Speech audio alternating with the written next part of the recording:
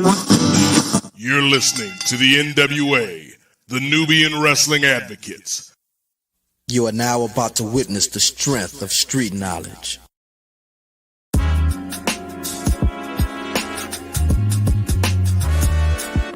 Yo, it's Righteous Reg. It's a case for the safe, keep a space for the Nubians. Unfiltered, off kilter, the professor, the godfather, post wrestling the NWA, not keep guessing, The views and expressions, you know the rest, it's pop excellence, get the message. Advocates for Nubian wrestling, you're listening to the best again. Black wrestling in the ring, we invested in. Nubian kings and queens, we invested in. It's for the culture and we reppin' it. It's for the culture and we reppin' it.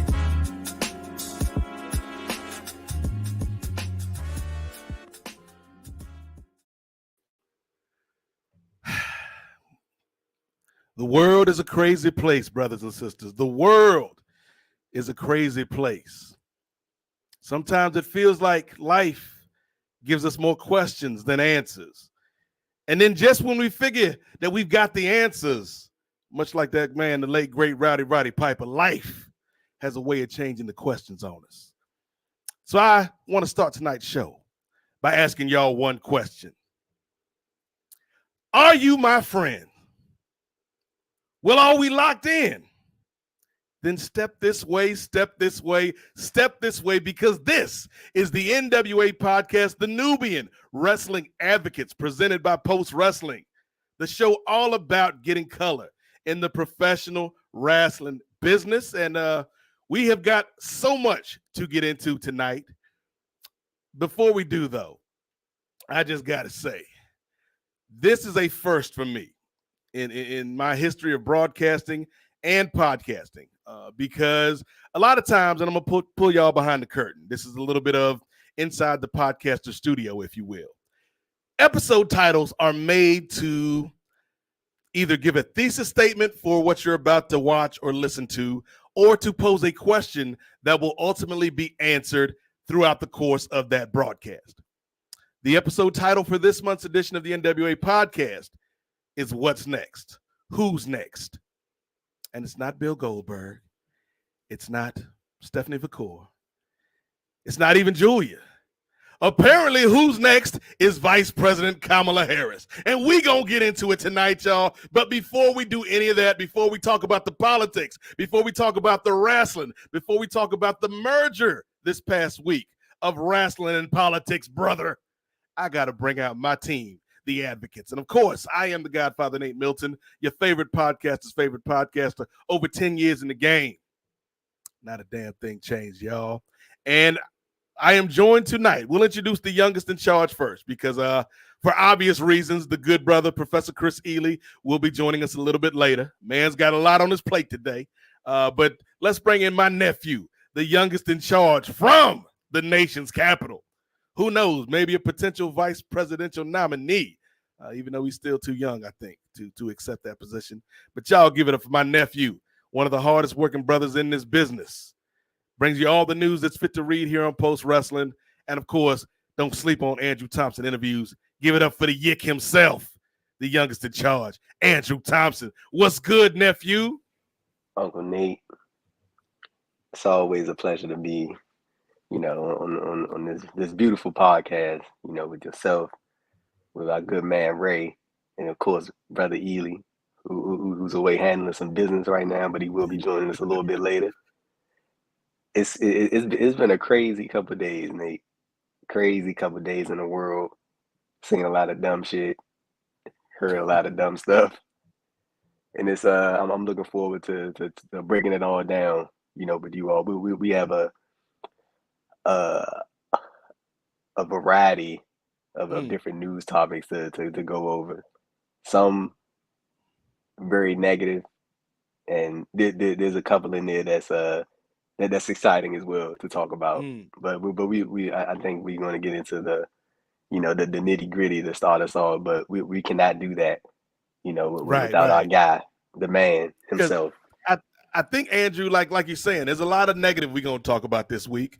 But in every bit of negativity, you need that positivity to shine through. You need, Andrew, a ray of sunshine.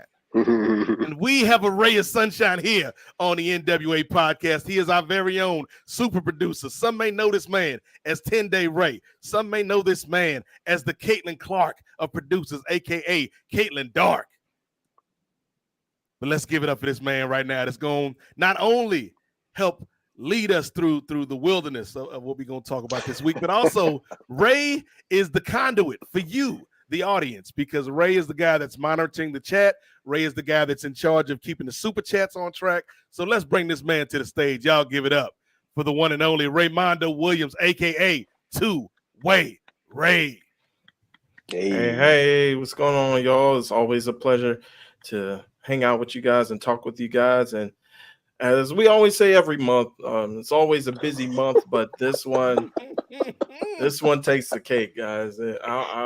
We might. I'm not going to jinx it. Let's just say we're not going to do a brisk 3 hours. This. You know what's crazy, Ray? And somebody out there should take like a screenshot right now, because this was not planned, but all three of us showed up in black. Like if you squint, this looks like like that Source magazine cover with Aftermath Records on there. I don't know who's Suge. I don't know who's Dre. Andrew's definitely Snoop though. Like I don't know who is who in the scenario. But yeah, like we didn't plan this, but we were looking forward to the conversation tonight. And again, as I said, if you guys want to be a part of the conversation, because I know a lot of y'all got questions, a lot of y'all got thoughts. We're going to get to it. We're going to get to it, Ray.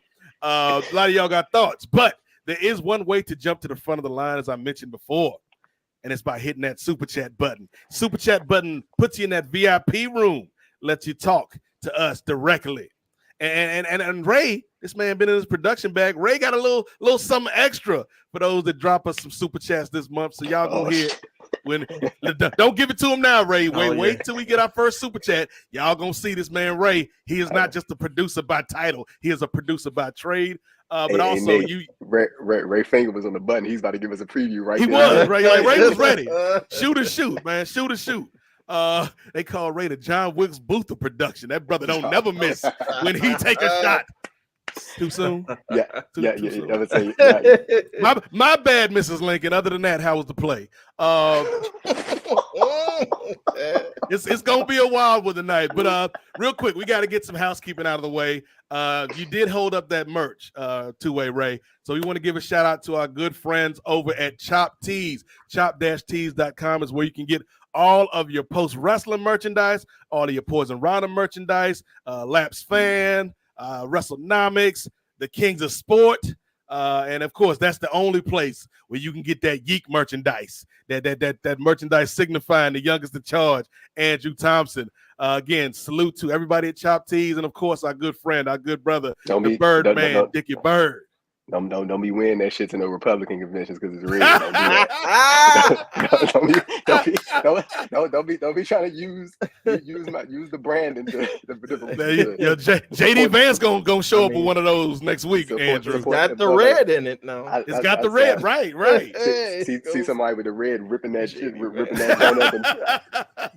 You know something? When my hero, the youngest in charge, said he was going to vote for Donald Trump, I was like, yeek all day, brothers. What a mess we in right now. This is going to be, I'm calling it that. This is going to be one of the funniest / most serious NWA podcast episodes. depressing NWA podcast episodes in history. I'm telling you, this is going to be great. It's going to be great, But brother Nate, you got some more real business quick. to handle before we I got two more points, but actually it's 1 point to finish up and then 1 point to introduce. So again, chop-tees.com, they are friends, man. They support us and so many other great folks in this space. So if y'all got a little bit of extra change on you, man, show some love to Dickie, the Birdman. He's the Birdman, baby. He flying any weather. What happened to that boy? And they got new merch too. You seen the new look Post Wrestling Canada joints. Oh yeah. Mm-hmm. I saw some of the people rocking the full set. The shirt and the shorts. I'm telling you, look, depending on how things turn out in November, fellas, we might have to, migrate, brothers. That's it. We do not oh, damn, Dickie, you don't sell Trumpomania shirts, brother. Oh, the liberal T-shirt complex strikes again, brother. But yeah, salute to the good brother Dickie Bird, man. We appreciate it. Final note before we get into our news this week. Kings of Sport. Kings of Sport, we have a Patreon, patreon.com/Kings of Sport. If you dig the conversations that me and the nephew and Chris and Ray and Chinyere Okafor and Jennifer Smith and Brittany Monet have on the network, conversations that I will say with all frankness, Ray, in the current climate that we in, I think we need, more voices like ours, out there, using wrestling and sports and entertainment to also reflect back on the world that we live in. So if y'all dig the conversations we have, we'd really appreciate it if y'all went to the Patreon. $5 gets you in the door for over 300 hours of audio and video content. It also allows you to jump on one of Ray Williams' super streams. We had a stream last night for the WNBA All-Star game where we saw some people would just call it a layup, Andrew. I call it a shot for solidarity. I call it a hoop for harmony, Andrew. I call it a bucket for brotherhood and sisterhood when Caitlin Clark hit that no look to Angel Reese in the lane, and we got that wonderful show of unity followed up by a dap and racial harmony and equity. I haven't seen race relations be changed through sports like that since that time Cody Rhodes, Devontae himself, nephew, stood in the middle of that AEW ring. This had that kind of impact. But Andrew was on the live stream last night with Ray. They had a great conversation while they were waiting for the game to start, which was late. They was on super CPT time, that Caitlin people time. So Andrew and Ray had a great discussion about pro wrestling. And then at halftime, I popped on and we talked about the WNBA. And so, yeah, like we trying to do a lot more things this year, man. We got a lot of ideas and plans. But the easiest way to help facilitate that is if y'all support us, man, through the Patreon. Because as I was telling the boys behind the scenes, man, I hurt my back today at work. And it don't look like it right now because I took some pills. So I'm feeling kind of good right now. Ray, so you might have to edit your boy. But yeah, like I hurt my back today, and it's just like, damn, I'm tired, fellas. I'm tired. Me and Ray had a conversation about this last night, man. And the news of the day did not give me more energy. Nephew, made my back feel worse. Like, damn, now I got to carry a country too. But I ain't just got to carry this merchandise. I got to carry a damn democracy. That's what we doing, Joe. But yeah, patreon.com/Kings of Sport. We're trying to reach 100 subscribers by the end of the summer. Right now, we are at 50, which is halfway home. So anybody watching tonight, I know normally we get like 300-400 people watching live on the nights of these episodes. So if y'all got some time, I should have said if y'all got some time and if y'all got the dime, because that would have been like a little rhyme scheme. But again, man, the medication. Hey, Andrew, if halfway through the show I don't feel like I'm fit to lead, I will step down and allow you to lead the show because that's what's right for the nation, nephew. All right, that's cool. You batting and I'm come on. Right. That's just a load of malarkey there, nephew. But yeah, patreon.com/Kings of Sport. Also follow us on TikTok because if we don't say that, Chris is gonna fire all of us. Cospod on TikTok and on X, Twitter. So yeah, that's all the plugs. That's all the housekeeping. Now, Andrew, let's start this brisk 7-hour show, brother. Brittany and Brandon Thurston in the chat said the NWA addresses the nation. That's our light-skinned cousin Brandon. Speaking of Brandon, what a perfect he popped in at the perfect time because this first story, the co-reporting was done by Brandon Thurston. Look at that, right on time. Look at that. That's perfect. Synergy. That post wrestling WrestleNomics synergy going crazy. We about to do some. This the real company crossover right here. That's what this is. But I'm gonna save the address the nation, if you will, for the next segment because I'm expecting by the time we get done with this one, maybe Chris will Yeah. Chris already beat it, so we Chris will can be get done talking with Joy Reid and Rachel Maddow. I know, right? Chris out there doing the media rounds in LA right now. They got that man working. So we got the. You think he gonna show up in a suit? Yeah. We gonna get dressed up professional professor tonight. Yeah, Chris about to come out there with a full 3-piece suit on, all but it's a cheetah print suit, looking like MVP with the Hurt Business.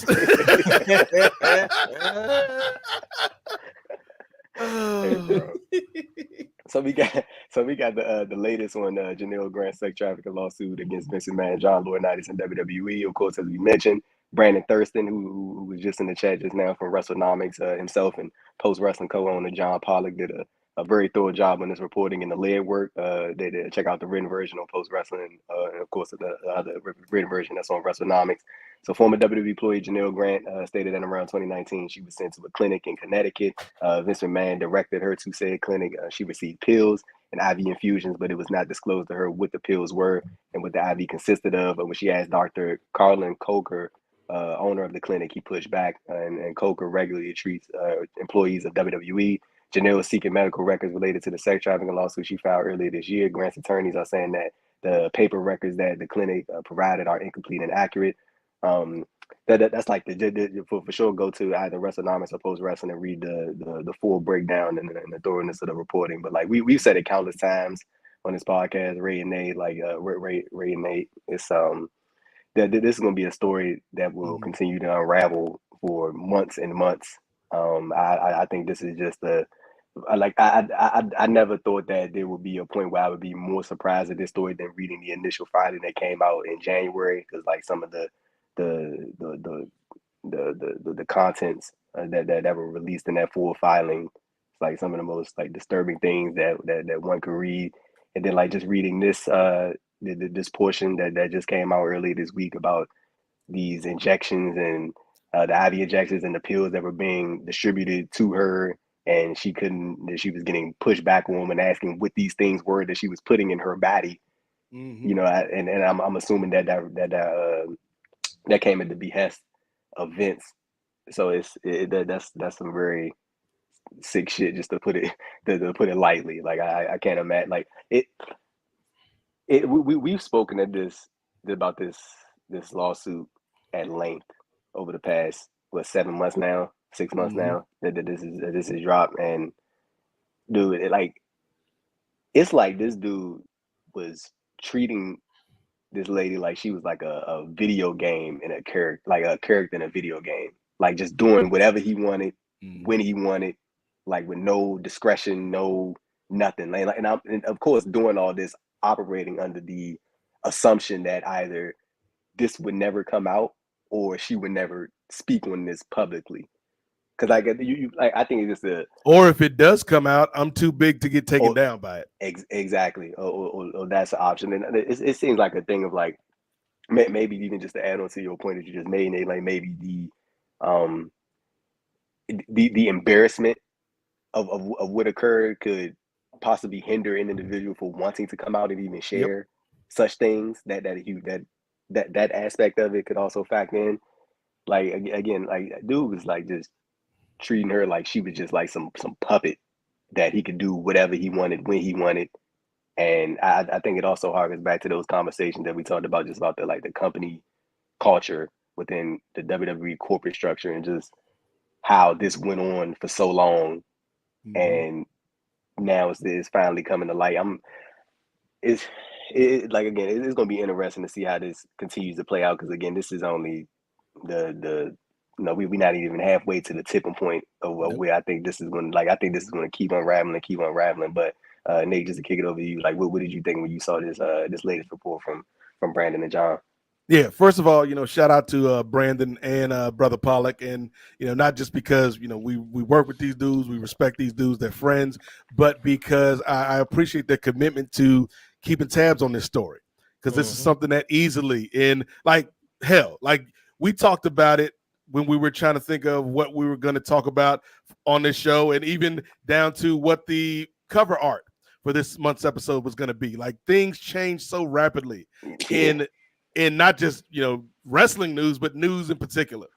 And so the fact that this is a story that could easily be swept under the rug as the audience either chooses to ignore it or they lose taste for the story. The fact that John and Brandon are keeping up with it, I appreciate that. And again, I'll say it just because we have to as cover. These are Janel Grant's allegations. We don't know if they're true or not, but I tend to believe her. But I think it all boils down to what you said, Andrew. This has never been about sex. Even though that's kind of the thing that grabs people's attention with stories like these, it's always about control. Mm-hmm. And from this story about what happened at this medical facility, or even the initial like it might have been 5 or 6 months ago when we read about how they kind of initially met. And it's just like her parents have died. She ain't got a job. Here comes this guy riding in on a white horse. Mm-hmm. I can help you. I can get you a job. I can get you this salary that you ain't never seen before. But it does come with strings. And the strings are not just, like I said, it's not just the sex stuff. It's the puppet strings of, you do what I say. You do what I do. Like if I want you to go to this hotel and meet with this person, you do that. If I want you to go to this medical facility and take this IV, then you do that. Because what are you going to do? Who are you going to tell? And so I feel like it's not surprising. None of this is surprising, Ray. None of this is surprising, Andrew.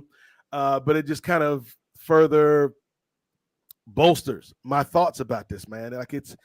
This is a very manipulative individual, man. When you talk about Vince McMahon and the culture that he helped to create, and so I hope, man. I hope that people still like I said with John and Brandon, they keep reporting these details. I hope that Janel and her legal team, man, they keep trying to hold this man accountable, because it's the hardest thing in the world to be somebody that has been victimized by somebody, and that somebody is a powerful somebody, not just in terms of public stature, nephew, but in terms of money, in terms of, I can throw lawyers at you all day.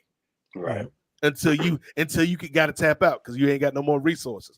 And so, it's to me, it's a sign of bravery for Janel to be coming out and trying to find accountability and justice for this, man. So like the thing is, like, even in past lawsuits that WWE has been a part of, or Vince has been representing WWE in these legal matters, in terms of like him being the face of their whole ordeal.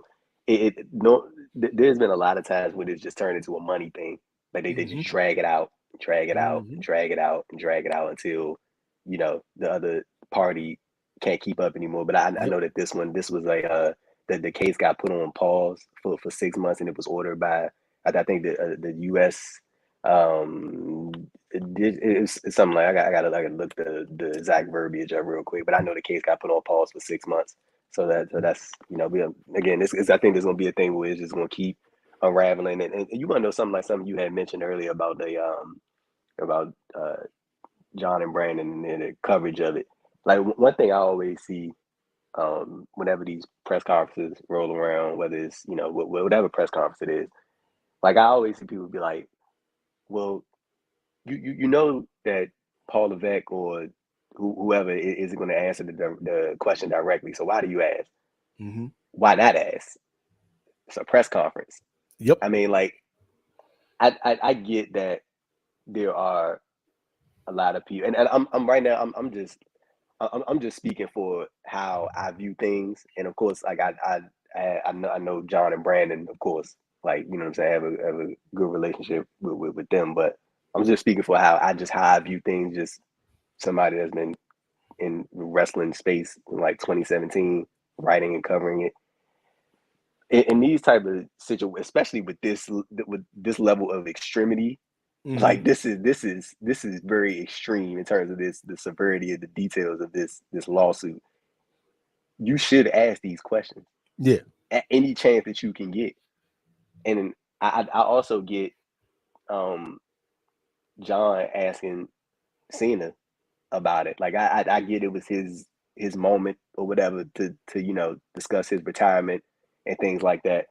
But Cena is on record speaking about this before, and more information, a lot more information has came out since he last spoke on this.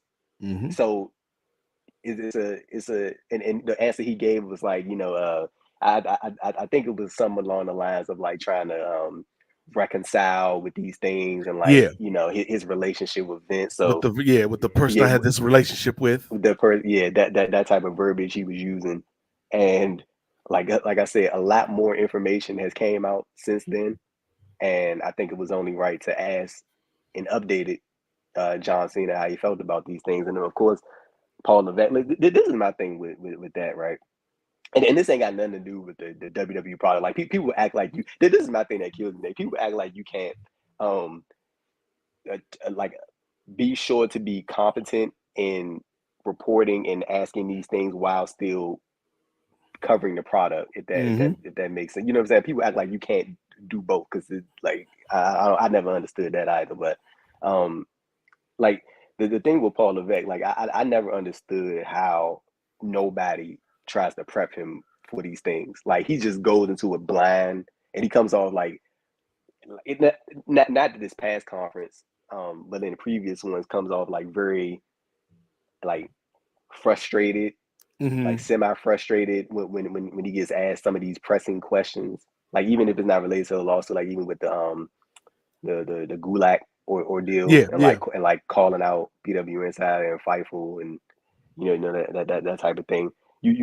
I think the last time when he got asked, it was at the Money in the Bank conference. He just said he can't comment on any legal matters at the moment. So like, I mean, but I think they should. And as you know, as a reporter, Andrew, a non-answer is still an answer. Yeah, and non-answer like the question, like you still got to ask the question though. Yeah, you got to ask the question, especially again, bro. This ain't like somebody suffered like an injury in the ring or something like that, and like you just forget about it within the midst of a show. But this is a sex trafficking lawsuit that is getting filed against your former CEO, a former company executive, your father-in-law, and the company that you work for. This is not just like, you know what I'm saying? Like I think a lot of people forget that WWE is also being tried in this lawsuit. Like it ain't just Vince, it ain't just Laurinaitis, it's all three together. You know what I'm saying? And I think that's why it's very good to ask these things in any scenario or chance that you get. You got to ask the question. And again, like you said, a non-answer is an answer. Like even if you get the answer that you got last press conference when it's just, we can't comment on legal proceedings, at least you asked. You asked. You know what I'm saying? And I don't think you can just let things like this slip to the wayside. Like, and I'm not just saying it because the umbrella that we're under right now in terms of like us working with Post Wrestling, me writing for Post Wrestling, you being affiliated with Post Wrestling for all these years, and John away for all these years, even dating back to Post Wrestling. Even if I didn't know who John Pollock was, like we still be saying the same thing. It's the same thing because I mean you would expect anybody to do that, and I mean you can still ask the questions you want to ask at the press conference. Like I'm not the goddamn press conference dictator. Like I'm not saying that you got to go in there and ask about you the journalist general on these streets, nephew. The journalist general about press president, brother. about what you need to the ask. Scoop czar. Bro, about what you need to ask and what you don't need to ask. But like this isn't like some minor thing. You know what I'm saying? Like this is the king of questions. I'm sorry, that's the last one. But this is like, bro, this is a serious. You making me laugh, right? I'm trying to be serious, but this is a serious story, bro. Yeah. Like this ain't no fucking joke. Like this is like have people read what is in that lawsuit? That is the most insane shit that I've ever read in my life. That is crazy, bro. Yeah. And he did all. Let me use the proper verb that you directed me to, because I'm make sure I don't get my ass sued out here. But allegedly did these things. There we go. So we ain't got nobody sending no paper to the NWA podcast email. We don't need that. But yeah, man. Even with allegedly, though, if 10% of this stuff is true, though, Neff. Oh yeah, like that's what I'm saying. Like, I'll use the verbiage that you use. I tend to believe Janel Grant, not tender, but you know what I mean. You know the verbiage I'm trying to say. I believe in what she's saying. So, but yeah, the just reading that part about the injections and the pills. Because here's the thing about that, nephew. Like, what does she have to gain from this? Like, really, like in terms of material. Like, I know people like, oh, she just want the money. Da da da da. Ain't enough money in the world for me to go. Like, as somebody who went through this, ain't enough money. Yes. That was a nice moment of levity in this serious conversation. But there ain't enough money in the world as a victim, Andrew. Somebody that has already been victimized to re-victimize themselves by bringing this story to the public, right? Like, there's not enough money in the world. And then on top of that, but there is so many examples of people having the financial means but not being happy. Like not correlating those two things, but I'm just saying, like, I don't think that there's any amount of money. And let's not forget, nephew. Again, let's not forget. This is all like, it's all Vince's fault. Like, from the alleged actions to, like, if he had just paid what he had agreed to pay and not be so arrogant as to, I ain't got to pay you nothing. What you gonna do to me? Right? Because she it wasn't like she been coming after this man. She was doing her thing until he was like, I don't have to pay you anymore. And it's like, oh, you gonna victimize me and then not live up to what was agreed upon, right? Like, it's bad enough that you hurt me, but now you're gonna hurt me and not, like, you gonna be cheap with it. Should have, like when I look at it, like, it's the arrogance, just not being like a piece of shit in general. Like, I think that would have just, like, negated any of this. Like, not forget the financial aspect of it, but just not being like a shit person. Like, well, I think that's what makes it so crazy to me, though, Andrew, because it's like, we've seen through the years, whether it's entertainment, politics, sports, whatever, we've seen pieces of shit that have risen to prominence and have done dirt, but have been at least smart enough pieces of shit, to use that turn of phrase, to not antagonize the people that they've hurt. Yeah. And it's like, that's just an extra level of arrogance and an extra level of, I control you. You do what I say. Like, it don't matter. Like, I know I said I was going to pay you this money after I hurt you, but I decided not to. What are you going to do about it? I said, like, and it's just a matter of, like, again, like you just said, and like how we said earlier, him feeling like he could do this with no repercussions coming from it. And some would say because he has allegedly in the past, and I'm saying allegedly 2 or 3 times on this. but there's like several different instances of situations, like even with the Rita Chatterton situation, and you know, I know she's spoken publicly about that, and like even when those initial allegations came out, I remember that August 2022, the hush money allegation, when all that was unfolded during the summer and all that stuff. But speaking of unfolding real quick, so we got a new layer to add to the NWA podcast. Not new, but just new to this particular broadcast. Ray, I had saw that somebody is in the chat. Somebody is in the chat, and that somebody has just been doing the media round. Okay, hold on. Let me set it up, nephew. Let me set it up, nephew. There you go. Ladies and gentlemen, y'all been waiting all night for this brother. At the time. He's not only a challenger, he is a champion. Man, Mimosa Chris. Some may call this man Moderna Chris. Some may call him future Mr. Vice President Chris. But we call this brother the angry intellectual. The man that's been making all the media rounds. I'm expecting him to show up in a suit. I'm be real disappointed if he in some wrestling t-shirt. Y'all give it up for our brother and our friend, the Professor Chris Melee, Chris Ealy. Can we rock? I took off my button down as soon as I was button it done. back up, brother. Button it back up. Because I wasn't even doing any on-camera stuff. I was doing radio stuff mostly. Oh, so you put the button up on for the radio? That's how professional Chris is. They can't. Well, I did do a Zoom today so that I had the button-up shirt on, but I'm still wearing my gym shorts, man. Today has been the most stressful Sunday I've ever had in Let my him go life. ISO, Ray. Let him go ISO. Yeah, Talk to us. Talk to us, Doc. It's just been so. This has been so stressful, dude. Like, so I wish I had an in on Joe Biden and stuff. So I talked to my union rep, and then my union rep talks to my main union rep.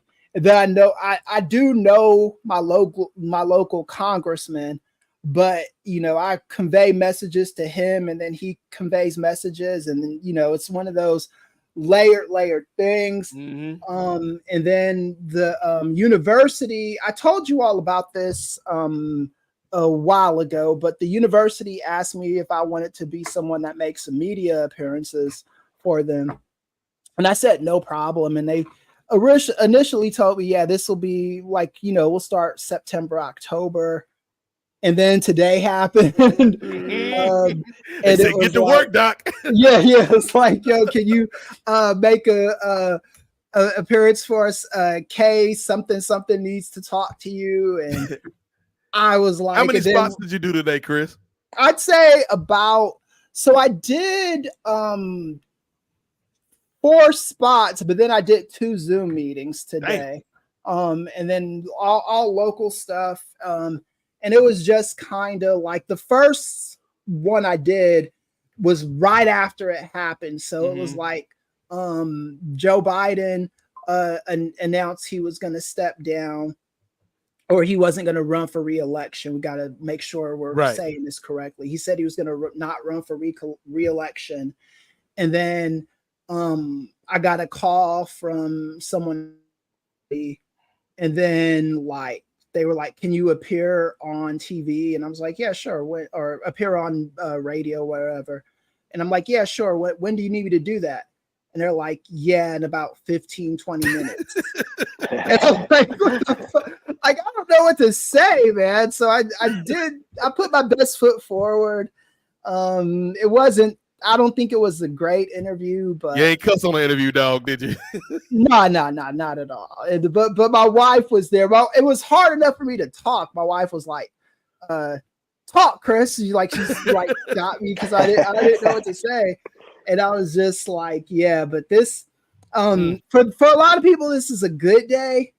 For some people, this is a bad day. Mm-hmm. For me, this is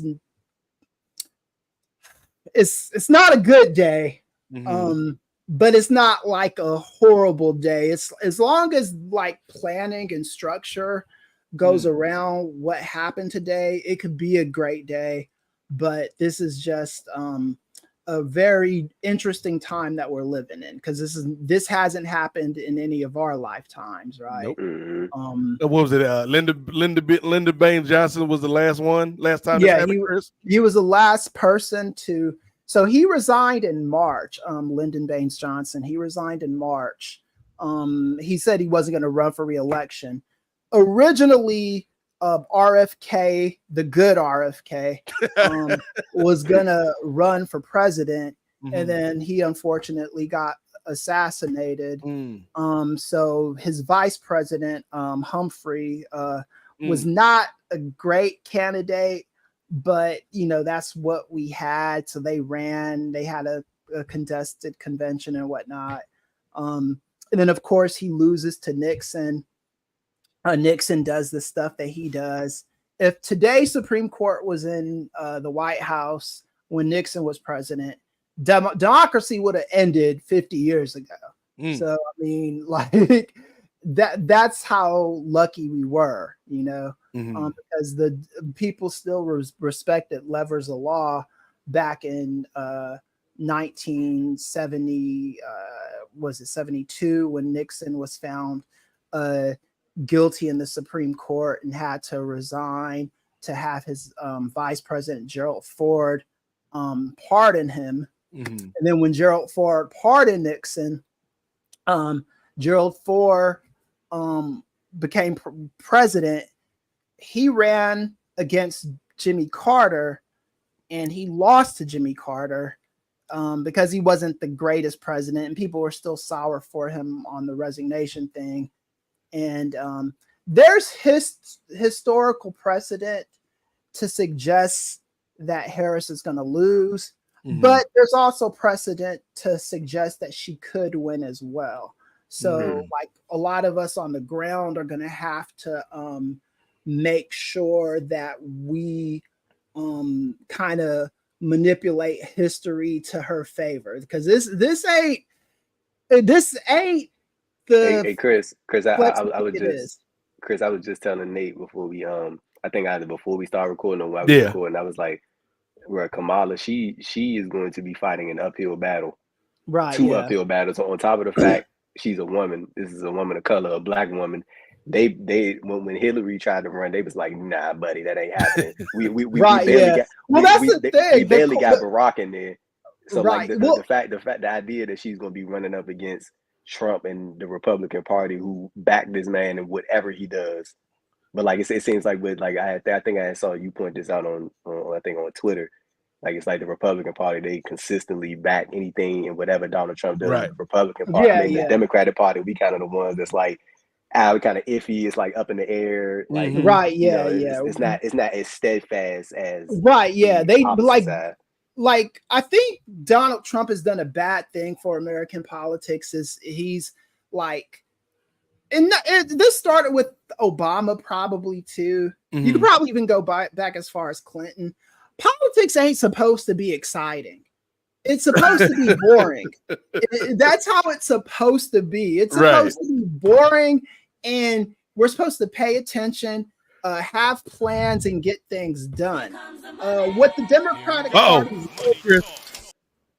what was that? We have a that sound, Chris. You don't know about that sound. That sound means we got a super chat, baby. Shout out for John Cena. Great show. When in New York, chop cheese on me. I'm holding you to that, Cena. Okay, Cena. I'm gonna say this and then we'll get back to our discussion here. Yeah, give me some chopped cheese, yeah. So maybe I just had the wrong chopped cheese, but to me, Philly cheesesteak better than chopped cheese. That's all I'm saying, brother. See, with that type of comment, Cena. I mean, I will take a free chopped cheese compliment of my boy John Cena. Watch John Cena on Cape from Montreal every Saturday night on Collision Course right here on Post Wrestling, ladies and gentlemen. See, I brought it back to you, Cena. Cena, you see how they do? They disrespect the chopped cheese. Just switch up on you. And they switch up on you just like that. You know what? You know what goes great? Chopped cheese and chopped teas, brother. Bring them together. We need that John Cena chopped cheese shirt on chopped teas. But Chris, and yes, I will make a disclaimer here for the audience because this is a wrestling show, but y'all know how we do. So we're going to get a little political. And I'm sure Hogan is going to. I was going to say, especially because what you going to do, brother, when the NWA podcast gets if y'all don't want if y'all don't like politics in your wrestling, this probably ain't the. Well, no, I will dispute that, Chris, because me and Andrew were having a conversation with Ray, and Ray, you can come out if you want to. That's what I'm doing, Ray. That's what I was like, Ray. Warriors, come out to play. But Chris, me, Andrew, and Ray were having a conversation before we started tonight. Like, yo, it's a cliche that everything is pro wrestling. This is a pro wrestling ass election cycle, dog. Right? Like Joe Biden didn't call out the mysterious Trump.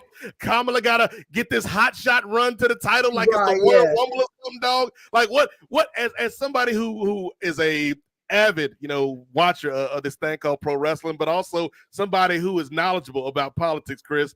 What are we to make of all this, brother? Hey, Chris, real quick, but before you get into it, go ahead and address Hogan at the RNC and Joe Biden dropping out as well, because we're not running for re-election as well. Because that was the next topic. I was waiting until all of us. All right, yeah. So let's talk about this. Let's make it official. Yeah, just get into it. Get into it. Mm-hmm. Right. No, you go ahead. Chris. Yeah, go ahead.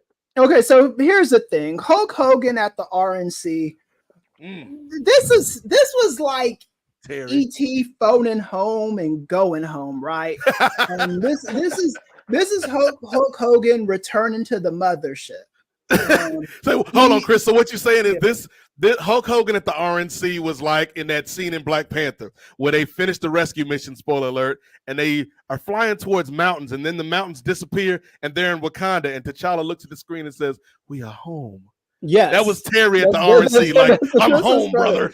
This is where he wanted to be. Like I've mentioned this before. At the point in life, we all have to draw our lines in the sand and figure out which side of it we want to stand on. So after, especially you do something as horrible as what Hulk Hogan's been doing, as far as his racist comments and his racist rhetoric, eventually he was going to have to draw a line in the sand. And what he originally tried to do was he tried to, backpedal, never really gave an authentic apology because that's not something he wanted to do. And then he said, well, the people that aren't that are not forgiving me don't understand the brotherhood of wrestling and crap like that. And then the black folks in wrestling that were defending him were Kamala, R.I.P. to Kamala, who did a African savage gimmick. Virgil, who was a slave R.I.P. R.I.P. to Virgil, was a slave boy for decades in wrestling, and these are the black people that were vouching for Hulk Hogan. I mean, Stevie Ray did like a soft defense of him, but it wasn't something where he was like caping for him hard. It was just more like, hey, it happens, whatever. But Hogan was waiting for this moment. He was waiting for someone like a Hulk Hogan, or not someone like a Donald Trump, to come around. Fellow WWE Hall of Famer. Right, yeah. Make you feel comfortable in your racism. Saying, no, it's not you that's the problem, Hogan. What's the problem is the world. One of the things that Hogan mentioned in that speech, and I watched it once just to say I watched that shit. One more time than I did, though. He was talking he was talking about immigrants and stuff like that. He was talking about how immigration was a problem. This is where Hogan is home at, man. So these people, like the Hogans of the world's old ass Amber Rose. Amber Rose. I forgot about her. They brought Amber Rose out there. I was like, come on, man. Like, what the fuck is going on? Yeah, this is how you got famous, Amber Rose. Hopefully someone says this message to her. You ain't famous no more. You haven't been anything for a long time. You fucked Kanye West and you got on. Congratulations.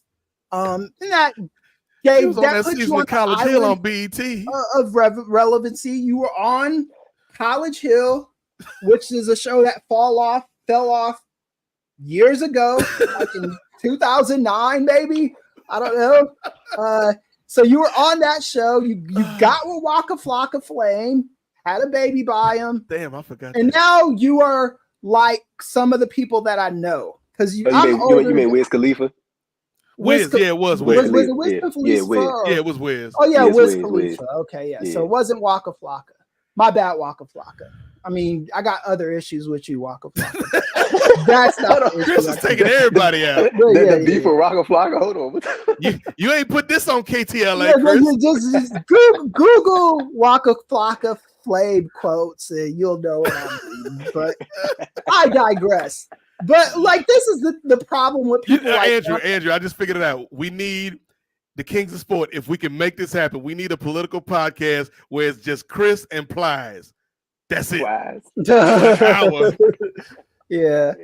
Hey, you want to know the shit that kills me about I think this is a thing that, like, I see a lot of Trump. I've seen like clips of him bringing out like local rappers from cities. Like I just saw Red. That goofy ass shit. But I just saw him doing that, and he brought out another rapper from Philly, like a local rapper. Those two rap. Yeah, you know what I'm talking about. He brought out. I know what you're talking about. I forget the guy's name, but his name like Kwani, Kwani or something like. And then another dude he had brought out from New York named Chef G. And like these Chef G, bro. Like it's so crazy to me seeing Black folks just so willingly, like, and sometimes I don't even think they realize what they're doing. I think that they just look at it as some type of connection to a different audience. Like I don't even think they're like conscious enough to realize the stupidity that they're about to engage in by associating themselves with this individual. Like it's like insane to me. With Amber Rose, she's been a part of some crypto schemes that got her caught the ire of the government, right? So she's been a part of a couple of those, and she's part of. But I would say Amber Rose don't even know what she wanted. She don't even know if she wanted to be black or white. Well, she don't even know if she's black. That's what I said. I've seen her in interviews. Yeah. So she don't even know if she want to be like it was. I remember somebody had pulled up. She was a tweet that she sent out a couple years ago or something like that, and she was talking about like how she wasn't going to not embrace her black side and stuff like that. And they went and checked that tweet. I think the other day when she showed up when she was being promoted at the RNC, and that tweet that she sent out got deleted. So that lets you know like where Amber Rose stands. So she's the old woman at the club, right? There's the old man at the club. And she's the old woman at the club, right? I don't. If I go to the club now, it's with a bunch of friends, and I'm not trying to holler at all the 20-year-olds, man. That part of my life. You ain't on your Aubrey. Go, yeah, you know. Like Amber Rose is the 40-year-old chick at the club that's still trying to be sexy. Thanks, babe. She's still trying to be sexy and still trying. Shout out to Chris's wife with the cameo. Miss Ealy cameo. NWA Podcast up and up, brother. But she's still trying to be relevant and all that stuff, and that's kind of like what the problem is. That Popeyes I see, Chris? This is Jamba Juice, man. I was like. You just sold people eating Popeyes. Well, see, look, turn it the other way because that orange logo kind of looks like I don't like it. logo. I'd much rather the clear cut, but I was I'll take the chicken. You take the chicken. Sponsoring segments like a WWE pay-per-view. Right, yeah. But I used to be like when I was about the last time I was the old guy in the club was I was 36 maybe, and I was like, this ain't for me no more. But I wasn't trying to be sexy in the club, you know what I'm saying? I wasn't trying to holler at all the like young in a satin velour suit. Right, yeah. I kind of accepted my role. I accepted my role in life like relatively early. So like that's kind of Nate, you went over so when you had talked about the advertisements at WrestleMania real quick. I saw the Bianca and Jay doing the feast on fire, and the first thing I thought about when I saw that was what you said about presented by Wingstop. It was stupid, but that was the first thing I thought about. That was hilarious. But going back to this RNC thing, like, and Terry calling Trump his hero and said they trying to take out his guys. They tried to take out my hero. I'm like all that bullshit he was saying up there. He's a fucking clown. But like, this and that is the thing, got like, him hype though, man. That's like, you know, that's like, the thing. That's the thing. He did get all them people like all amped up and stuff. But like again, even going back to the let me not put the air quotes, the assassination attempt on Don. I was definitely people did die, Andrew. Yeah, people did get unfortunately somebody passed away via that assassination attempt. So that definitely don't want to make any light of that. But I am a firm believer and always have been of the mindset that I would say 8 times out of 10, the energy that you put out to the world will always revert back to you in some way, shape, or form. Right, I am not advocating. We got another Shane McMahon coming back out. Chris, shout out to that man, Chris Elliott, for the $5 super chat. And we got the full Shane McMahon. Ray, you about to get his copyright strike, brother. You can't play that damn long, right? Play the Here Comes the Money part, and then end it right there. I cut it. You gonna have us spending all the super chat money paying Shane McMahon now. Man, Shane out, but shout out to that man, Chris Elliott, good man over there. He said Hogan is everything MAGA represents, racist fate, and can't tell the truth to be tried. Well, I mean, look at the convention as a whole. They had shout out to Chris Elliott, a racist Hulk Hogan. They had another racist in Kid Rock. Okay. But Kid Rock is notoriously racist. Like a notorious racist. He's racist.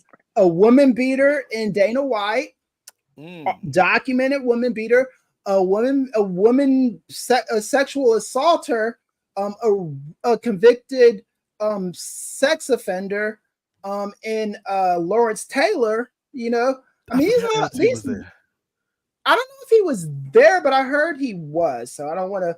But it doesn't matter. He's still friends with the guy. Right. It doesn't matter if he was there or not. He was there in spirit. And let's not forget, I think people were overlooking this because of Hogan in his speech and because of Donald Trump in his speech. Linda McMahon spoke. Mm-hmm. Oh yeah. She was. I follow her on Twitter, and I don't follow her. Like I have friends. Yeah. But she is a disgusting human being as well. And Kane. You gotta look. See, wrestling is a trash Kane industry. is a fucking idiot. I've been saying this for a while, and the only reason why I say it is because these people are still allowed to exist and gallivant in the industry. If you don't want to be a trash industry, kick Hogan out. Yeah, take out the trash. Like, get rid of Hogan. Linda McMahon, get rid of her too. Get rid of what's his name? Kane. Kane is trash. Hey, Chris, I feel like Hogan has that same thing. Like a lot of people associate him with their childhood, so it's like they feel like it's impossible for them to recognize like that he's like a terrible person. And you want to know what it reminds me of?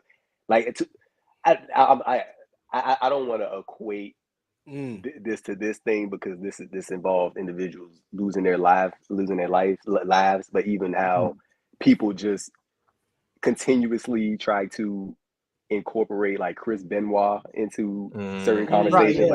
It's like they just, oh well, you know, he did that, but he was a great wrestler. Yeah. Okay. Yeah. Right. He was, but like, do y'all not understand like what this man did? Like, I'm like, it's kind of that same thing with Terry. Like, people, and Terry wasn't even a great wrestler. Overrated, most overrated fucking wrestling is. But that's my opinion. But but going back to Lawrence Taylor real quick, Chris. So Lawrence Taylor spoke at the Donald Trump rally in May, and the reason that Lawrence Taylor probably was not at the RNC because he was charged in Florida for failing to recently, on the state's sex offender registry. So there you go. He a fan. There you go, Lawrence Taylor. And this is go along.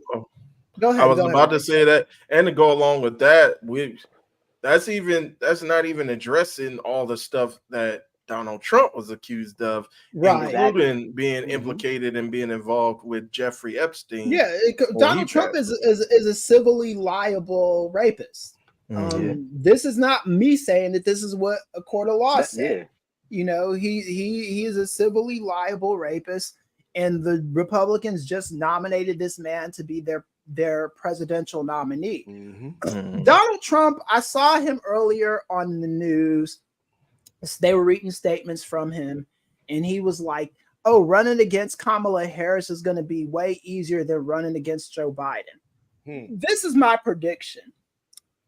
I don't think Donald Trump has fully processed Kamala Harris running against him.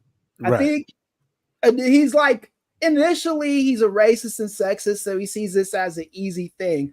Once tomorrow sets in, and Tuesday sets in, and Monday sets in, he's gonna realize the excitement that's around her name. Now, excitement excitement doesn't equate to winning elections. So let me just get that out the way. But what it's gonna do, it's gonna have him a little bit shook because he's gonna be like, oh my gosh, look, and the polling is gonna shift. Polls don't mean anything to me either. But the polling is going to look very, very good for Kamala Harris. And then Donald Trump and his cronies, they're going to come out with all kinds of lawsuits. They're going to say that it was rigged, that they prepared for Joe Biden. We didn't prepare for Kamala Harris. That's what's going to happen. Restart the match. I wasn't ready for this opponent. So they're gonna cry about this. This is gonna go on for a little while. Don't be surprised if the corrupt Supreme Court tries to award the presidency to Donald Trump automatically. I could already see them doing this. They could say, well, Donald Trump was preparing for Joe Biden, and since Joe Biden dropped out and the Democrats don't have another, and the Democrats, Joe Biden, since Joe Biden dropped out and the Democrats don't have Joe Biden, the presidency goes to Donald Trump by default. This is what the Supreme Court is sick like that. And don't put it past them to do something like that. People think I'm joking when I talk about the corrupt shit the Supreme Court can do. The Supreme Court could seriously set up a scenario, and people think I'm joking when I say this shit, right?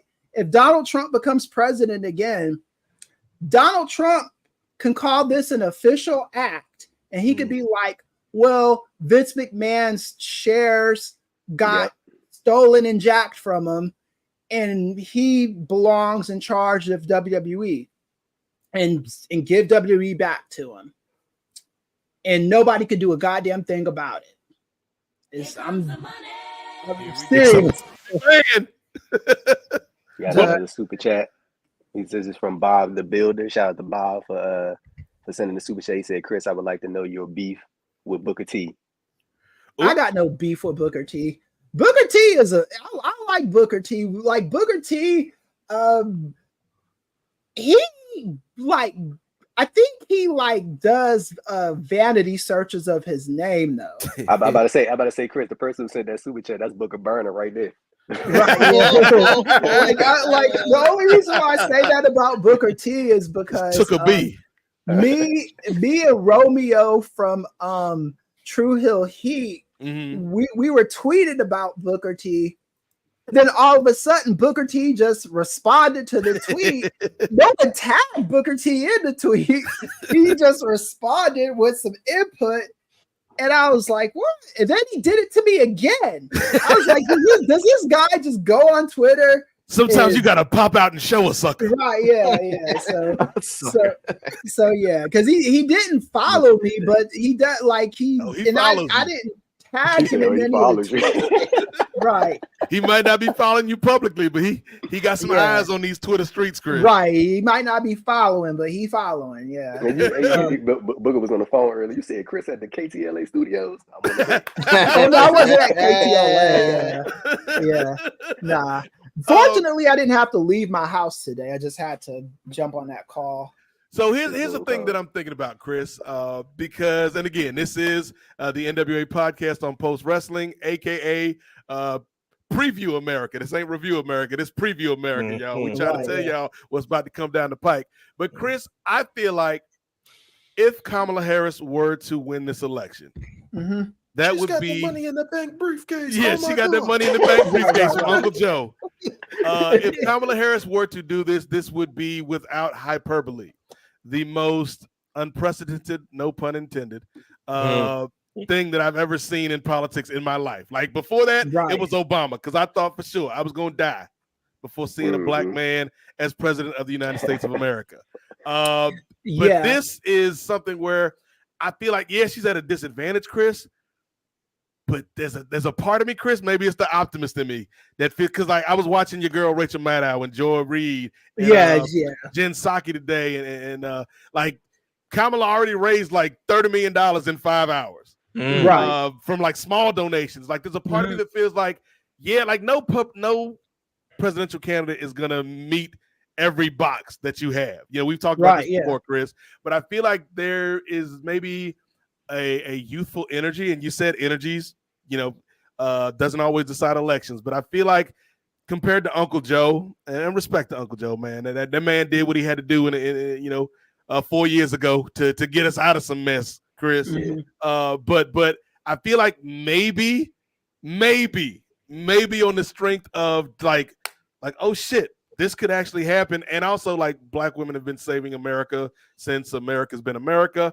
Like I feel like there's a chance, Chris, Tell me there's a chance, Chris. There's a chance. I don't want to say that there's no chance, but you have to have the right pieces in perfect order.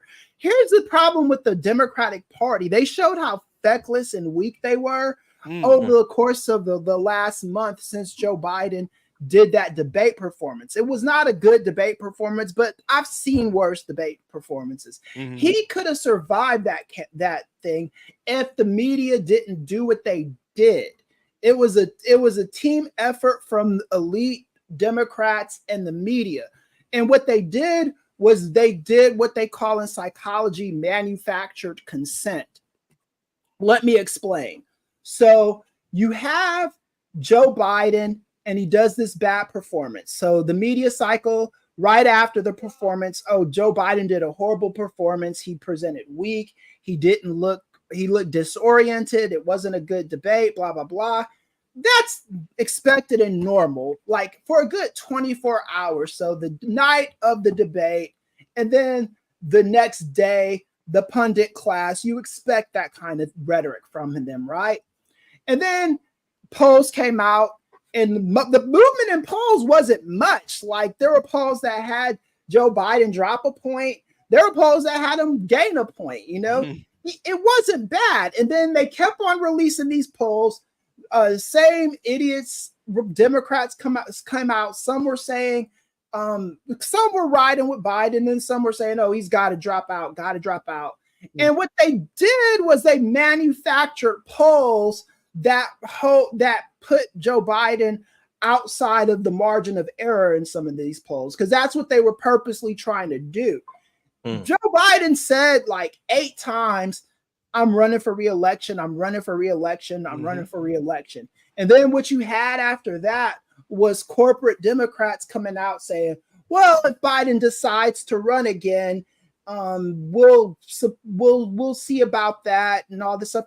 And I'm like, the nigga said he was running again 20 times. And you just keep asking. And he's saying it over and over and over again. And they kept asking it until they got this reaction. It reminds me of them thirsty dudes who, like, when they take a girl off, drop her off after a date, and the girl doesn't want to give him a kiss goodnight.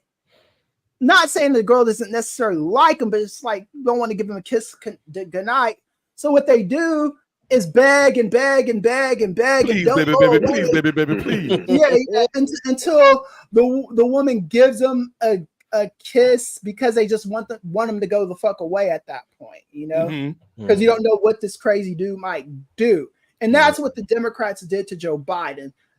What they did, and I talked to some today, some corporate ones, and these aren't big time ones, but they're big, pretty big donors. And they were saying, well, it needs to be a brokered convention so democracy could play out. I'm like, you motherfuckers, democracy played out when he won the primary this year. And you said that wasn't good enough for you. And you got George Clooney to write a fucking op-ed for the New York Times. And that democracy was not good enough for you. The democracy of the people who actually voted for this dude, 14 million people. And now you're saying, oh, democracy needs to play out now. Well, I got news for these people. Let it play out, Chris. Democracy is playing out. And according to the line of succession, Kamala Harris is number 1. If something happens to Joe Biden, she inherits that seat. If I would like it more if Joe Biden just stepped down tomorrow. Right now, like, yeah, I'm going to give you this so you have incumbency going into the election. Right. And that would help out the 13 keys, because the keys that we're probably not going to get now is the incumbency key, because that's going to be false for Joe Biden. But if there's no party contest key, if everybody just rallies around Kamala Harris, that will be true for Kamala Harris. So we won't lose 2 keys to the White House. We'll only lose 1 key to the White House. But what the Democrats did was absolutely disgusting. The Joe Biden supporters that are mad at the Democrats should be mad at them. But what we got to do now is, like, you can only cry about this stuff for so long. we got to rally behind Kamala Harris. And my union immediately, Randy Weingarten, she got on MSNBC immediately, and she endorsed Kamala Harris. We endorsed Joe Biden a few times, Right. And now I saw your governor. Didn't he come out? Yeah, Gavin endorse Newsom Kamala? endorsed her. I think Gretchen Whitmer does. There's none of the mainstay Democrats want any of that smoke, because what they did was they didn't want Biden and they didn't want Harris either. Let's just keep it 100% real. They wanted both of them gone. But enough Black people, Black men and women, and enough minorities, they were like, no, if Biden is stepping off, Kamala Harris needs to be next. And it was kind of demanded. So nobody wants any of that smoke. I heard people saying, well, Josh Stein has a good chance. Josh Shapiro. Josh Shapiro is like governor of Pennsylvania. He's like, nah, I'm supporting Kamala Harris. All the governors, major governors, only one that's not supporting her, and he's saying he's thinking about running, which is, I don't take him seriously, is Joe Manchin. Yeah, nobody's voting for your old ass. You're just you're 76.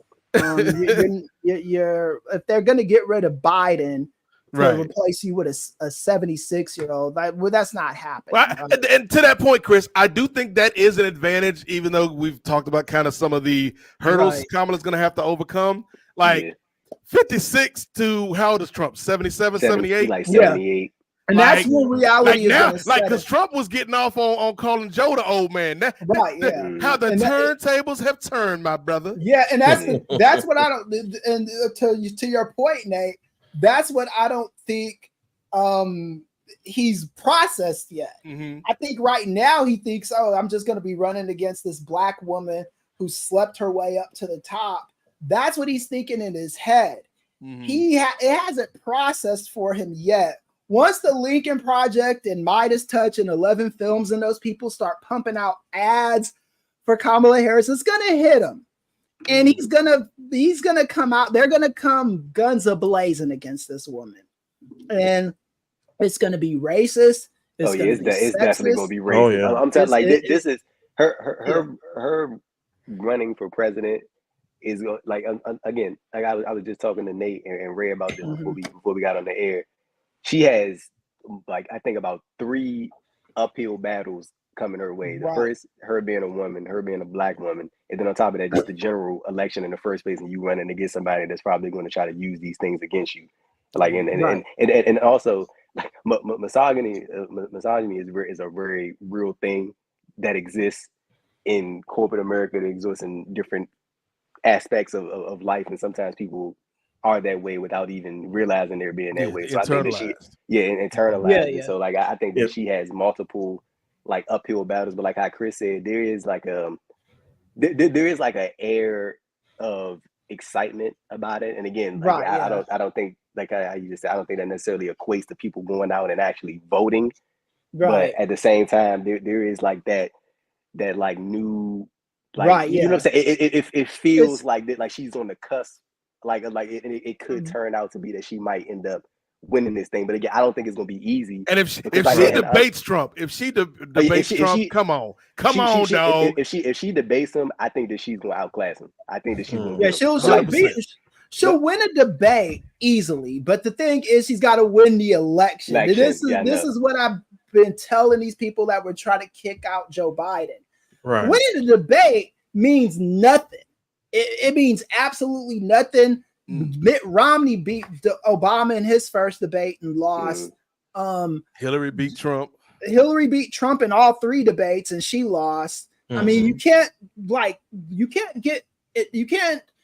invest in the pomp and circumstance. You have to listen around the noise, because there's the noise and then there's the radio frequency noise. There's the white noise that you got to listen to. White noise. Yeah.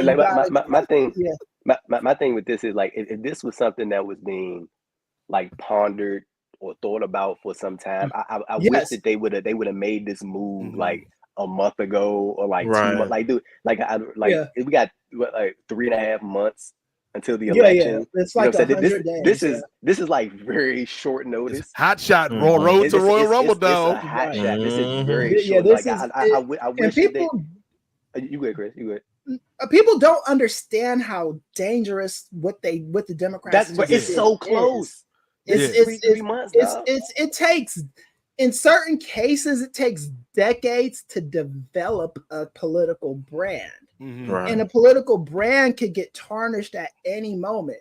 Hillary Clinton, the Clinton brand in 2016, it became a weak brand because of the way society and Donald Trump and a lot of people painted it. And Hillary wasn't a master politician.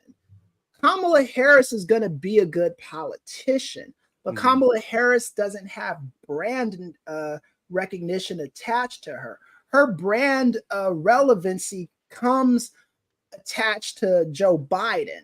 Right. And the fact that she is not going to have that going into 2024 is something that we have to really understand. And how are you going to develop her as a brand? How are you going to paint her to the public?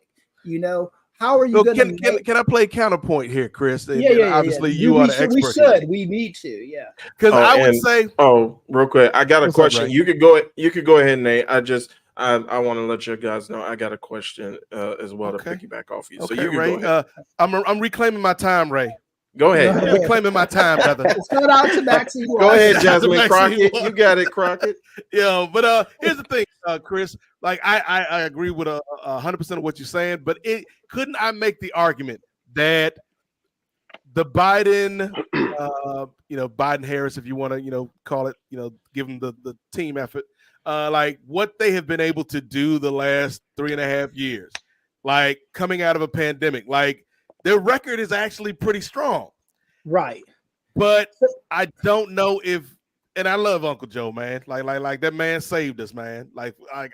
We would have been in hell the last 3.5 years, man. And it was tough enough under Joe Biden. So imagine what the alternative would have been.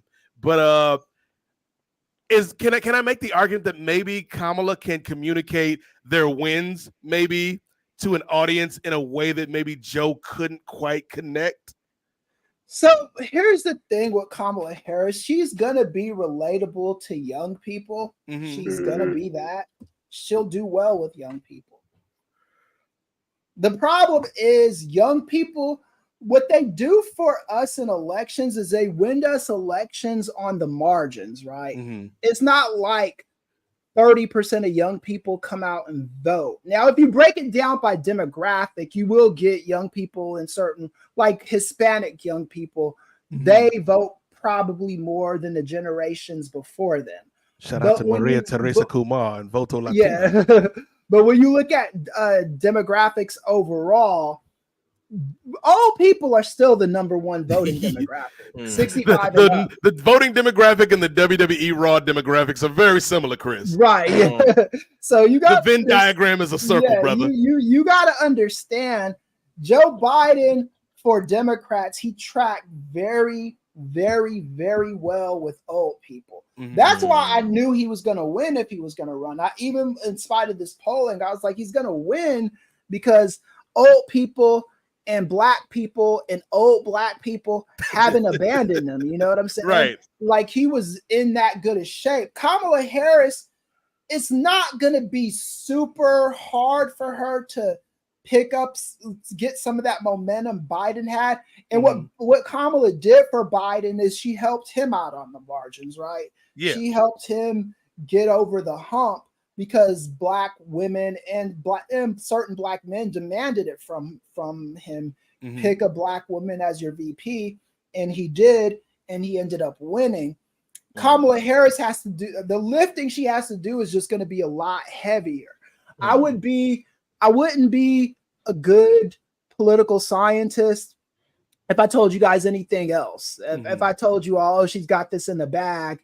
I wish I would have caught, like, remember when y'all did Review America back in 2016? Who could forget, Chris? I listened to y'all's podcast, and I was like, yeah, they're these Nate and Brian. Andrew, they're speaking truth and all that stuff. And then Alan Lichtman, this day, the day that y'all released that podcast, he released his keys to the White House, and he stated why Donald Trump was going to win. Mm-hmm. And it was already too late to call you and tell you, hey, man, I ain't sure about Hillary Clinton no more. You know, I was like, but you know, when you're in the game, you're just kind of like, you're hoping for against hope. You know, you're hoping for the best, hoping Alan Lichtman's keys will be wrong this one time, but they weren't. Right. And that's kind of like what we gotta make sure we understand with Harris going through. There's certain structures. We cannot have a contested convention. No, we just can't have that. If it's a contested convention, that makes it easier for Trump to win, because what it shows is discontent in the party. Mm-hmm. Everybody needs to be rallying around Kamala Harris. And when I say like Joe Manchin, he could fuck off somewhere. Is he even a Democrat anymore? No, he's an independent now. Like he was of use for us while he was of use, but he fucked us over a lot too, you know. Him and Sinema. Yeah, him and Sinema, they did what they did. So yeah, so I mean, so hopefully we will look at Ray with the keys to the White House. Shout out to Ray Williams. Yeah. So the keys that we already had was the incumbency and the no party contest key. Mm-hmm. The incumbency flipped false now, so that key is going to favor Donald Trump. The party contest key is going to favor Harris. The short-term economy key should favor Harris. Mm-hmm. The long-term economy key should favor Harris as well. If there's no mass protests in the middle of the streets by the convention, that should favor Harris as well. So we're in decent shape. Historically, Chris, like how many keys do you really need to win? You need 6 of them. So of those 13, of those 13s, you need 6 of them. They need to be true for Biden. If they're not true for Biden, that means they're false. No, Harris, and man. That means, for Harris, old habits, man. That means, so if Chris, like, damn, I gotta rewrite this book now. Yeah, no, it just happened today. That's another thing that happened too. I had to talk to my publisher today, and the book is coming out later because of this shit. But yeah, so Chris's book title: Why Joe Biden Won. Like, So it was mostly focused on political illiteracy from Republicans, but now I got to add Democrats to it. Is Terry Bollea gonna be on the cover? Might probably. I wouldn't put it past him because he's an idiot. You want to know what's so what I've always found like astonishing to a certain degree, like even back when Trump became president in his first term, like the groundswell of individuals that he is, for lack of better terms, able to bring out the closet in terms of how they feel about whether it be people of color, Black people, other races, how they feel about how society should be operated and how it should run.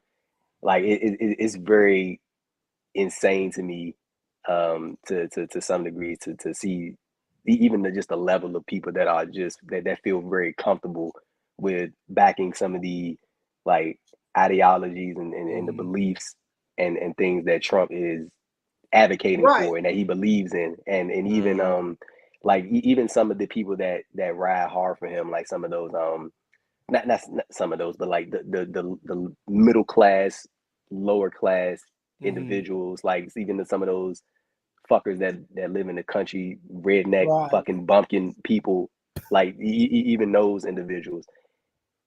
The thing that kills me about that is I don't even think they realize that Trump does not give a shit about them. No, he doesn't. He does not care about, like, if anybody who lives like you live in the fucking swamps of Louisiana and Georgia and shit, and you think that Donald Trump cares about you. No, he does not care about the thing that they care about is they relate to an individual who is not afraid to express some of these beliefs that he has, and they agree with it. And with him being in power, it makes them feel like, well, okay, if that's what the president thinks, then I can think my same thing. I can believe, I can say these things. And even like the dumbest stuff that I've heard from my own people, I'm talking about like this is the dumbest shit that I've ever heard is I'm not gonna say who said this, but it's not nobody in wrestling no shit like that. Nobody knows shit like that. I'm talking about people in the, you know what I'm saying? Yes. Like I'm talking about actual, y'all know what the fuck I'm trying to say. But like people who the dumbest stuff that I've heard from my own people is, well, you know, Trump is a racist, but at least he's honest about it. What the fuck are you talking like? So you telling me just because he's honest about that, or he's honest about having things that align with that is grounds for you to be like, okay, well, I'm going to throw my support behind him, which is the dumbest shit that I could probably ever, like, my brain could conceive. I'm still stuck in the whole black jobs thing. That might be one of the most foolish comments that I've ever heard. Kamala Harris today said, "Did somebody say black jobs?" Yeah, exactly. Like, bro, I'm telling you, bro. Like, I was joking with Nate and Ray about this before we started recording, bro. I would vote for fucking Harambe before I ever in my life vote for Donald Trump. It's not happening. And like, dude, Trump is for, like, even those individuals, like I said, like the middle class, the lower class individuals, like the ones who really don't care about the political aspect. They care about some of the pop and circumstance things that Trump does. Like, he is not in favor of those individuals. Trump is for those in power staying in power. He's for those who are on the up staying up. Stacking the Supreme Court. Stacking the Supreme Court and stacking like the judicial system with people that back the same ideologies and things that he has and he believes in. So it's crazy to me to see these individuals rap at him, but I also think that it just further exposes like this underlying racism that always exists, that has always existed in America. And I think with Trump just being president, it just further brings that out from individuals. I'd go even further, Andrew. You know, and me and Chris have talked about this. Like, I'd go back even farther than Trump. I think what really set it off, shout out to Queen Latifah, was Barack Obama. And because of Barack Obama, you had a lot of this latent racism that has always existed. In America and in the Republican Party. Remember when people was turning the flag upside down with Obama, when the president, they was like doing that weird thing with the American flag and all that. It's called white rage as backlash, right? So when that's my favorite WWE pay-per-view. Right. So white rage is backlash presented by Snickers. So the theory behind white rage is backlash is anytime something positive happens for black people or any minority group that threatens whiteness, there is rage that follows the social positivity from it, right? So Barack Obama becomes president, and then all of a sudden the class of people that think that are mad that Obama was president, they vote for and gravitate towards this fake populist like Donald Trump, and then we have to feel the backlash to that, right? The slaves just can't be free. The slaves get free, but then you have to have black codes and Jim Crow and literacy tests and all that stuff. That's the backlash from the progress, right? Because there's always going to be backlash against that progress. And to go back to wrestling, Hulk Hogan, right? Because a big part of Hulk Hogan and his full-blown move into magadom is what happened with him and that black woman that was going to be doing press. The brand endorsement. For his the brand endorser for his bitch ass bar in Florida. Right, but hey Chris, I tried to reach out to her, but I figured that her email was probably like fucking blowing up. flooded. So Yeah, I'm pretty sure mine got I figured Because mine probably got lost in the like deep Right, down in the We'll get her eventually, man. I'm sure. Hopefully. Eventually she'll tell. Has she spoken like publicly on the No, she's outside probably of her lawyers probably told her not to do that Yeah. because they want her to win. And like Hogan has kind of made it easier for her doing this MAGA shit. You know, I think that she's gonna have a good argument against this dumbass because you know he like I said, he drew his line in the sand and he picked what side he was gonna be on. Hey, Chris, let me ask you this. Like going back to the assassination attempt, what do you think the narrative would have been if they discovered that the individual who did it was a Democrat? But then they found out he was a Republican. Like I still feel like it's a well covered story, but I feel like this is one that's being like kind of like, okay, it happened, move it to the side. He was a Republican, and it's not. Well, Republicans aren't playing by any rules right now, right? So they were gonna lean on to whatever crap that they were gonna lean on, and the whole party's gonna do it. It's not an exception to the rule. Everybody in that party is gonna lie and do Trump's bidding and blame Democrats for it. Democrats are like more, we have to see what happens first, right? And then it was found out that the guy was a Republican and he was a lost boy. He really wasn't anything, just more than just some lost dude that really didn't have a place to fit in life. And that's why he did what he did. It doesn't, but the Republicans don't care about that. The Republicans are like, okay, he was a Democratic operative, and that was the story they were going to spin. And this is a positive for Kamala Harris. They were going to try to blame Joe Biden for this. Now, good luck blaming Kamala Harris for it. I don't know how you go about doing that. Well, to that point, though, Chris, and here's another thing where I would kind of be contrarian, not with like 100% certainty, but I kind of feel like in a way, yes, like if Joe knew if this was what Joe was going to do or what Joe was being pressured to do, we should have did, or they should have done this a minute ago. But I do kind of feel like Trump was just getting ready to rev up on this assassination hype train, and it kind of feels like it's been stomped on a little bit. Yeah, it has been stomped on a lot of it too. You're not wrong about that. And even like the Democrats were planning on doing this to Biden for a while. The debate just made it an easier thing for them to do. Right. But the corporate Democrats that didn't like Joe Biden were wanting to do this for a while. This is nothing in politics happens in a vacuum. That's the one thing I learned about that industry a long time ago. This is my 20th year anniversary being in politics. I started with John Kerry in 2004.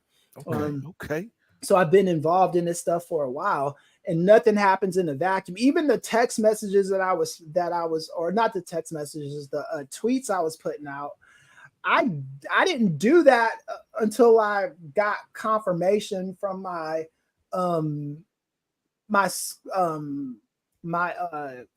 union rep saying it's okay to do it. You know, because I don't want to mess up anything for any elected official, right? Right. George Clooney wrote that article because Democrat operatives told him it was okay to do it. And the people up top in the Democratic Party, this isn't a conspiracy. This is just how it works. They told the press, this is how we're going to do Joe Biden. So we need this narrative to spin for a few cycles, right? So as long as it was going to get the network's ratings, they were just going to keep on doing it, right? And now they're doing the narrative that Joe Biden is courageous and did what no one else could. Right. I saw a lot of that today, and that's bullshit too. You fuckers bash this man. You damn near killed this guy, man. Like with your bullshit. I'm just keeping it real. They were trying to beat this dude into submission. They bullied him. What they did was wrong. They should never be forgiven for it. But we have another task at hand because this is the way the political cycle works, right? So I'm gonna just say this. I'm gonna be like, yo, I'm not happy with these fuck nuts. But as much as I don't like Adam Schiff, I gotta get him elected to be senator of California, right? And then if he's up again, I'll primary him when it's time. But for now, this is Chris throwing his hat into the ring. Well, I'm not running for any Senator Ealy. Like, can you imagine? We be the only wrestling podcast in the world with a sitting U.S. Senator Chris. We gotta do it, man. For the super chats, dog. We gotta do it. Super chats. So what I said, and I encourage everybody out there, if you've got one of these senators or Congress people that turn their back on Joe Biden, we still gotta vote for these people. Because I'm not reckless like them. Unlike these idiots, I'm not going to be telling people don't vote for these cats because it's just not a smart thing to do. No. But if we survive this round of democracy, we do have a lot of cleaning up. If democracy survives. Right, but the thing that hold on real quick, nephew, because I wanted to bring Ray back real quick for a second. All right, real quick two-way, Ray, before we go back to the nephew. How many people watching right now? Can you hear me? I think I'm hearing myself. All right. We got a total of 425 people. 425 people watching us right now on a wrestling show.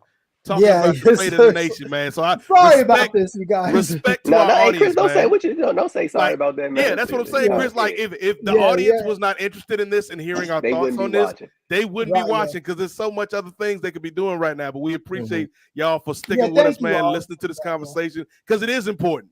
Because this affects everything. And to our Canadian friends, this is a big deal for us in the States, man. Yeah.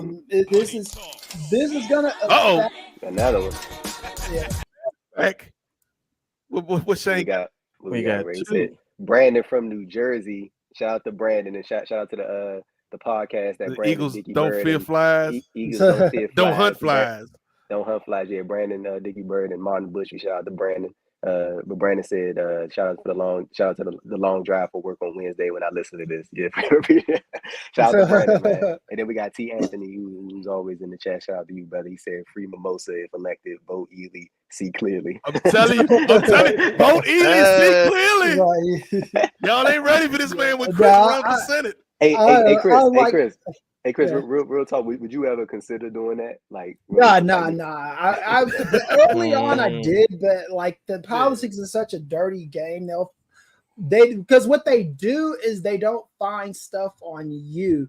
They will find stuff on the people that you love, like your wives, your kids, and all that stuff. So I think I'm better suited as an analytics person and as someone that's like a university professor and a researcher, not doing that like directly. Yeah, not running for office. Yeah, that's not where my gifts lie. But just trying to make the game better from the inside. Right. Did you see when the dude had asked Cody if he was going to run? Cody was like, maybe one day. Yeah, Cody, don't President do Devontae. That's what I was like, Cody already got the MAGA merch already. Cody, I saw that on Twitter yesterday. Somebody called it MAGA merch. I was like, the red and white and all that stuff. Well, yeah, that's the thing. I mean, I don't know how, because Cody said Hogan would never be in AEW. And then when he's in WWE, Hogan is on these documentaries always praising Cody. And Cody hasn't denounced that shit. So I'm like, bro, you want to know what it's so crazy to me. Like I mean, I'm not expecting anything from any wrestler, honestly, to come out and denounce anything about, because I mean it hasn't happened yet.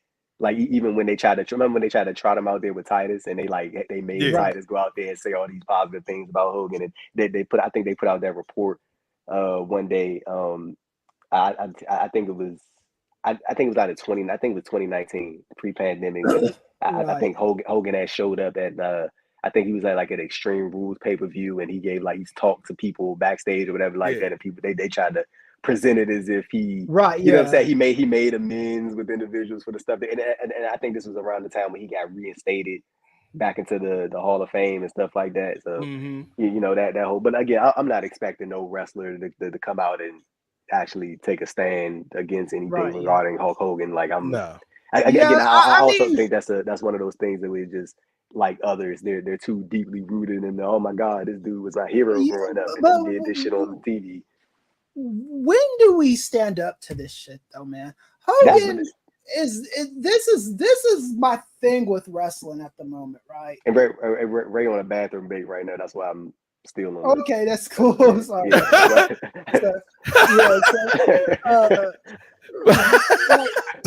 Damn it, Ray. Yeah.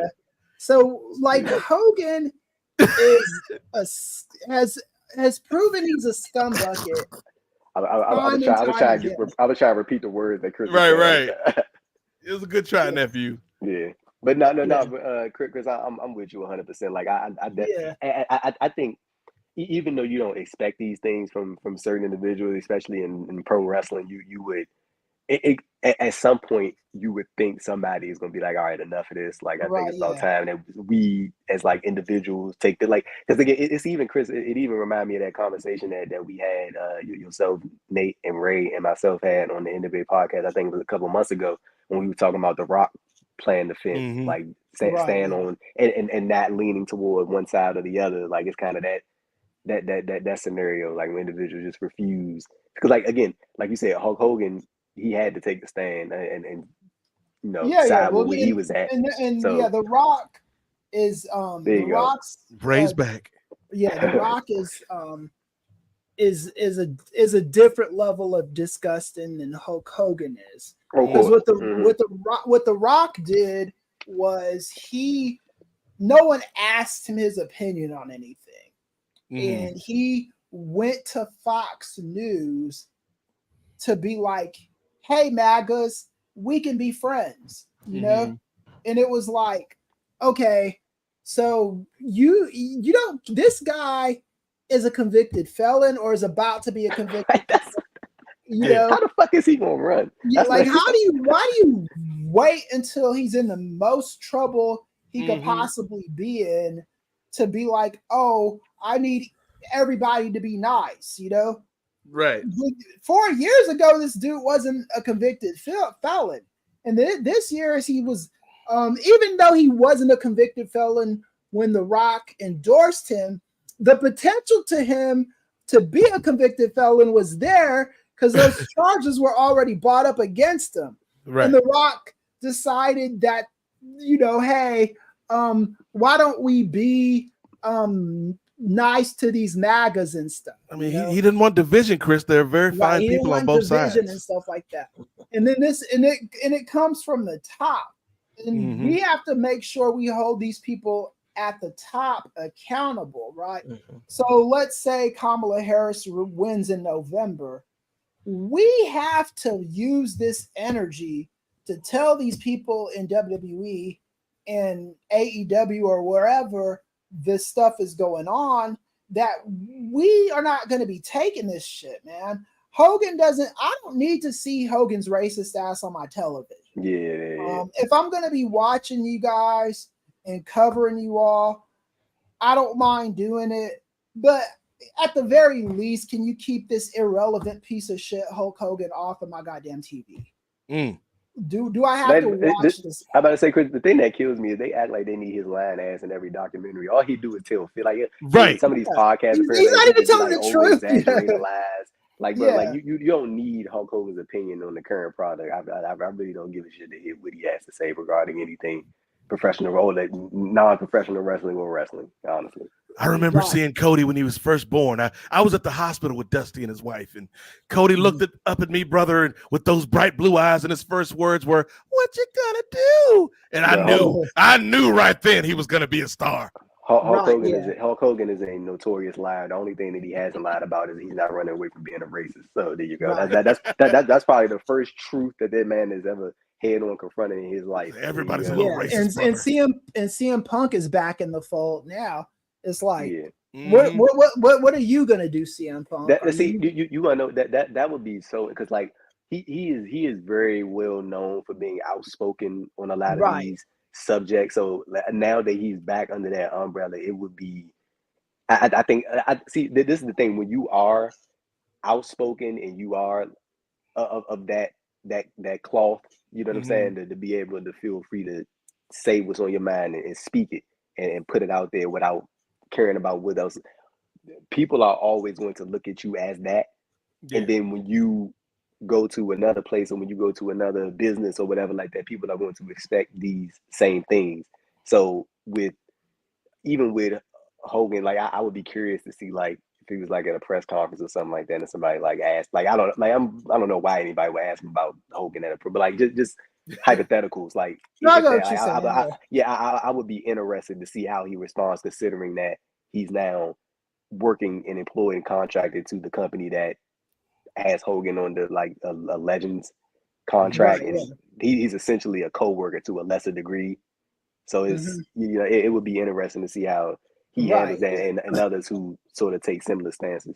Right. Yeah. Like, I would think that, like, now that he's working back for TKO, like, hey, Hogan, we understand that you're a MAGA and a bigger piece of shit than you were 5 years ago.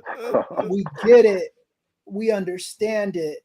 But can you not appear at the Republican National Convention and do that shit?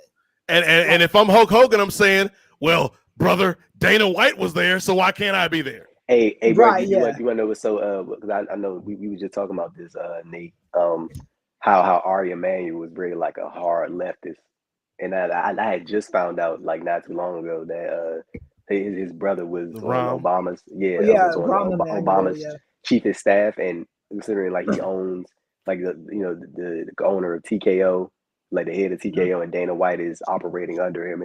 I'm always curious about like that dynamic, but like I remember Nate had just said that like as long as they making money, I'm pretty sure they don't they don't care.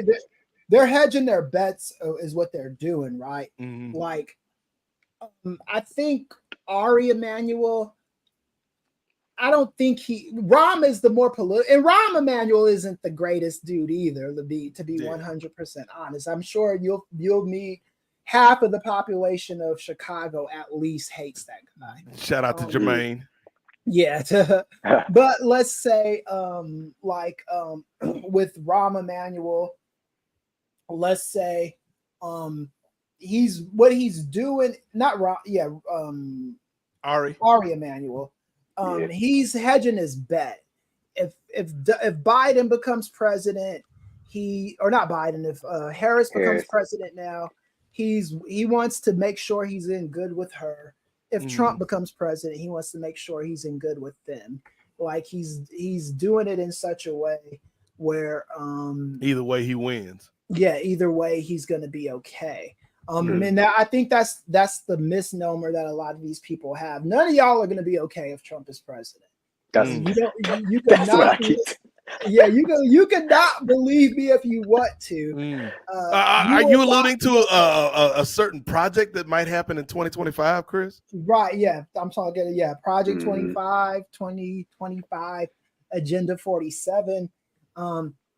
Like, the thing with dictators is they're never, like, Trump said he wants to be a dictator on day one. That's not how dictatorships work. If you're a dictator on day one, you are going to be a dictator on day 2000.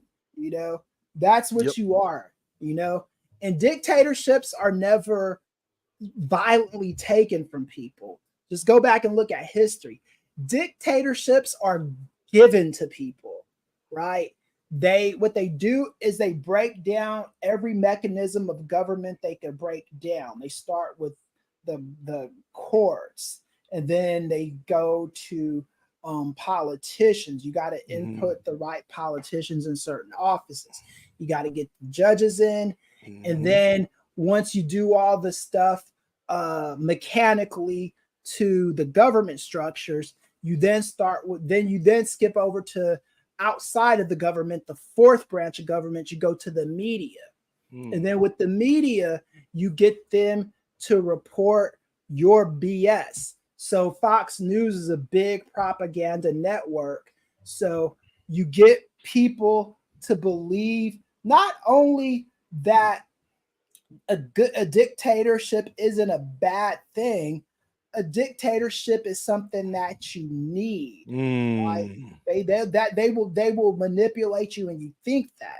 So when you see Jordan Klepper going out to all these MAGA rallies and he's asking people, what would you rather have, Joe Biden as president or Trump as a dictator?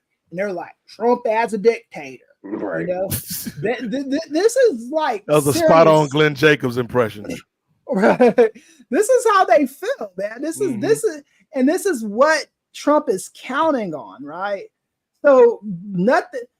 So this I'm is about to say, and Chris, even if he like if he were to win, right, he's going to like all the crimes that he committed are going to be they're going banished. away Because he's going to be president.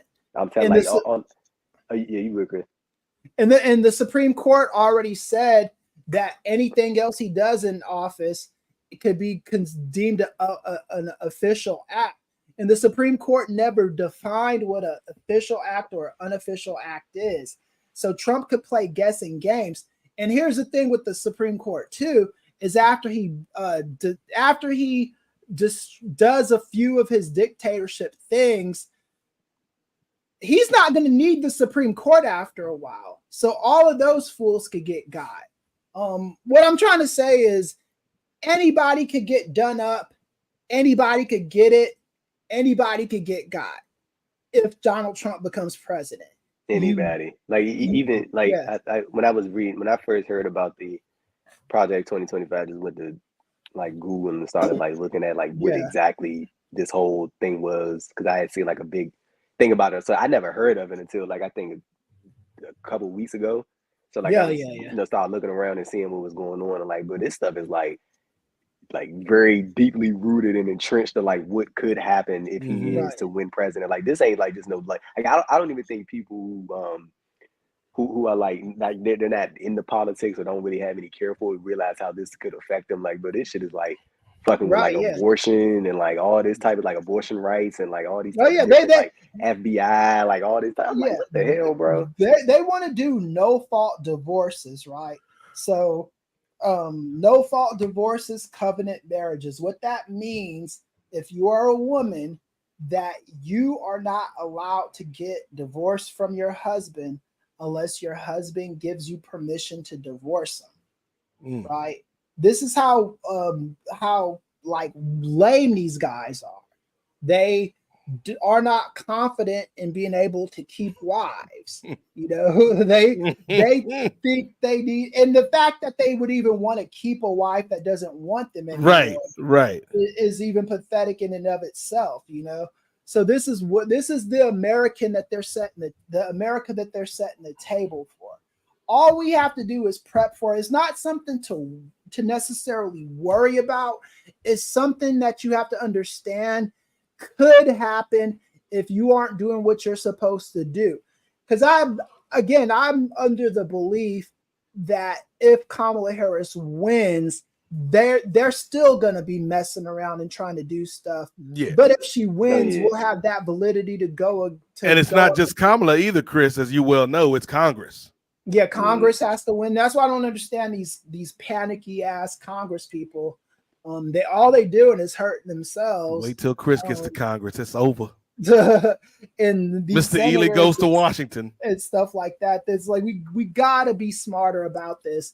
If you want to enjoy AEW and WWE and all this other stuff, we gotta make sure that we don't have people in there. Because what happens also with dictators is they take away the regular TV that you watch, and all the TV becomes propaganda TV. State-supported TV. Like, bro, even like going back to what we were just talking about, the whole Project 2025 thing. Like, bro, I'm talking, bro, it's just I just pulled it up just now, but like the list of things that could happen, like it's like even on the most I mean, it's not minuscule at all, but like student debt, that's a huge issue. Yeah. If you are leaning in the favor of Trump, buddy, let me tell you something. You will be paying every fucking dime.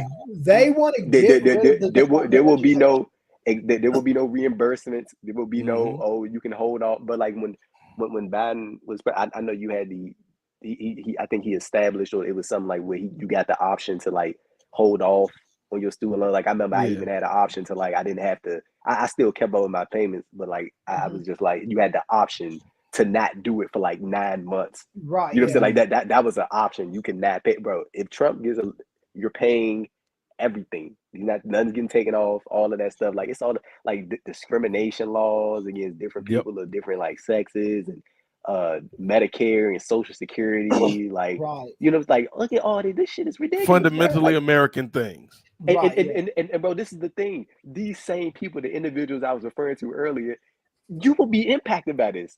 Yes. And in some cases impacted more than others because of your starting place, because of the income that you have. Exactly. And the thing is, you're letting your inner racism essentially just or homophobia or sexism or homophobia or sexism just overpower some of the necessities that you will need to live life. That shit is crazy to me, bro. Like, ask the people in Texas under Governor Greg Abbott, whenever there's a thunderstorm or a hurricane or a snowstorm, how that is.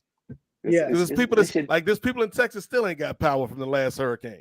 Right. Yeah. They don't believe in science either. That's the thing. They think science is old wives' tale. Speaking of science, real quick, Ray, I need you to do something for me. Bring Andrew on. Put Andrew in the ISO. And maybe this is the pain medication kicking in, Chris. I told everybody about how I messed up my back at work today. But nephew, with the way I know it's not a turtleneck, but the way like you're sitting right now, it kind of looks turtleneck-ish. And so like right there, look. Are you talking about the? Yeah, when you're leaning forward, it looks like you got a turtleneck on, like you Steve Jobs. This is the black Jobs that Donald Trump was talking about. Black Steve Jobs, my nephew Andrew Thompson, ladies and gentlemen. That's funny. Shout out to bro. Hey, you want to know what? Like I know I mentioned it earlier, but bro, I'm that Black Jobs comment. That might be the dumbest shit that I've ever. Like that shit is insane. You know what I'm saying? Like, do you realize how stupid that is? Like, to actually let that come out. You want to know what's funny? I guarantee that he has probably had that verbiage like in his head for so long. I refuse to believe that was just some like off the cuff thing that he said off the top of his head. Like, I'm certain that within his political circles and the individual that he chooses to associate with, I feel like these have been terms that he had been used. He probably asked that like one black dude he knows. That, right. Like, hey Herschel, is this okay to say? He was like, what do you think about the term black jobs? And they sound like, good to me, boss. Sound good to me, man. Like, you know what I'm saying? That's exactly what it sounds like. There's a quote I heard once, Chris. I can't remember who said it, whether it was a politician or a political scientist, but they were like, Donald Trump is an ignorant person's idea of a smart person. He's a poor person's idea of a rich person, and he's a weak person's idea of a strong person. And it's all an act. It's all a wrestling character. So he's essentially Glenn Jacobs, who everybody's saying is smart because he reads a book. He is Glenn Jacobs. That is true. But that's the trick he played on the media, right? He was able to take a bad debate performance is a bad debate performance. What Donald Trump was able to do is take 90 minutes of lying and boast and saying like all this bold, just outrageous shit for 90 minutes and confidently say it and present that as strength. And what the people saw Joe Biden do was tell the truth for 90 minutes. He was flustered, and not everything he said was 100% accurate. Right. But for the most part, it wasn't like some outrageous, out of space lie. But the media saw that as weakness, and they told the world over and over and over and over and over and over and over again that this is a weak guy. And didn't talk about Donald Trump's lies, just talked about Joe Biden's weakness and talked about how feeble he was and how he's the old man and he needs to step aside and he's got to do this and he's got to do that. And the only reason why they did that is because of the media narrative that Donald Trump presented to them, and the media bought onto it hook, line, and sinker, right? And we have to stop letting these idiots like Donald Trump write the rules of what's masculine and what's manhood and what machismo is. Because we're letting these people dictate the conversations. And you want to know what's funny, Chris? Donald Trump ain't got none of that. That's the none of it. Right. And he's got none of that stuff. He's a weak man. You know, the way he even reacted to getting almost assassinated is just him being an emotionless guy, right? He has to put on because he thinks this is what people expect out of him, right? He can't be, oh, I'm scared. I can't show any vulnerability. I have to, even after I get shot, even though the guy that shot at me might still be out there, I got to pump my fist because I don't want to look weak to these people who think I'm strong. That wasn't a strength move. That was a punk move. That was a stupid move. That was a move that could have got other people killed, the people that were trying to protect this guy. You know, and this is like what we have to stop doing. We should never live in a society, and this is unfortunate, this is what the United States of America is at the moment, and it does make me want to cry a little bit, but George Clooney should not be able to write an op-ed and destroy a presidency. You know, it shouldn't be like that. George Clooney is not an intellectual. You can't be the third best Batman and be able to do that. Like, right, yeah, you're the third best. Like Michael Keaton shouldn't even be able to do it, but certainly not you, George Clooney. Right, yeah. Maybe Christian Bale, maybe Val Kilmer, but not you, George Clooney. Yeah, I'll give you credit for the first Ocean's 11. From Dusk Till Dawn was fire. Yeah, that was a good one. Yeah, I'll give you credit. You ain't like ER back in the day? ER was decent, you know. So Chris, I just pulled up the op-ed that you're talking about. I never saw this. Right. The New York Times. I love Joe Biden, but we need a new nominee. And like, I'm like skimming through. I'm not reading the whole thing, but essentially, like, this is not for somebody who started off his article with "I'm a lifelong Democrat." Like, this doesn't do any favors for the party that you're affiliated with, my guy. Like, I don't really think he thought this thoroughly. Like, I feel like this was very. No, he was instructed to do it. Okay. I'm like, I don't have this, like, I don't know this for a fact. I just know how politics works. And he did a week. He wouldn't just do this like off the hip. Right. Yeah. A week before, he did a fundraiser for Biden and Harris that raised a ton of money for them. And then let me ask you this, Chris. Speaking of that, it just popped into my head. So all the money that Joe Biden raised, do Kamala get to keep that? Because it was under the Biden Harris. Because it was a Biden Harris ticket. Yeah. That's why it makes the most sense for her to run. All these Democrats that were trying to bully her out, they would have to start from scratch and raise their own money. Harris has already got, it was the Biden Harris ticket. Right. And people deny it as much as you want, but Harris was a big part of why Joe Biden won. Like, so she's going to get that money. She's going to run the race that she's going to run. And we have to kind of get behind that just to make sure that she wins and we could preserve what's left of our democracy, because there's not a lot left of it already. So a lot of it. Yeah, I'm about to say shit is already cooked. Right. Yeah. but we don't need to get burnt. Right. Yeah. So let's keep. We need to America looking like Zion in the fourth quarter. Sorry, Zion. Keep this shit looking like a well done steak. We don't need it. We don't need it any further than that. Yeah. Leave it as is, like, man. If I was gonna compare what the Democrats did to Joe Biden, I take this as, so you got Friday Night SmackDown. Okay. And you got the bloodline, the classic bloodline with Roman Reigns and the Usos and the wise man Paul Heyman. in Solo Sikoa, and that's the classic bloodline. Right. But then Solo Sikoa defects. And he's like, wait, there's other people in our bloodline. Mm-hmm. So now Solo Sikoa starts the Goon Squad bloodline, and the Goon Squad has got Tama Tonga in it, right, and Tangaloa and Jacob Fatu. Yeah, and it's the Goon Squad, and they think that they are better than the original, right? And that's the what the Democrats try to do. So is George Clooney Solo Sikoa in this situation? George Clooney, yeah, he might be Solo Sikoa. he might be. Well, the thing with George Clooney is he's more like an operative, right? Right. So like if he's Sami Zayn. Yeah. So like yeah, he's somebody, man. But the thing is, it's like this is where America. This is not the Democratic Party should be ashamed of themselves forever for this shit, man. I am a lifelong Democrat. Well, not a lifelong Democrat, but I've been a Democrat long enough. And this what they did to Joe Biden is shameful.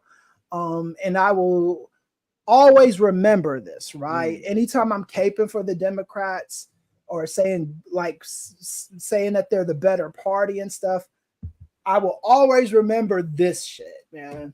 I'm never forgetting it. The crazy thing is, Chris, and it depends on what happens in November. Right. But to have lived through Obama, which was, I didn't think that was going to happen, Chris.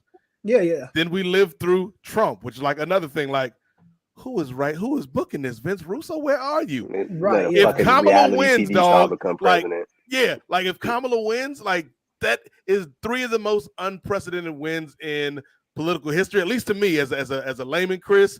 And it's all happened within the last 15 years. Right. Yeah. It definitely be different. You know, it would definitely be something that we as Americans gotta be like wondering where the country's gonna go. Because the thing with Harris is if she wins, expect more of that backlash. Yeah. You know? Well, not to get morbid again, you know, if I say something crazy tonight, blame it on the meds. You know, them perks be perking. I ain't take no perks. It was just like some. I'm about to say, Nate, what you doing over there, brother? On them perks, bro? Miley Percocet. No, it was like I went to a Med Express. So it was like whatever little, like it's basically like some strong ass Tylenol is what I think it is. But I think fall asleep on stream. Right. Ray gonna have to be like Lawrence Fishburne in School Days. Wake up! No, wake up! Yeah, please wake up. But I think Chris, I damn near lost my train of thought. We were talking about Kamala. Yeah. Damn. You lost it.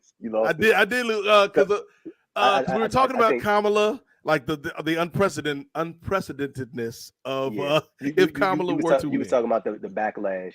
Yeah. Okay, so like if there is backlash, Chris, and not to get morbid, that's where I got on this train. Not to get morbid, but I do feel like there is something to like. There's always going to be a next person in terms of whenever you have an antagonistic movement. So like, there's gonna be somebody next because I believe if Trump don't win this. I'm not saying that like I want something to happen to the brother, but just going by human like physiology, he probably ain't gonna be around for the next go round. Might not be around for the next go round. Just from Fred Trump was 92 when he passed away. See, Chris, why you like? Yeah. Now, see, you almost had you almost caught me, Chris. You almost caught me saying something that I ain't want to say on Post Wrestling Network, but you cannot trick me, Chris. But I think that. To me, the party of Trump without Trump, like it as their central figure, it still has power and effectiveness, Chris. But I don't know how. Like, is it Tea Party effective? You and me remember the Tea Party back in the day, right? Like they was effective, but to me, like this whole Trump thing, this MAGA thing is like Tea Party on steroids. Without Trump, does MAGAdom kind of go back closer to a Tea Party level where like now instead of Trump being the central figure, you've got the Marjorie Taylor Greens and the Lauren Boeberts and all these random crazy people fighting over the title. One of those dorks, they won't take his place, but it will be somebody that like has a media presence, and it will probably be somebody. What's the old girl in Arizona? Was it Carrie Lake? Carrie Lake. It won't be her either. It will like. Does it have to be a white man? Well, it doesn't. Oh, so think outside of the box a little bit. So does it have to be a white man? Possibly, but it doesn't have to be a politician necessarily. It just has to be a star. Like it could be any kind of person that's been in the public eye for like 20 years. Not Terry Bollea, somebody relevant that you didn't see it coming. The recipe for Donald Trump. Could it be Dana White? Like somebody like that? It would not Dana White. It would need to be someone like a what's the dude's name? That Star-Lord. Chris Pratt. Yeah, I could see it could be someone like that. That's the thing. It's not going to be somebody that you're overtly thinking about as far as a politician is concerned. Somebody that could grow into that Trump role. Yeah, someone that can be that and be charismatic and trick people into thinking that they are a relevant and smart person. Right. Damn, Chris cooked on that one. Right. And that could fit the bill for any like Chris Pratt, nondescript, semi-handsome, or very because Chris Pratt, what Chris Pratt has done, like anybody that didn't know about Chris Pratt, the big thing is like I guess the church he attends has some very homophobic and transphobic views, possibly even some racist views. But Chris Pratt has kind a lot of churches walked. I mean, you ain't lying, nephew. Tell me when he's telling lies. That's a lot of churches. He wears that coiled snake shirt and stuff that don't tread on these shit. Like I think Chris Pratt's been caught in that and stuff. Chris Pratt kind of walks the line enough, right? Where he's he's not Terry Bollea, but he's like, maybe he just misspoke. Maybe, but like 10 years from now, he can go full mag, and it's like, damn, I didn't see that coming. Right, we have to be careful. Even though we should have seen it coming, like with Trump. Chris Pratt, the Guardians of the Galaxy. We have to be careful with who we let in the culture. Who is this? Brandon from New Jersey. Shout out to Brandon for the super chat. We appreciate you, my brother. He said, blame the media. Also, will she get the money? Will she get the minority vote with her being pro-police? Ooh. What's that now? Kamala, would she get the minority vote being pro-police? Being pro-police. So, I mean, I think so here's the thing with Kamala Harris. The people that there's a lot of bullshit that goes around. Me and Nate talked about this a few years ago. Yeah, she is a tough. We might have to re-release that 2020 episode on Kamala on the Patreon. We might need to do a redux of that too. Yeah. Patreon.com/Kings of Sport people. She's a tough prosecutor. And there's been people that she prosecuted that I didn't necessarily love the way she prosecuted them. But most of the people that she put in jail are people that belong in jail. Let me just keep it 100%. These are sex offenders and motherfuckers that are child molesters and people like that. People that society has no other answer for them but being in jail, She had a bar on Twitter earlier today, Chris, when I was at work. I saw her. She was like, I spent my whole career putting away liars and sex offenders and thieves, and I'm going to do it again in November. Something to that effect. I'm like, Okay, I mean, that's the thing. I like that angle. Right, yeah. And that's kind of like where she is at as far as her politics is concerned. So, I mean, cops... I don't know if she's going to get any like police union endorsements because she put a lot of those fools in jail too. So I'm not sure they're going to be lined up. She's not in favor of qualified immunity and all that crap. And she's been vocal about that. So we'll see where that goes. I wish I could give you more of a concrete answer to that. Joe Biden didn't have police union representation also. Right. What they're going to try to get Kamala on is defund the police and stuff like that. They are going to attack that. they're gonna try to show her. They're already calling her a DEI hire. That's the kind of stuff they're doing with her. Dedicated, enlightened, and intelligent, Chris. Right, yeah. And I'll be probably another one. Shane working overtime tonight. Shane, I'm about to say, shout out to our man Neil. Shout out to Neil Flanagan. That's the man right there. Neil, great work on the site today, by the way. Neil doing the news, man. Shout out. That's my guy right there. But Neil said, appreciate the super chat, bro. He said, today I heard a TV commentator from the U.S. saying Harris has a clear path to the popular vote, but a much harder path to the electoral college. What do you think? Yeah, the electoral college is going to be tough. I said this on Kings of Sport. Donald Trump is losing the popular vote. I don't care. He could be running against a fucking cockroach. He'd lose the popular vote. Cockroach from the Cosby Show. Carl Anthony Payne III. Carl Anthony Payne, Cole Brown. Yeah, Cole, you stupid. He could be running against that brother, and he'd lose. He's losing. Yeah, Random Spoons. That's his whole platform, Chris. America, we gonna sell you. We gonna give you the soup for free, America. But you rent the spoons. Rent them spoons. 2024. Cole, did I tell you had one more time? Martin was so great. Try to gather. We gotta do a Martin podcast one of these days. Right, yeah. But yeah, no, like that's kind of like where she's gonna have the issues with. And I think we all know this. She'll get the popular vote. Because Trump's lost the popular vote in both elections, hadn't he? Yeah. To Hillary and to Biden. Yeah, but we're just gonna have to work extra hard to get her the electoral college. It's not impossible. Yeah. I want to make that crystal clear. It is not impossible for her to get the electoral college. It's just going to take a lot of groundwork, right? Right. And those keys to the White House are not racist. So let me ask you something, Chris, before we go back to our super producer here, Two-Way Ray. Some of the speculation I saw while watching the news before we hopped on the mics tonight was, who could be her VP, and it shouldn't shock you, dear viewer or dear listener, that the majority of those people, Chris, were either Southern governors or senators who were straight white men, right? To kind of balance the ticket, if you will. Like, do you feel like that's something that she has to do?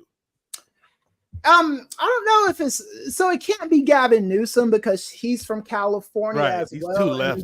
I'm about to say that's what I kept seeing as well. Like they kept seeing her name attached to his Gavin Newsom. Was it the governor of North Carolina or the senator from North Carolina? The governor of North Carolina is who I was saying. Is he the outgoing governor of North Carolina? I'm blanking on his name, but he's a good candidate. Mr. Whiteman. The guy from Philadelphia, because Pennsylvania. Josh Shapiro, I think his name is. He's a. Is it Bashir, the governor of Kentucky? Yeah, Bashir. I saw his name. He'd be somebody too. Like literally, any of those people would be fine. Gretchen Whitmer is not running, or is she wants to be VP? She's got a lot of work to do in Michigan. Yeah. So. Her best bet is to pick somebody from a swing state. I'm not as like race heavy as a lot of people are because I believe in other mechanisms. A lot of people say, "Oh, there's two women can never be president or vice president." I'm not that. That's not my thought process because if you look at the historical and data analytics, you can manipulate any situation to set an environment for two women or a woman and a gay man or a woman and whatever. You can do that. It's just a tough thing to do. But to be honest with you, it's going to be tough to do with a white man as well, right? You got the right questions to be asking is not. If you can never go into an election saying such and such could never win. The minute you do that, you've already fucking lost. That's not the question you need to say. That's not the statement you need to say.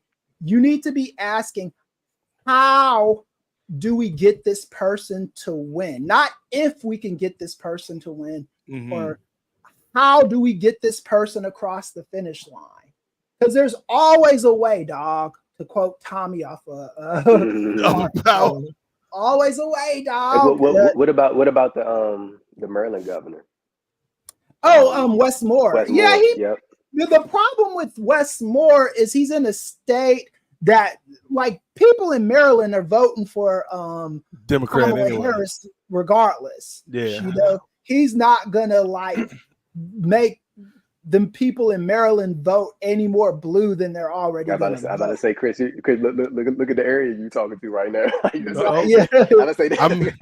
Chris got the whole DMV surrounded him. I'm about to say, DC. This is he said that. Yeah, so that's exactly what this is.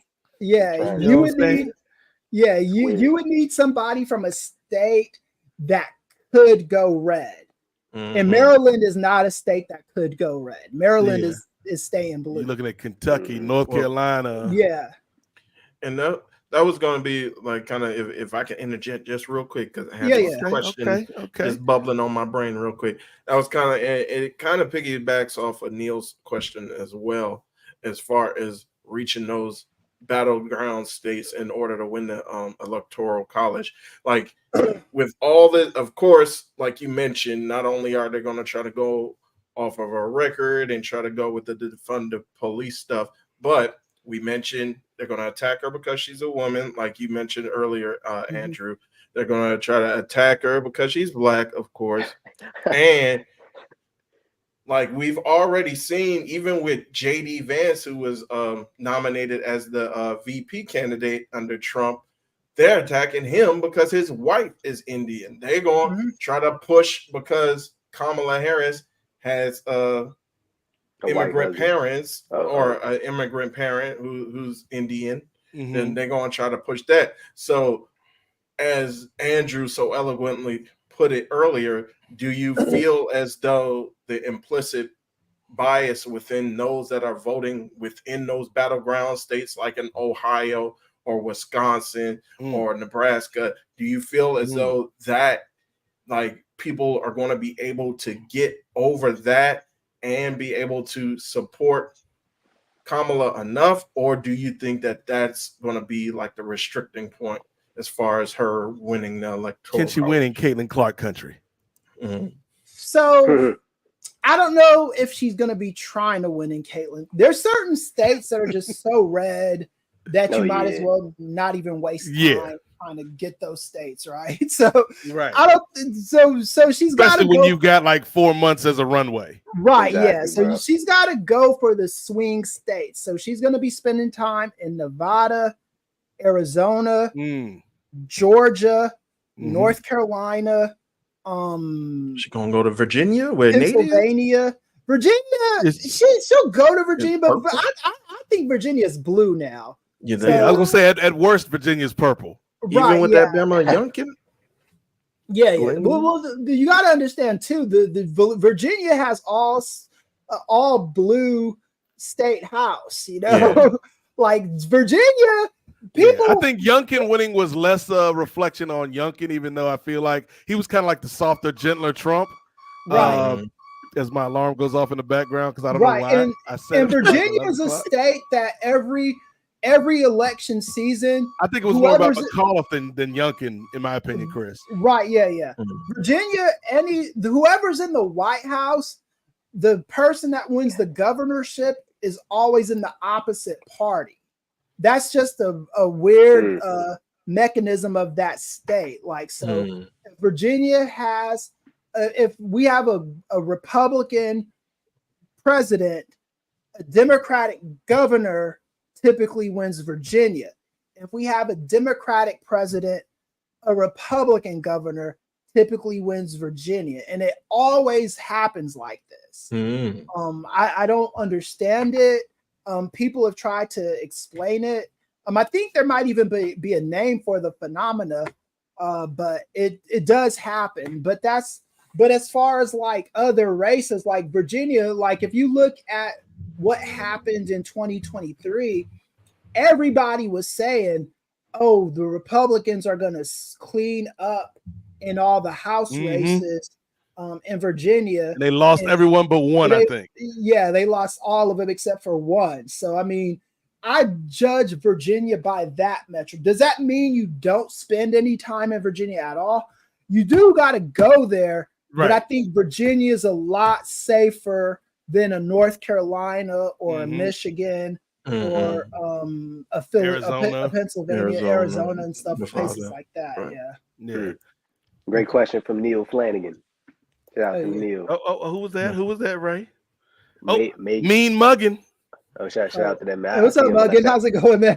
he just guest appeared on the I think he was a calling on Collision Course with him and Hansi stay calling in on Collision Course. I had to go in last week and check them because they was being a little disrespectful. Hansi was putting Cino's business on these streets. Don't do that, Hansi. We'll do a call-in show one of these days. Look, one of these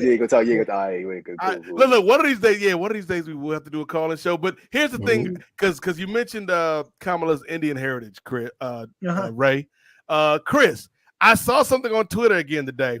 I don't know if it's true or not, but did Nikki Haley's PAC put some money behind Kamala? See, there's a rumor going around, and I'm not sure if it wasn't a Nikki Haley PAC. It was a PAC that backed Nikki Haley. Okay. I don't know if it was like we going Indian one way or the other, dog. Right. They go vote for Nimrata Haley or Kamala Harris. So what was Muggin's question?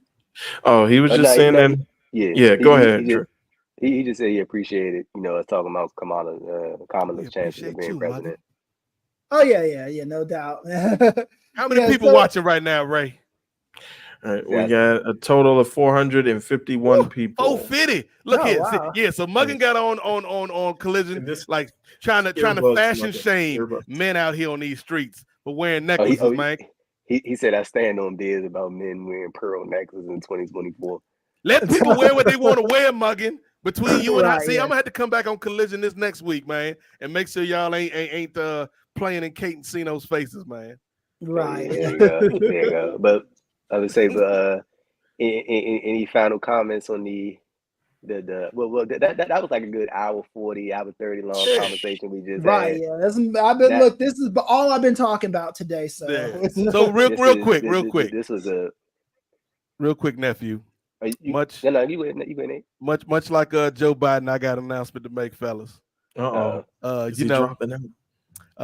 Chris, I knew you were the right person for the job when I picked you, brother, to be my running mate. We had a successful run here. But I told the fellas, somebody out there, Steve Willie probably clutching his pearls right now. Steve Willie rocking a pearl necklace in 2024 because he's a man that appreciates fashion, Muggin. But I told the fellas, because of what happened at work today, I might dip out a little bit early. And I feel like my medicine's starting to kick in a little bit. Are you feeling I'm feeling a little bit now, Ray. I'm feeling like I can't even think of who I'm feeling like. But what I did want to say before I dipped out was I appreciate us having this conversation. I appreciate the platform that John and Way provided us with, man. They generous with the platform. And I appreciate the audience, man, because I feel like not every wrestling or sports show audience is going to be appreciative of this, man, and be into the conversation and engage. And so the fact that we got 400 some people watching at 11 o'clock on a Sunday night, I appreciate that. But I had a long day at the job, and these pills ain't helping that day. But I appreciate our conversation, man. You knew this night of all nights, Chris was going to be the man that y'all need to tune in for. So I appreciate y'all checking us out. I'm a dip, but keep listening to the fellas. Keep watching what the fellas do, because 3 hours from now, Andrew gonna break down the SummerSlam. No, we're doing that soon. 3 hours from now, they doing SummerSlam predictions. My prediction: Nia Jax about to take home the crown, even though she's doing it at this next pay-per-view, I think. But real quick, Patreon. Kings of Sport Patreon, $5. We're trying to get to 100 right now. We're at 50. We'd appreciate y'all if y'all would support us, man, because we are like the conversation we just had. is kind of the stuff we do when we talk about sports, entertainment, or whatever it is. We kind of had these conversations, and we appreciate the people that rock with us. But yeah, I'm gonna be out. I'll probably be asleep by the time y'all fellas finish. So I appreciate all of y'all, man. This is a highlight of every month when we get to do the NWA podcast on Post Wrestling. As only we can do. So, Chris, I want you to, keep hold it down, man. Chris, you in charge now. You got the juice now, Chris. You just told me before the show started. I did tell. And that's the way politics works, nephew. That's the way politics. Look, I had to go with the old bloodline, not the new bloodline. But Chris, I want you to make sure that you let the people know when you leave tonight, man, that the revolution may not be televised, but a damn sure will be podcasted. Okay. Ray, nephew, I want you to make sure Ray hits that damn button. Hit the damn button, Ray. And Ray Williams, I just got one thing to say to you, brother. Peace out. Ray is like, he stole my catchphrase. But yeah, I appreciate y'all, man. I'm gonna look forward to watching the rest of y'all conversation in the morning. And shout out to everybody watching, man. We really do appreciate it. This kind of conversation you only get here at the NWA podcast on Post Wrestling, y'all. I'm out. I'll be back. Unlike Joe, I'm gonna come back like next month. I'm gonna be back. But yeah, like I ain't leaving forever. I'm just leaving for the night. But I'll see y'all next time. I appreciate you, Nate. Thanks for sticking around. So Ray, Mutt. Got another super chat first. Shout out to that man. T. Anthony, he said y'all gotta go 7 hours to honor Nate. 7 hours. Nate gonna wake up. I'm gonna wake up. These DEIs are still going. Nate gonna wake up at 5 a.m, get something to drink. He gonna see us live. These DEIs are still going. Chris, how many spots you got to do tomorrow, Chris? I know they already booked you. I have to do a Zoom with the teachers union tomorrow, and then I have to do another Zoom with local Democrats out here. So that was a Freudian slip. Chris is like, these dumb man. Yeah. Kick Joe Biden to the curb. The Democrats that I'm friends with out here weren't saying that shit. So okay. So it is. Hey, rest up, Chris. Look. Y'all lucky Democrats that you got this man Stimmy Butler on these streets. This man that came back from Costa Rica revitalized. He ready to fight for Kamala Harris. And I'm flying out of town next week too. So okay, where you gonna be, dog? Columbia, second round of stem cell treatment. Okay. Getting them stimmies round. Chris is like, yeah. After this announcement today, I'm gonna need all the help I can get. I say Chris Mysterio back at it, baby. Let's get it. Let's get it. All right, boys. All right, so all right, brother Nate. All right, thanks, Nate. Appreciate I guess we should get back into the wrestling talk and what's next on the docket, nephew Andrew. Yeah, so we just to say, but I thoroughly enjoyed that conversation. Like that was my that's my first time like deep talking like politics, which I thoroughly enjoyed that conversation and definitely will be doing it again. I popped on the yesterday. I popped on the Kings of Sport with Ray. We was talking for like good. What was that, like 40-50 minutes, Ray? We was chopping it up. You know, while the WNBA All-Star game was bullshitting on the start time. So there you go. They said Chris, they said they were starting that game at 8:00. Me and Ray was on there at 8, and they ain't start that thing until like 8:50. So yeah, there you go. There you go on that. So we're gonna get back into the wrestling real quick. I got some interesting topics for us. And Chris and Ray, this had just broke literally, I think like an hour before we got on air. Bobby Lashley, Bobby Lashley's WWE contract is expiring. News before, like hours before we started recording, Fight for Select learned that Bobby Lashley's WWE contract is about to expire. PW Nexus learned that Lashley has already been removed from the company's internal roster. Lashley has not wrestled since early May. He was obviously a part of the Pride with Montez Ford, Angelo Dawkins, and B-Fab. It looked like Lashley had kind of been positioned in more of like a managerial, talking head, face of the group role, opposed to actually being in the ring. Two-time WWE champion this run at the Hurt Business, of course. A solid U.S. title run with, like, it seemed like he was like probably the most over person on Monday Night Raw for like a year straight. I'm gonna kick it over to you first, Chris. But what did you make of this news when you first heard it, and also some of the comments from MVP that he made on Instagram about like Triple H agreeing with the point about Triple H emasculating black men and saying that he had the opportunity to bring the Hurt business back, but he didn't do it. Like, what did you make of that whole ordeal? And of course, Lashley's pending exit from WWE, it seems like. Yeah, so here's the thing with that, man. I love Bobby Lashley. I used to, back when he was on Facebook, he still has his Facebook page, but I don't think he uses it regularly. He was someone I communicated with a lot, especially during his TNA days.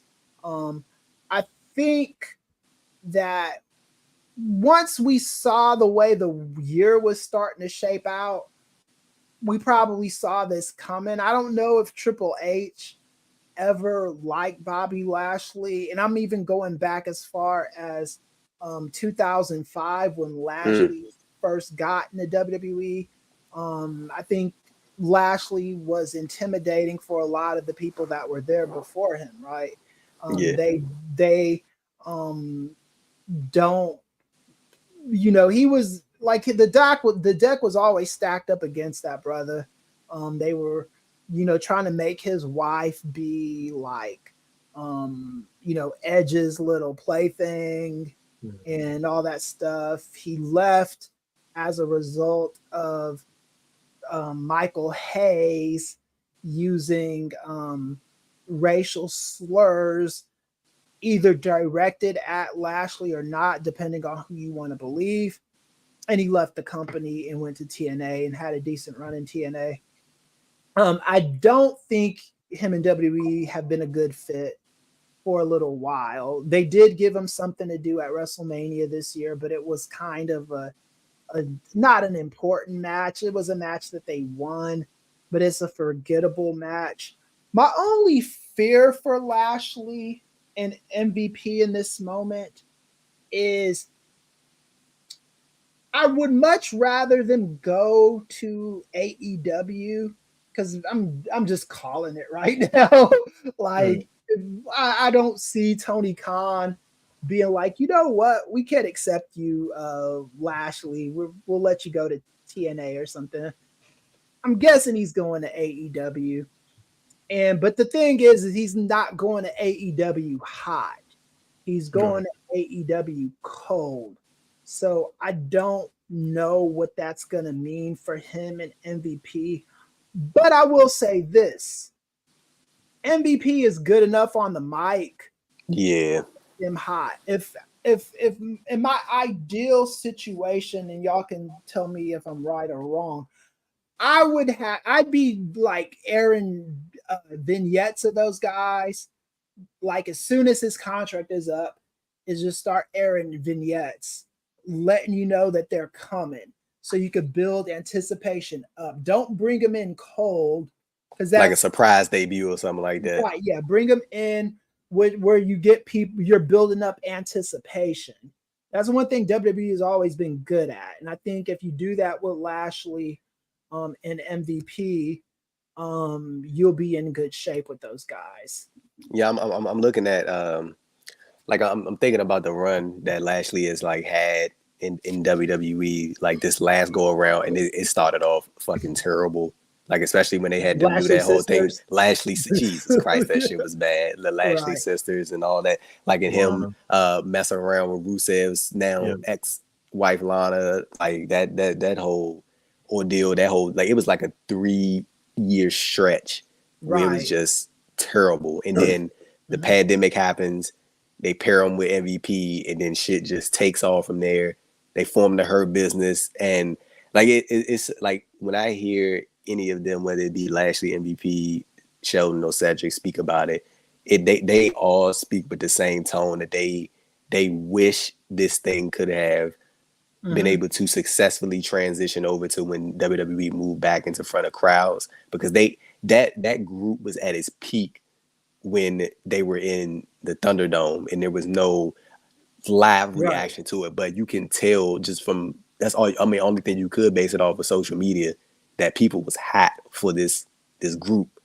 And they and the thing that I think a lot of black men and black women, black people in general appreciated about it was it wasn't like no goofy shit. Like, this was just 4 black people who got presented very strongly, and all of them looked like a top level talent instead of it being like some they lucked into something. Like, it just feels like they just powered. They like it felt like an important group for the moment that it existed. And it was like, honestly, for that group to have had the impact in terms of people still talking about it today, it really didn't last that long. Her business was like, what was that, like a year? Yeah, maybe. Maybe a year. Like, yeah. And shout out to Lashley too, because like you brought up the thing about his sisters and all that stupid shit. I didn't think he was gonna survive that. Oh yeah, most definitely. I thought, like, when they did that, I was like, okay, this is the end of Lashley. Whatever hopes I had for him, they're dead now. And he ended up being world champion, and he ended up having a very good run there for a couple of years. Hey, Chris, do you remember that?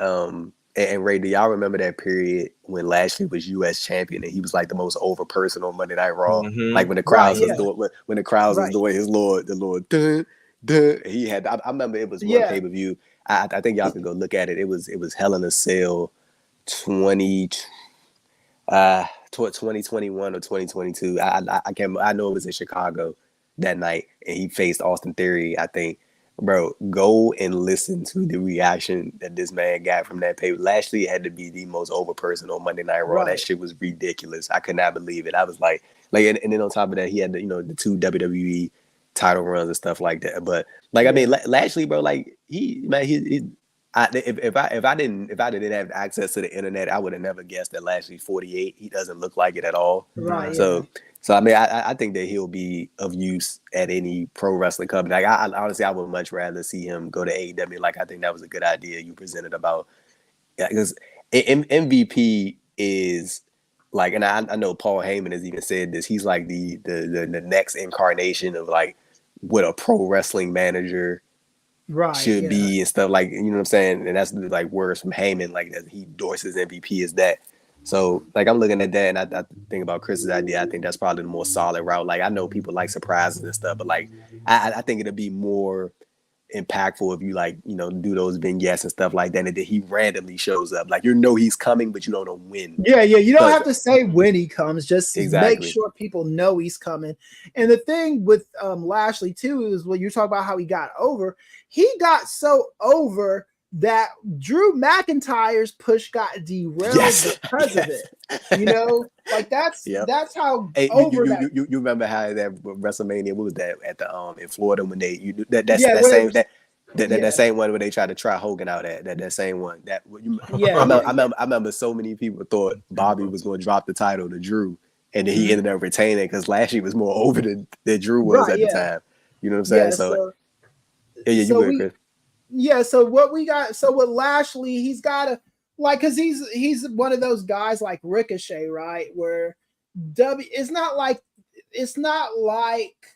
they don't like him anymore. I don't know how Triple H is thinking, but he doesn't like him like that. He's a friend zone guy. He's like, when we need you, we'll use you. But if we don't need you, we'll not use you, This how, like, in terms of like Triple H's booking, like, one thing that I've always been like, I'm talking about specifically main roster, like, you are going to benefit to a high level, and I mean, like, not even just winning match. I'm talking about just being on TV. If you were a part of that group in NXT with him, that he was that 2014 to like 20 like to 2019 and so on and stuff like that. Like that's why I always think that the Street Profits, they'll always be utilized because he was with them when that was when NXT was the black and gold NXT, like the Baileys, the Kevin Owens, the Sammys, those individuals, like they'll always have like a fondness. He'll always have like a fondness for those individuals, like Finn Balor's and shit, like, you know what I'm saying? And I think that he mixes those in with new signings and stuff like that, because that's that's enticing. So, and as far as Triple H's would-be racism is concerned, because that's what MVP would. This is what I'll say. I never thought Triple H was the most progressive guy ever. I thought like even if you look at the booking right now, there are some blacks that are over in WWE right now, but none of them are like, Trick Williams on NXT.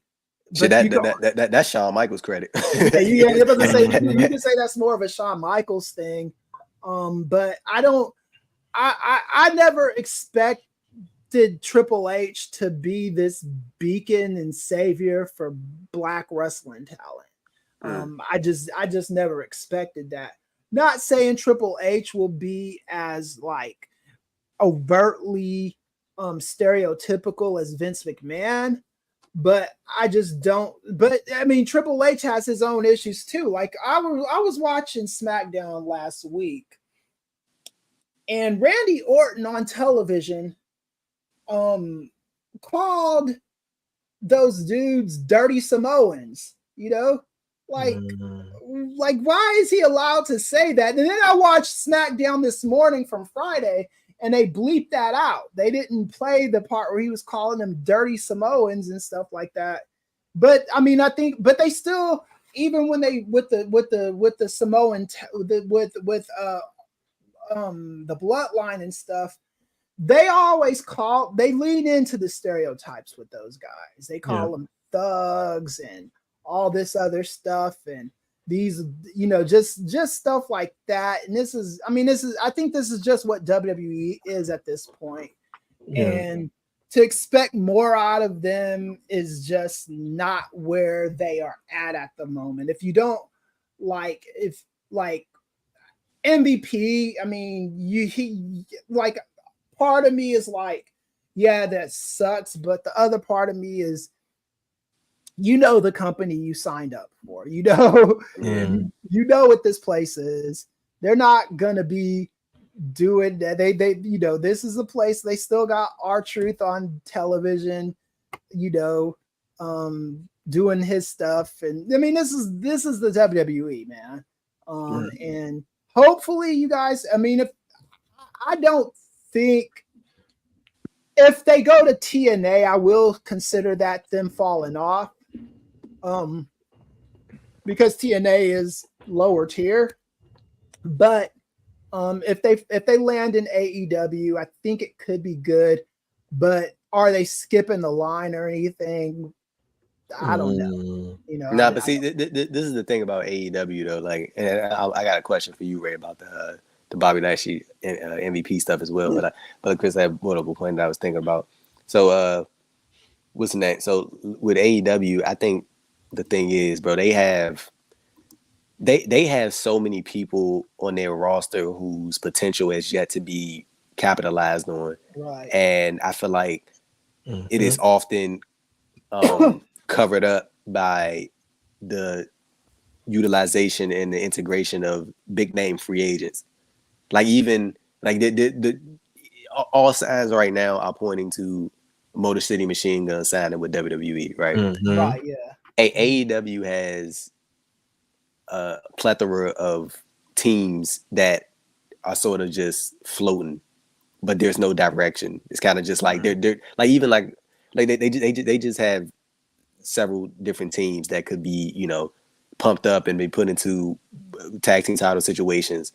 And I think that they should just try to focus on that instead of like, okay, let's try to go out here and get Motor City Machine Guns, and then next thing you know, that's just pushing these other young teams down the card, even though you would love a Motor City Machine Guns on your roster.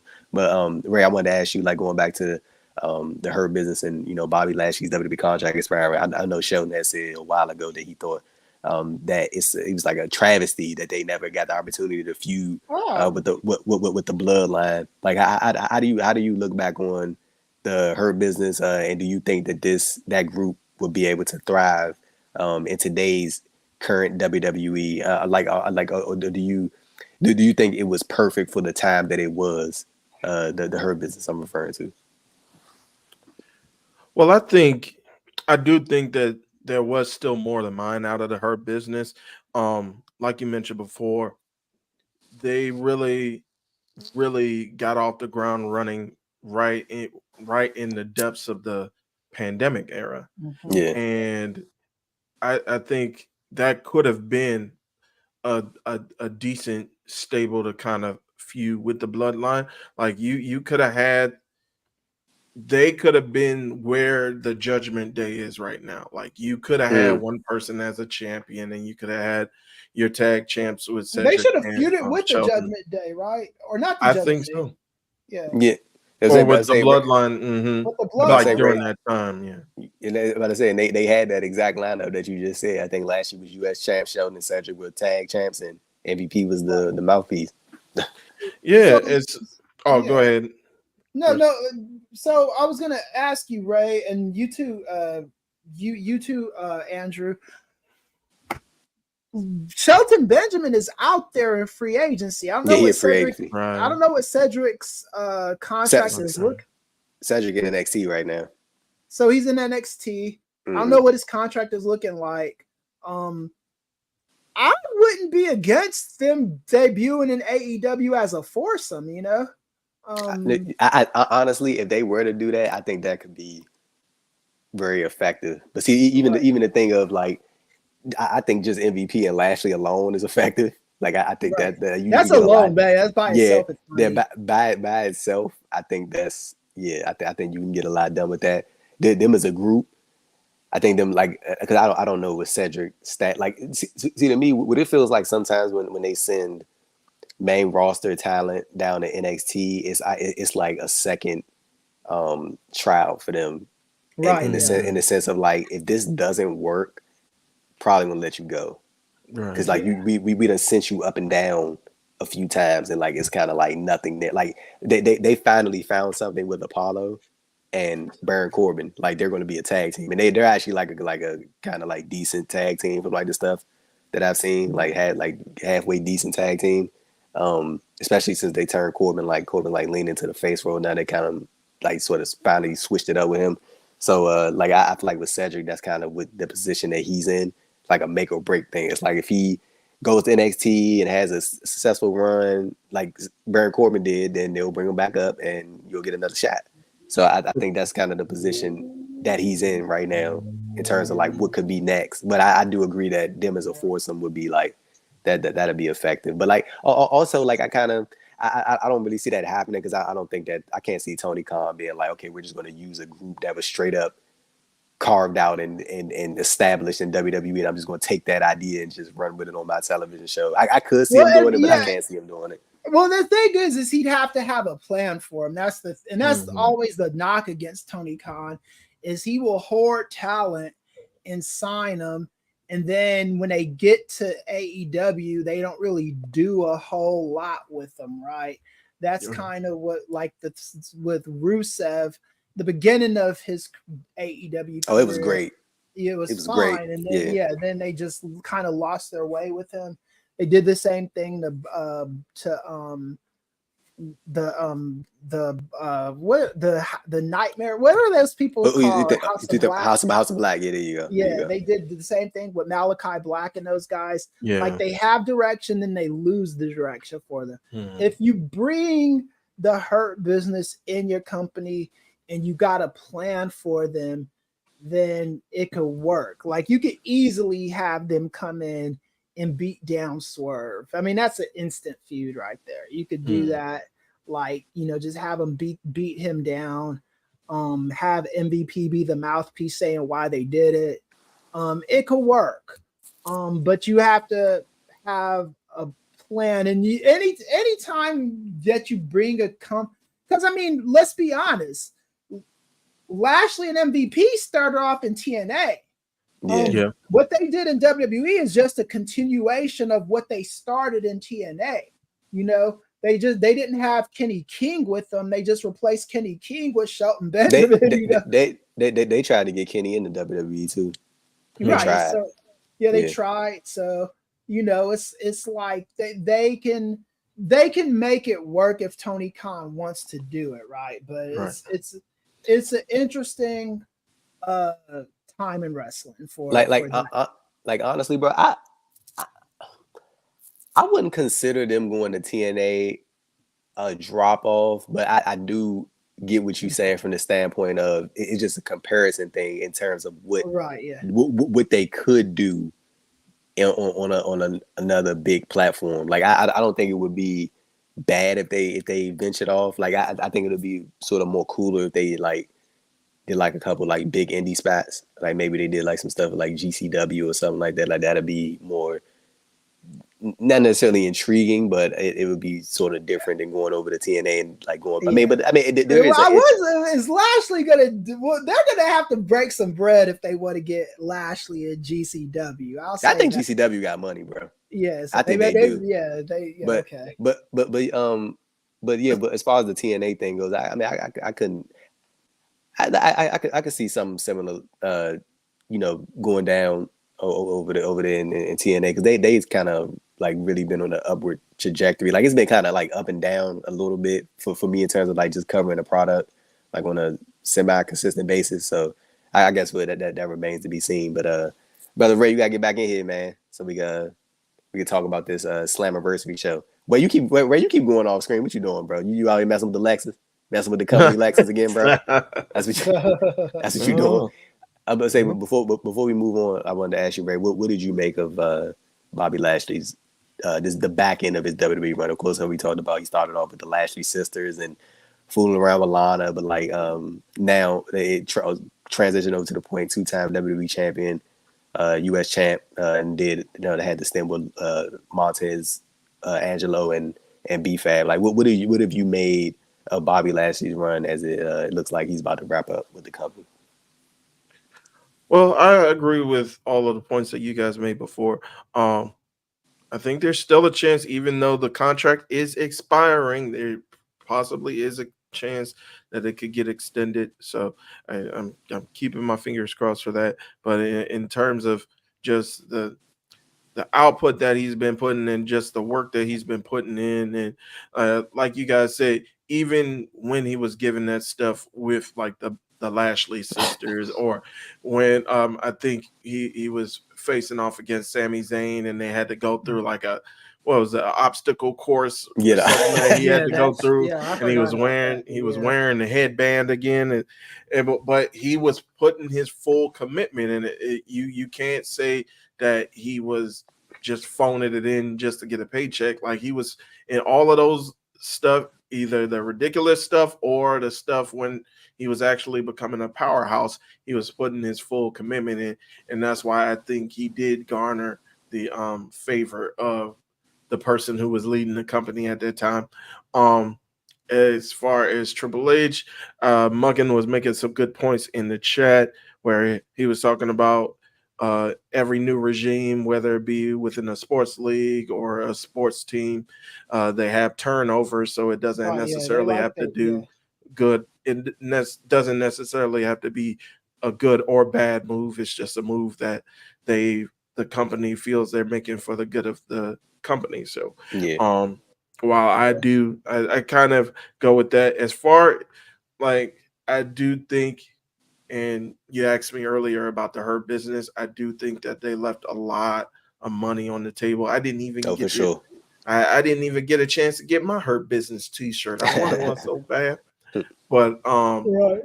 And I think, Andrew, when you were talking about sending people down to NXT as like a last chance and how you feel like they're doing that with Cedric Alexander because they didn't see much. Well, you had them in the Hurt Business. The Hurt Business was rolling, and now you take that away from him, and now you blame him. Like, exactly. What are you doing? So, and go ahead. No, go ahead. Finish your point, Ray. Well, I was just saying these are similar things that we were talking about with the old regime, where it's like they're getting themselves over, and so you're taking away every ability for them to get themselves over, and when like the light dims down on them, then you blame them. It's like it's like, what are we doing here? So go ahead.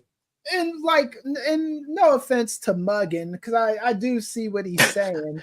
But I mean, the thing is Lashley was an over guy, man. He had just gotten done feuding with Brock Lesnar, and the new regime comes in and like he falls completely off.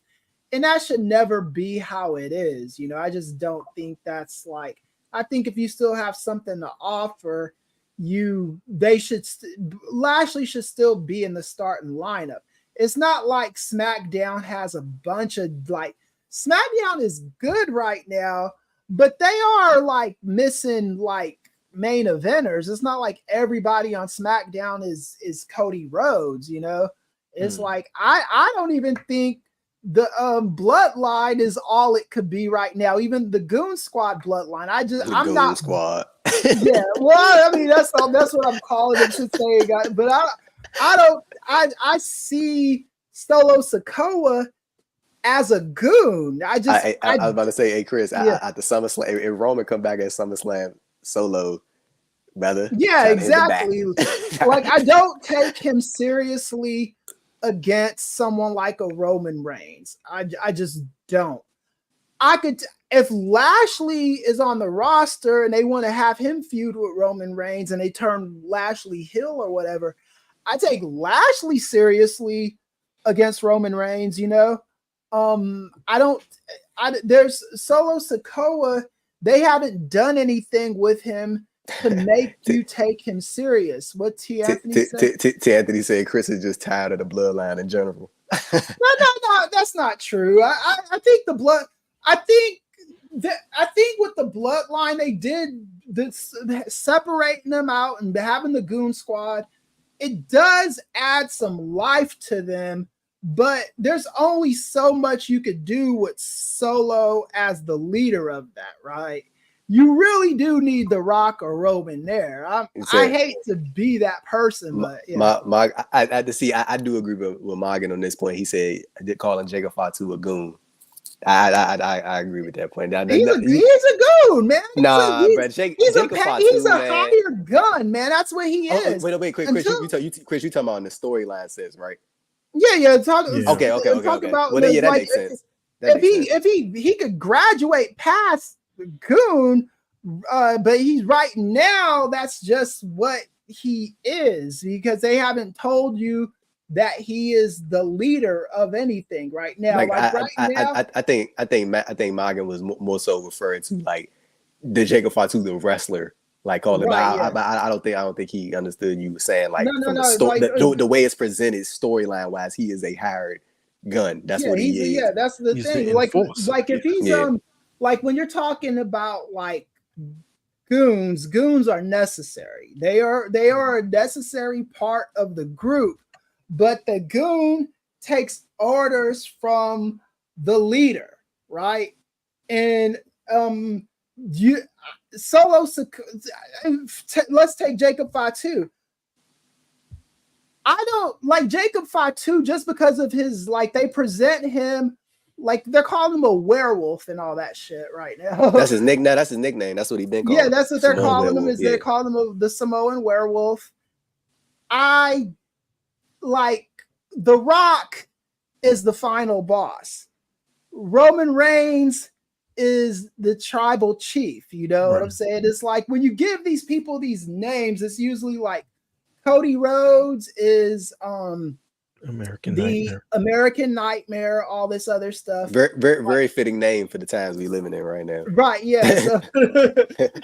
So all I'm saying is that if Solo Sikoa is gonna be the leader, he's got to get some real victories under his belt. And I don't think Solo Sikoa's mic skills are to the point where he's like he can pull that role off. I think Jacob Fatu, if I'm judging Jacob Fatu by what he did in MLW, oh yeah, he could do it. He could do it, but like I'm like Solo Sikoa is just not there with me right now. They gotta establish the bloodline leadership a little bit better, and they have to establish.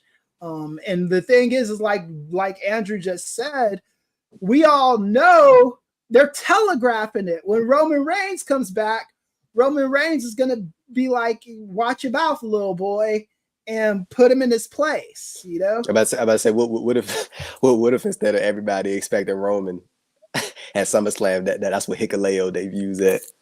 Shit like that. Because Hikuleo coming in, he the next person that's going to be coming in. So I mean, it would be interesting to see like where he falls in line. Like would he like instead of Sami Zayn, would he come out and be with Roman and the Usos when that all eventually happens, or like would he more so go in the line with his actual fucking brothers? With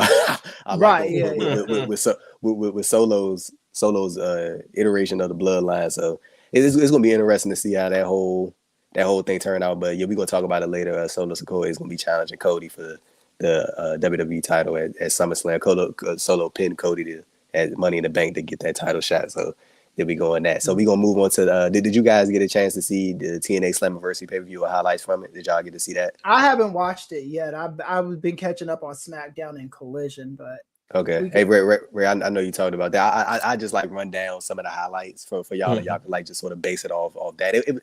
I think it was like a solid show. It was a good show. Like I know that Jordan Grace had said something about like there were gonna be a lot of surprises, but because of the flight delays and that type of stuff. That's why she said that was the reason why there weren't the surprises as advertised, though, that she promoted. So that was the reason for that. But I thought overall it was like a solid show. It was a good show. Like it didn't feel too long. Like it everything kind of flowed the way. Like I would say like my one criticism is that like I didn't. It is a minor, but like when TNA, when they do these pay-per-views, it's like they don't let moments breathe. It's like they just move directly towards backstage stuff. And I'm like, dude, you gotta let things happen and let people digest it, and then you go to the. But it's like they just cut and they just move to the next thing. And I'm like, I wish they would change that. But yeah, ABC, Chris Band-Ace Austin, the new World Tag Team Champions, the Rascals, they reunited in TNA. Wesley, Zachary Winston, and Trey Miguel. It was good to see Wes there back with Zach and Trey. I was actually surprised by how much I like Jordan Grace versus Ash by Elegance. I think it's because I had like a not low expectations for it, but I wasn't necessarily like eyeing that as like some key matchup. So like when I saw how they were working, I was like, okay. Like by the end of it, I was like, oh, I really enjoyed that match. Mike Bailey won the X-Division title from Mustafa Ali in his home province of Quebec.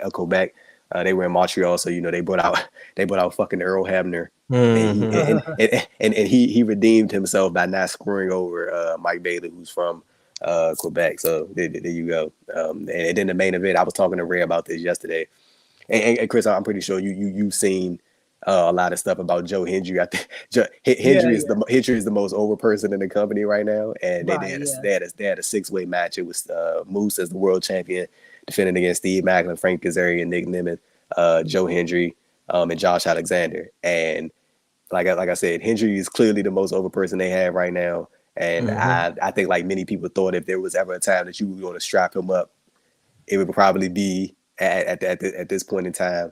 So what they did was it was Hendry and Josh Alexander in the ring, and Josh Alexander turned heel and he low blowed him. I can't remember the last time. I think the last time Josh Alexander was a heel was when he was with Ethan Page as the North. So he's been like babyface for a while. Yeah. So he low blowed Hendry, and I'm like, I was like, okay, so if you're gonna eliminate Hendry off that, I'm cool with it to see a heel Josh Alexander, because he's basically like your fucking Kurt Angle. Like he can just go crazy on motherfuckers and then he'll be the world champion. Then Josh Alexander got eliminated, and I was like, well, why the fuck would you do that whole thing if you was going to eliminate him right after? Like he got eliminated not too long after, and then it came down to Nick Nemeth and Frank Kazarian. From a storyline aspect, I will say it makes sense because they have been feuding for quite some time. Like they've been at each other's fucking necks on TV for the longest and beating the shit out of each other. So from a storyline sense, for them to come down to them two, it made sense.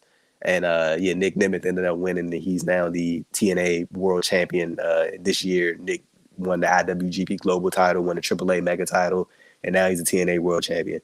So I think Joe Hendry, going back to him, I think he'll be fine. Like honestly, like if I'm being like completely honest and all fairness to TNA, like he's like just venturing into the main event scene. Like it wasn't like he was always in the main event scene. Like he just got there. So like you got time to like sort of, let this thing thaw out, and I'm pretty sure he's gonna be back in NXT because they like setting something up with him and Gallus and stuff like that. So yeah, as far as like that goes, like I think Hendry would be okay. But yeah, Nick Nemeth's the new TNA World Champion. Ray, I wanted to ask you, like, what did you make of that whole thing when I had sort of like talked to you about it last night when you heard about the Josh Alexander heel turn and them eliminating Hendry and then eliminating Josh right after, and then now Nick is the new TNA World Champion. Well, as you were telling me this, I was thinking the match was already done. Like I was thinking you were telling me I didn't know you were giving me the play-by-play. So I was like, oh, well, Josh is the champ now. And then you tell me, oh, no, Josh ain't really the champ. I was just saying that he could be the champ. Oh, he just got eliminated. I was like, oh. And so I think in the same boat as you, I think that they do have a lot of room to grow with Joe Hendry. He's still burgeoning as a star, even though he like his charisma is off the roof. And so I feel that he is growing, and you could still give him a bit more time to be an established main eventer. But as I was telling you during our Kings of Sport watch along podcast, please. I was telling you that it is like you don't want to wait too long, because I was kind of you comparing it to LA Knight last year during Money in the Bank. Like you got to pull if it's hot, if the crowd is behind them, you got to pull the trigger like when it's at its hottest. And I think that they kind of didn't do that with LA Knight last year, and kind of some of that hype around him has died down a little bit. Like it's still up, and I think people will be excited to see him in SummerSlam, and we'll get to this when we start reviewing it. They do want to see him capture that U.S. championship at SummerSlam, but it's not as hot as it was like back last year when he was kind of starting to get up in that main event picture, and he was starting to face off against Roman Reigns. And then when you put him in that that Money in the Bank match. So I think while I do want to give Joe Hendry some time to kind of develop a little bit more as a main eventer, like they're behind him right now. Like you gotta, if you're not going to do it now, maybe wait till maybe Bound for Glory. You got to fast track him like Kamala Harris, right? Exactly. Hey, Chris, from any personal, is there any? I don't know why I'm asking you this because I feel like I know the answer, but is there any personal interest from you in Nick Nemeth as TNA World Champion? No, I think he serves a purpose in TNA. Oh, look at that! I mean, here's the thing. It's like in WWE, like Lashley is not somebody who I think had a fully fleshed out WWE career. I think there was still work you could have did with Lashley. Nick Nemeth, I think he kind of hit his ceiling in WWE. Yeah. In TNA, there's a new world of possibility for him. Bobby Lashley has done everything he could do in TNA, and WWE decided they don't want to do anything with him anymore. The next best place for him to go to is AEW because it's a new opportunity for him in AEW, right? Yeah. So Nick Nemeth, and I haven't really been following TNA that much, but from what I've seen of Nick Nemeth, when he was feuding with Moose and all that, he was doing a serviceable job. He's okay. He been solid, bro. He been solid. And it's not like TNA is like got a bunch of stars just like flocking to him at this moment in time. They got people. All their stars are like people they have to make from the ground up. It's not really like a destination place where wrestlers are trying to wrestle there. So I mean, I think Nick Nemeth is where he belongs, man. He's like Amber Rose at the Republican convention. He is at home. He is at home. No. Hey, Chris, let me ask you this real quick before we move on to the next topic. So Jordan Grayson did an interview a while back. She said her contract is up in January 2025. You think she's going to WWE? Yes. I mean, oh shit. Like they keep on like, I mean, they like every time she goes there, they give her they roll out the red carpet. Exactly. I think TNA knows her time is coming. Yeah. And yeah, I was talking to Ray about this last night, and Yeah, it was like so this is my thing about Jordan has turned down WWE, I think 2 times already. Like she's turned them down before, but I think the difference between now and then is that she actually got to go there and see how she'll be treated, as opposed to thinking like, well, how would they react to me, or how would they treat me, or how would they book me? She got to experience it firsthand now. And like you said, they rolled out the red carpet for it. So like now I think that she's of a different mindset. So when her contract is up in January, I think we can most definitely expect Jordan Grace in the Royal Rumble. Like even when she was at the Royal Rumble, like they didn't disrespect her in that Royal Rumble. She got eliminated by Bianca Belair. And it wasn't like Bianca Belair had to do like the KOD to get her out the ring. Yeah, and she had a good showing in that Royal Rumble. And when they brought her to NXT, she did some good stuff there. So I think they know what's coming, and I think Triple H, I'm sure Shawn Michaels has talked to her. My only question about her when she makes the jump is if they're going to put her in NXT first, or if they're going to put her straight to the roster. I argue she should go straight to the main roster because I think WWE needs women a little bit more now. It's not like they have a super shortage of them. But I think like you talking about like workers, like ring, people like that, because AEW's women's division has come up, you know. Yeah, but they got fucking workers, like, and even their ROH, like with Athena and Queen Amanada and Billy Starks and Red Velvet, like they got fucking like workhorses, like in that women's division. Right. Yeah. So like that's what I would do if I was Jordan Grace, you know. Yeah, so there you go on that. But I actually say this story because I was going to bring it up to both you and to both you and Nate and Ray as well. Like I think this is gonna be something y'all excited to hear. I don't know if y'all heard about it or saw it already, but ACH made his return to pro wrestling. ACH returned. He was in action for the SCW promotion. It was his first match since 2022. He got the win. Of course, like, you know, we all remember his exit from WWE 2019, you know, when he expressed, happiness about the t-shirt, you know, that drew criticism because of the racial connotation. It was like the blackface, like image type thing. Yeah, the red lips with the smile and the teeth and all that type of stuff. So I wanted to ask both of y'all, Chris, I'm gonna go to you and then go to Ray afterwards. What did you think about ACH making his return to pro wrestling? Like, he obviously had like a big like public breakdown, you know, when that whole situation unraveled with WWE. He was like real in and out of wrestling after that. Like, it wasn't consistent. He'd come back and then he'd leave, and then he'd come back and he'd leave. But it's a fresh start, it looked like.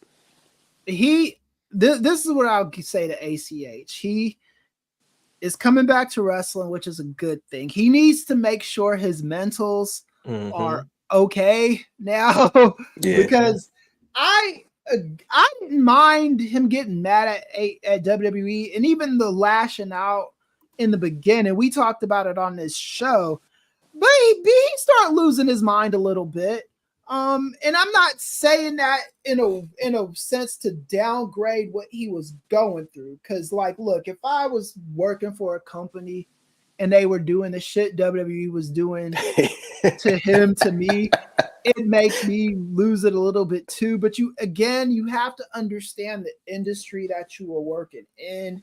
And you have to plot these things out. You can't be, you know, you can't ever act out of emotion.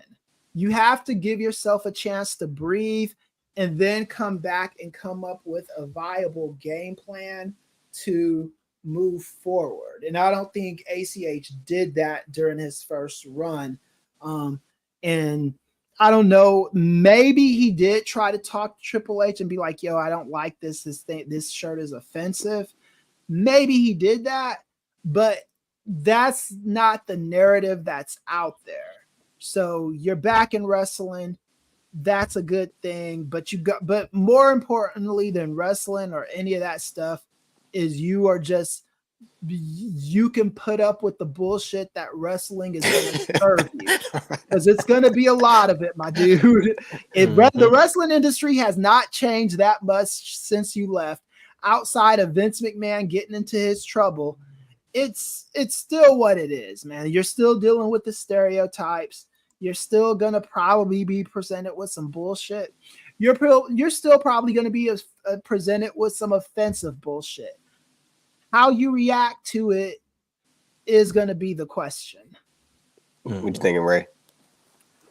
Well, I'm thinking, like Chris said, making sure that mentally he's in a stable place and that he really wants to be back and that he really wants to continue to pursue wrestling, because he retired at a very young age and he's still relatively, in terms of professional wrestler, I believe I just read that he's 36. So he's relatively young. Like most people would consider this their prime being like in the mid to late 30s. So and I do want to kind of counter a little bit when you said that is the same as it was when he left, because when he left WWE, that was prior to AEW becoming a big thing. So, and I think that lack of a steady competitor, and we've talked about it on the podcast before, where AEW and WWE being like kind of going at each other, it's good for the wrestlers. Yeah, right. It's good for the wrestlers. It's good for the fans. It gives variety. It gives the wrestlers a bit more leeway to kind of have those contracts or kind of play one company against the other so that they could get the better contracts for themselves. And so I think with him being in NXT and AEW just coming together around that time. Yeah, like, I say when he was in NXT, that was when they had moved to the USA to go head to head with Dynamite. Right. So yeah, but I mean AEW was fucking popping. Like yeah. And I was just going to say, I think that, well, now he's kind of realizing that, or I don't know what he's realizing, but I'm hoping that he's realizing that, all right, well, now that they're established now, because, of course, you always have a company that feels like as though they're the hot thing, and, you know, they go up against a big bad WWE, they go up against a big bad Fed, and it's like, oh, we're an alternative, we're going to change the landscape and all this other stuff, but then they peter out after about a few months. So I think with AEW being an established competitor of WWE after 5 years, I think that that'll kind of give someone like an ACH kind of like the peace of mind of where, all right, there's another viable outlet that I could go to instead of this company that did me wrong. And he could be on, like Chris was saying, he could be in a headspace where it's like, all right, I gotta forget about all the nonsense that happened before. I know it was wrong, but if I want to continue and pursue this career that I have and pursue my art, and I want to go to the biggest stage out there, then I gotta put all that stuff in the back burner as far as like the t-shirt and everything, and I just gotta go with it, or not just go with it as far as taking you gotta handle it in a more adult way, mature way. You can't do that shit again. I love ACH, man, I do, but that stuff is not gonna do any business, man. It sort of reminded me of like when you talk about the Leo Rush tweet of the Tony Khan, the apologize one. The thing is, I didn't disagree with Leo Rush saying that, but it's just you gotta know who your audience is. Tony Khan is a petty man, like and I know I've worked as a consultant for years. I haven't met one manager who likes being publicly called out. They just don't like that shit. I'm about to say, Chris, especially to apologize Right, yeah, tell her Right. apologize, yeah. And then the ACH was a worse version of what Leo Rush did. Leo Rush, I think he was defending his friend. Yeah. He wasn't critically thinking about how he was going to respond. ACH was just kind of like, it was something that was festering inside of him. And instead of like just talking to management and saying, hey, this bothers me, he just went on because he took that shit to the internet. Right. Yeah. He took it to the internet and it was a snowball effect. It was probably other stuff he was going through. Mm-hmm. And then he just had that public meltdown on Twitter, which is the worst place to have a meltdown. It's like, I really did feel for that guy. So I think like if you're going to go back into a place as toxic as wrestling can be, you just have to make sure that you are mentally prepared for it. Because to be honest with you, there are jobs even to this day where I can't deal with them like the way, because it just mentally they break me down, like certain political jobs I have. Like if I'm going crazy or my hair is getting a little bit more grayer or I'm yelling at my wife over nothing, like if she asks me what I want for dinner and I'm yelling back at her and stuff, that means that job is not for me, And I think ACH is going to have to ask himself that question when he gets back into wrestling, because wrestling is not going to be done. None of the bullshit is stopping in wrestling. Especially if you watch the Republican National Convention this past weekend. If anything, it's exacerbated. So you got to be prepped for that, my dude. I'm about to say, but I think that if he's looking. I think the best route for him to go right now is to keep doing, like, just keep working the indies, like just get your shots in. You know what I'm saying? But like, if he's talking like contract or place like you call a home, like honestly, at this point, I think TNA probably be like his best bet, because like he won't be tied down to the extent of like he can still like wrestling AEW still work indie days, but you got to get most of that stuff approved. Like with TNA, it's kind of like, okay, you come work our dates and our tapings, and then after that, you kind of like do what the fuck you want to do. Like as long as you make our shit first, then we good. You know what I'm saying? And I think that might be best suited. But like, honestly, it's kind of like Leo Rush. Like Leo, I always feel like Leo is at heart, he's like a nomad. Like he's kind of like a journeyman. Like just one of those people. Like him being in one place for too long, I feel like he is, that shit's like, nah, it don't work for me. Right. Like, I think he likes to go place to place, and not necessarily place to place, but more so just have his freedom to do whatever he needs to do and stuff like. So I feel like that might be the best bet for ACH. Right. But speaking about some different talents coming in the WWE, man, the cover image for this month's NWA podcast, Giulia and Stephanie Vaquer, because they will be coming into WWE as Ray put the title. What was it? Who got next? Who got next with the NXT devs? Ray Williams right there, ladies and gentlemen. Ray Williams in the flesh. That's all way. That's all way team. Shout out to Way Team. But yeah, Giulia and Stephanie Vaquer will be coming to WWE. Two new additions to NXT Women's Division are on the way. Giulia and Stephanie both were mentioned on NXT TV by Roxanne Perez, so like, I think that kind of lets you everything you need to know. I mean, Stephanie had already been confirmed by Shawn Michaels. Like Shawn put that out there when Stephanie had relinquished her CMLL titles, and then she announced that she will be stepping through another door or something along those lines. Shawn had went on Twitter and immediately put the cap on that. It was like, yeah, she's coming to Orlando, buddy. So yeah, they let that be known, and she relinquished the CMLL World Women's Championship, and Chris Willow Nightingale was able to scoop the win. So Willow has benefited 2 times back to back year because the injury to Mercedes, and Mercedes was supposed to win the strong title, and Willow ended up winning that because she got hurt, and Stephanie relinquished the title because she went to WWE, and Willow was able to get it. Man, I'm telling Chris and Ray. Willow able to get everybody else scraps, but they can't give her own. Right. That's like the theme of Willow Nightingale, man. But shout out to her, Willow, amazing talent. Like I still think she should have if there was anybody that's going to end Athena's run. Oh, here we go. That was right on time too. Got a super chat. Who we got? Shout out to my guy Morgan. He said, "Thank you for the super chat, buddy. He said can't go wrong without a Giulia or Steph beating Roxy for the title. From the gate, I'm leaning towards the former.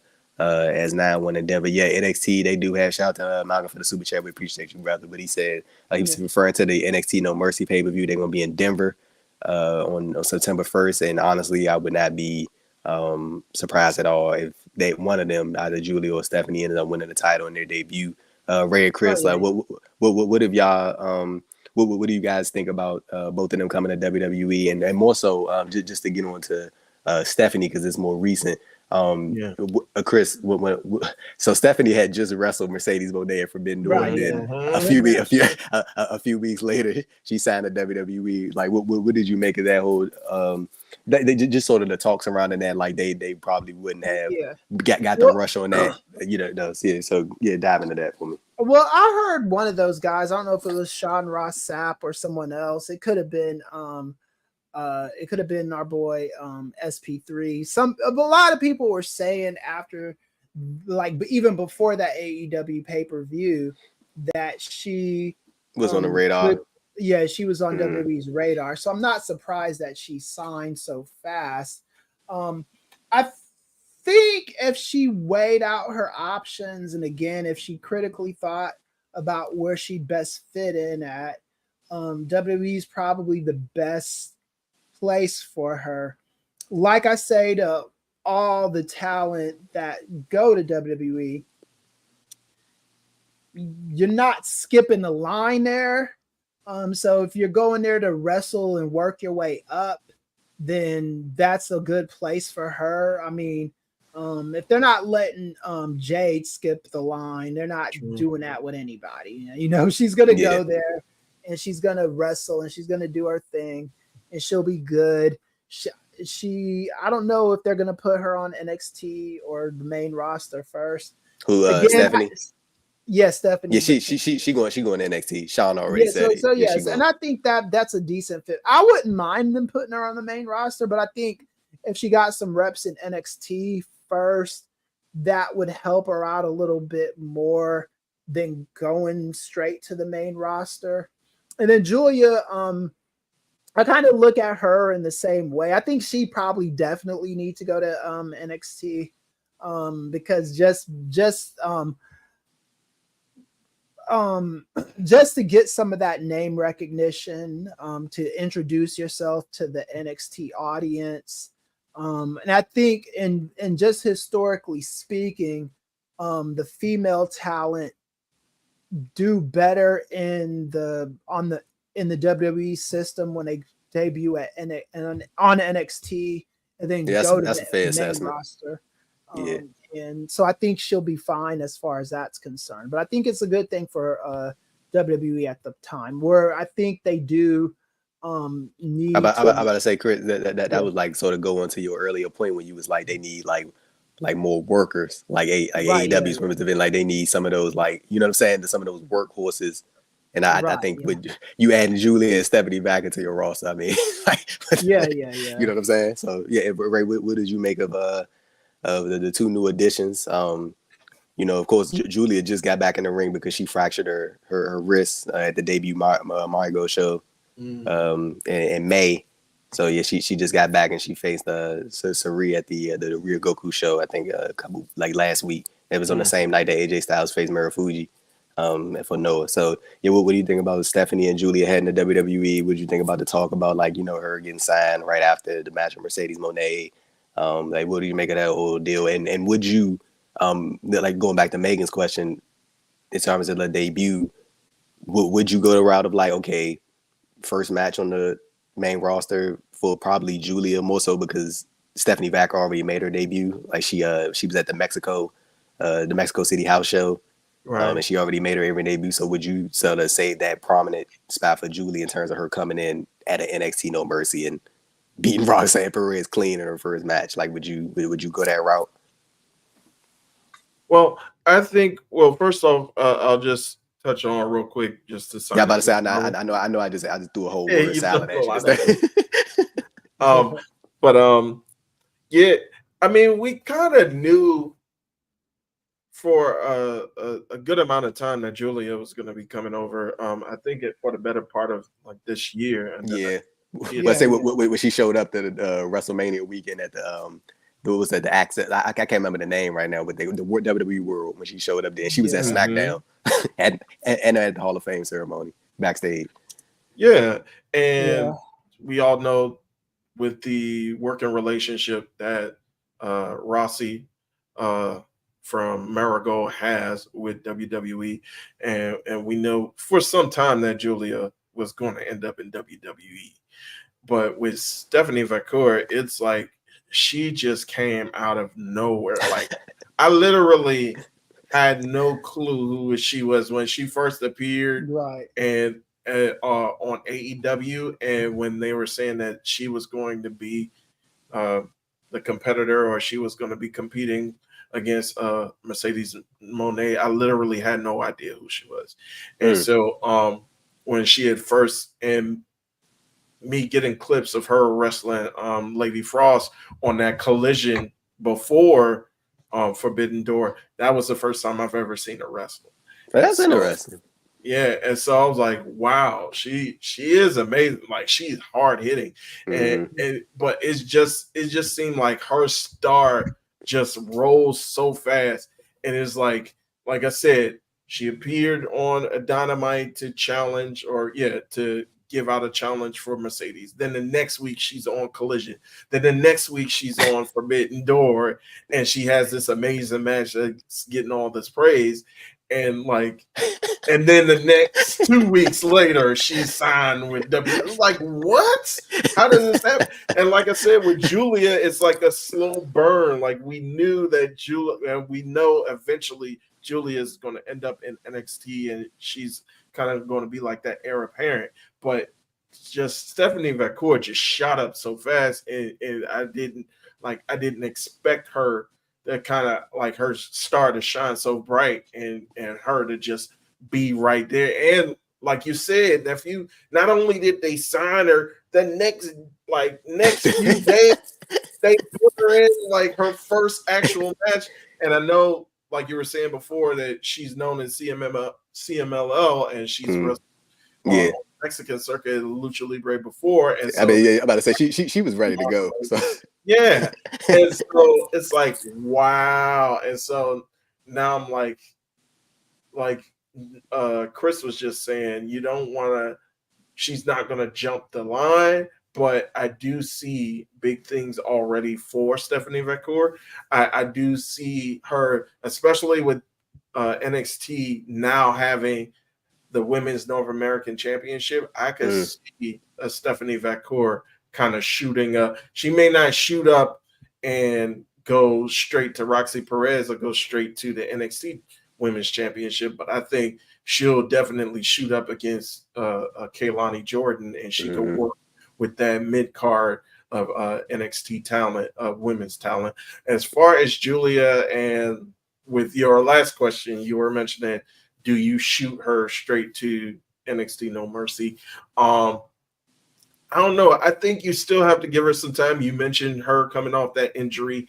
I think you still want to give her a feel for like the WWE style of wrestling. I was about to say, Ray, that's pressure too, bro. First match. And like I could say Cody did it, but I mean, but Cody may have been in the business. I mean, Giulia ain't no fucking rookie or nothing like that, but you know what I'm saying? Like like in terms of like your first match, bro.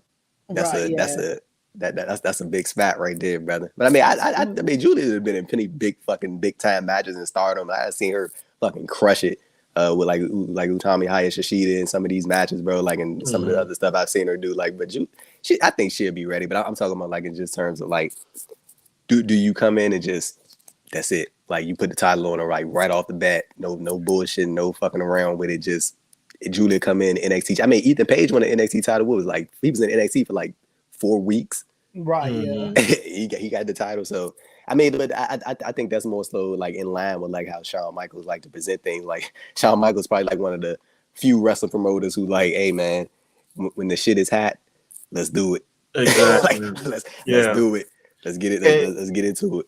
And I think you could still, like, even if you don't have her on TV, you could still have her in like dark matches just to get her feet wet, and then like premiere her to that stage. Like we saw it with the Paige when she came up from NXT, and then like her first night, she won the belt off of AJ Lee.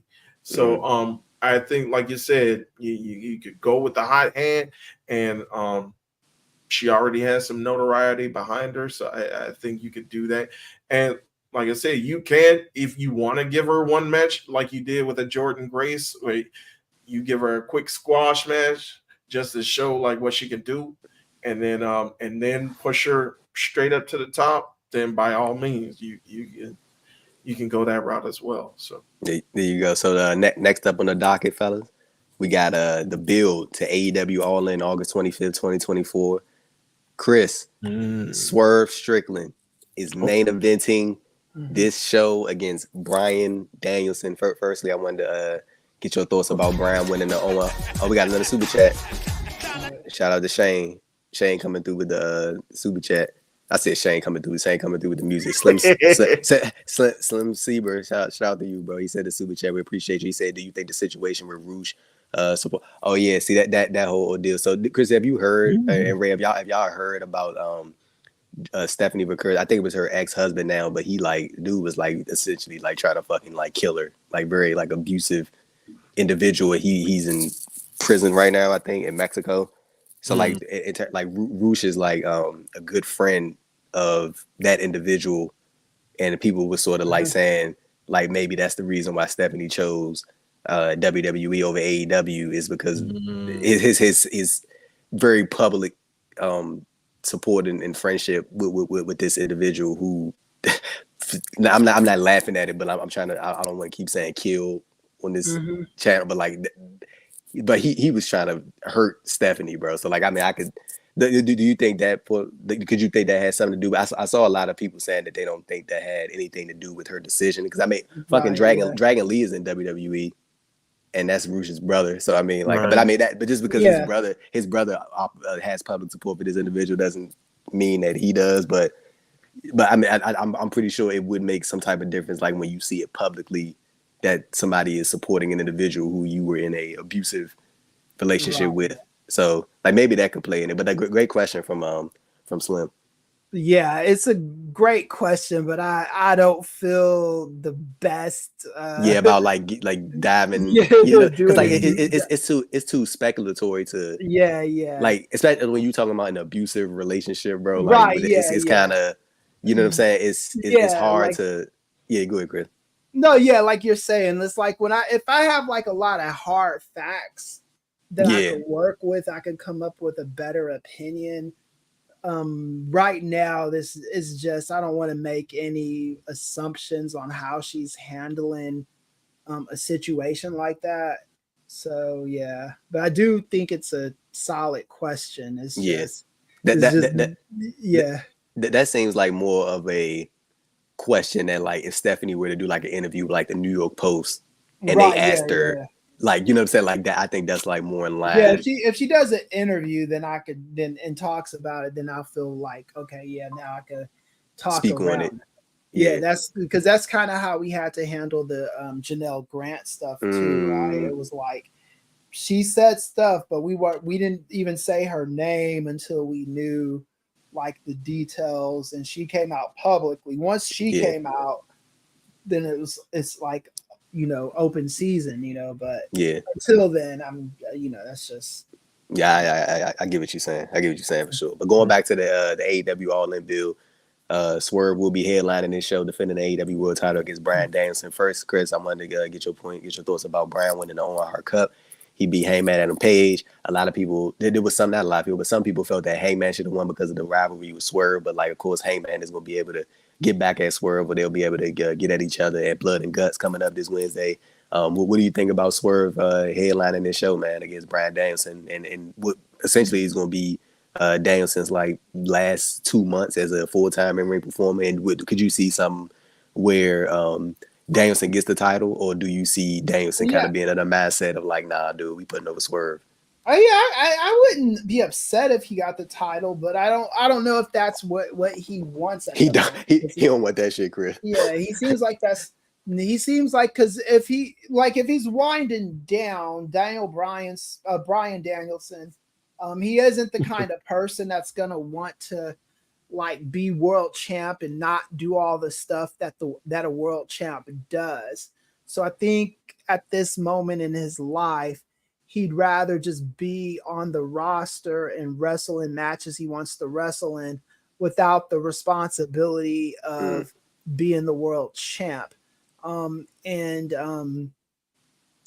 and the people that are complaining about Hangman, like not getting the main event spot, I understand that, but Bryan Danielson is the bigger name. It is what it is. You're about to say, quick, because you're trying to sell a stadium show, bro. Yeah, you're trying to sell out a stadium show.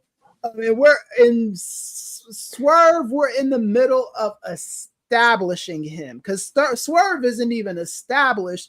We're trying to make sure that people know who he is, and you don't do that by having him wrestle another guy like Hangman, where wrestling fans, AEW heads, we know who he is, but not everybody knows who he is. Bryan Danielson, everybody knows who he is. So it's adding a little bit more spectacle when you put him in that match. That's just business 101. So, but yeah, I do think Swerve is going to win this match. I do too. After that match that him and Ospreay had last month, it kind of shows me that they all in. Yeah, it's taking no pun intended. Yeah, they're in for the long haul with Swerve, so you gotta kind of treat him like that because I was really afraid because this is what happens in wrestling is whenever the shiny new toy comes in. And it's a black guy that's the champ. You take it off the black guy and you put it on. You put it the shiny new. You start playing with the shiny new toy, and they didn't do that with Swerve. So I'm optimistic about Swerve until they give me a reason not to be. Ray. First off, I'm not 100% sure that this is going to be the main event. And I was listening to the guys at What Culture Wrestling with Adam Wilborn and I know Michael Hamflet. Shout out to those guys. Well, they were kind of thinking that if we do have, especially with the match that they put on Wednesday, if we do have something like a rematch with MJF and Will Ospreay, and I know where you're getting at with the firepower or with the star power, Chris, but let's not forget, like London or England, the UK in general is a pro wrestling hub. Yeah, that's hardcore. And even though you do want to feel like you do want to fill a stadium, like you're gonna have a whole lot of rabid fans there. And if you have Will Ospreay and you announce like that being the main event for the international championship, I think. But the international title headlining over the world title, bro. And they were kind of. Well, they were kind of comparing it to when you had Bret Hart versus British Bulldog at the SummerSlam. The thing with the British Bulldog and Bret Hart is what people are failing to mention is that was a taped pay-per-view. In the States, the main event was the Ultimate Warrior match. It wasn't until and everywhere else the main event was Bret Hart and Bulldog. So it was interesting point. I never knew that. That's how that was. Here's the thing with the home crowds. You want to send the home crowd home happy. So you can, if you wanted to do the international title as a main event, that's fine, but you're selling pay-per-views to people around the world. True. You know? So you do have to take into consideration optically how it's going to look if you have the international title main event over the world title. Now, Mhm. the story that you could be telling is the international. We don't look at the international title as less than, which is perfectly fine. But it's just you gotta. I'm not of the belief that just because it's in England, you don't. That's like saying because they're in England, you got to put every fucking English person, Right, every English wrestler on the show. I mean, Right, that's yeah, what they did last because year. you could open the show. You could open the show with Swerve and Ospreay, and that will set the stage for the rest of the night if you wanted to. I mean, Swerve and Brian are there. That's gonna be a banger. It's gonna be an awesome. Man, that's a main event match, man. Guaranteed. Let me tell you something. Will and MJF can main event their ass in the 6-pack. That's what they can do. Main event in that spot. But there's no way that I am putting Will Ospreay and MJF over Swerve and Danielson for the world title. It's just not, no, bro. Right, and then to Andrew's point, they already did that match on Wednesday. True. You know? So it's an hour. Great match. They did it for an hour. You know? Yeah. It's a good match. Good match. Yeah.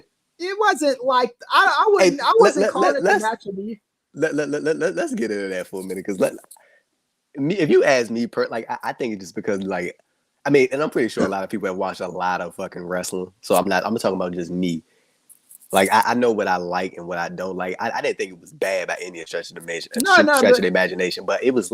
I mean, and again, I said great match, but let me take that back. Like, I thought it was I thought it was a good match. I thought it was a really, because this is the thing.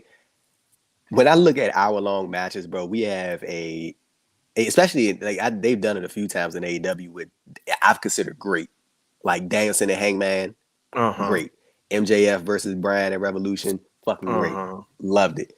With this, I just felt it was like that was really good. That was really good. Yeah, that's what I felt. And not that it's a bad thing. Like in AEW, they have a great history of hour-long matches so far, but it's like I just didn't think that was like the greatest shit on earth. I don't know why I said it was great. Like I think that was just like a natural thing that just popped in my head. But yeah, if this is not my blackness talking, because I'll get accused of that. I think the Swerve Ospreay match was better than the Ospreay MJF match. I just think it was. Yeah. I thought that even the end of that match, I kind of saw that coming. I wasn't one of those people that was surprised by that. MJF's pinning him with 2 seconds left. It didn't surprise me. I think that like that match is not fresh anymore, because it's already happened. Whereas I think even though Brian Danielson, messing up his name. Just call them all three, Daniel Bryan Danielson. Yeah, that's what we call him, DBD.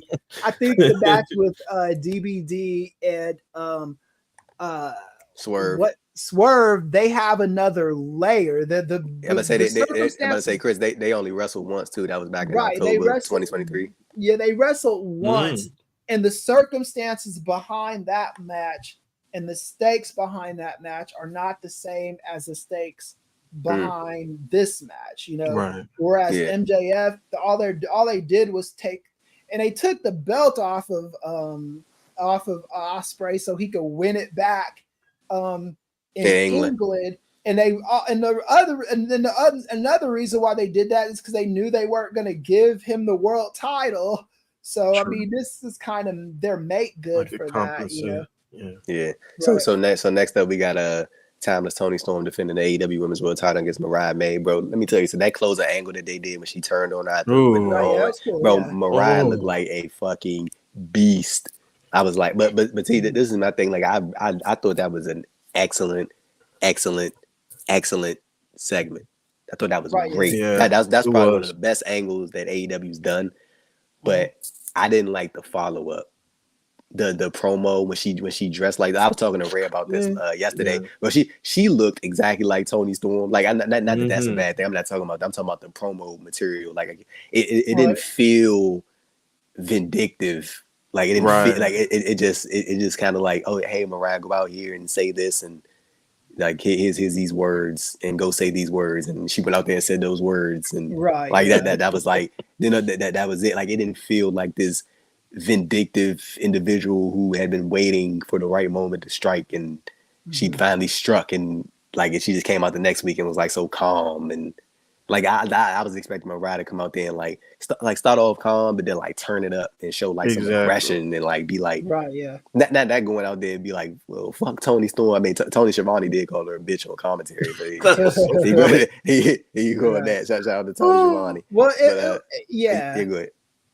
It was like a double turn because they never really officially turned Toni Storm face, you know. I'm about to say, but Tony was just getting cheered. Right, yeah. So she was just getting cheered, and then the Mariah May was getting cheered as a result of Toni Storm. And Mariah May was never really a bad guy. She was just a groupie that liked Toni Storm. True. So when she did what she did, it solidified her as a bad person. And Toni Storm became the de facto good guy. But like you were saying, the follow-up wasn't the greatest, and this is an AEW problem. I do think the match is going to be good. Toni Storm is going to win. That's the only thing is like when you do angles like this, you want the stakes to be a little bit higher. Hey Chris, not to cut you off, but do you think they're gonna boom a ride in England? Oh yeah, I think they will. I don't think it matters where they're at. Yeah. Okay, I was about to ask you.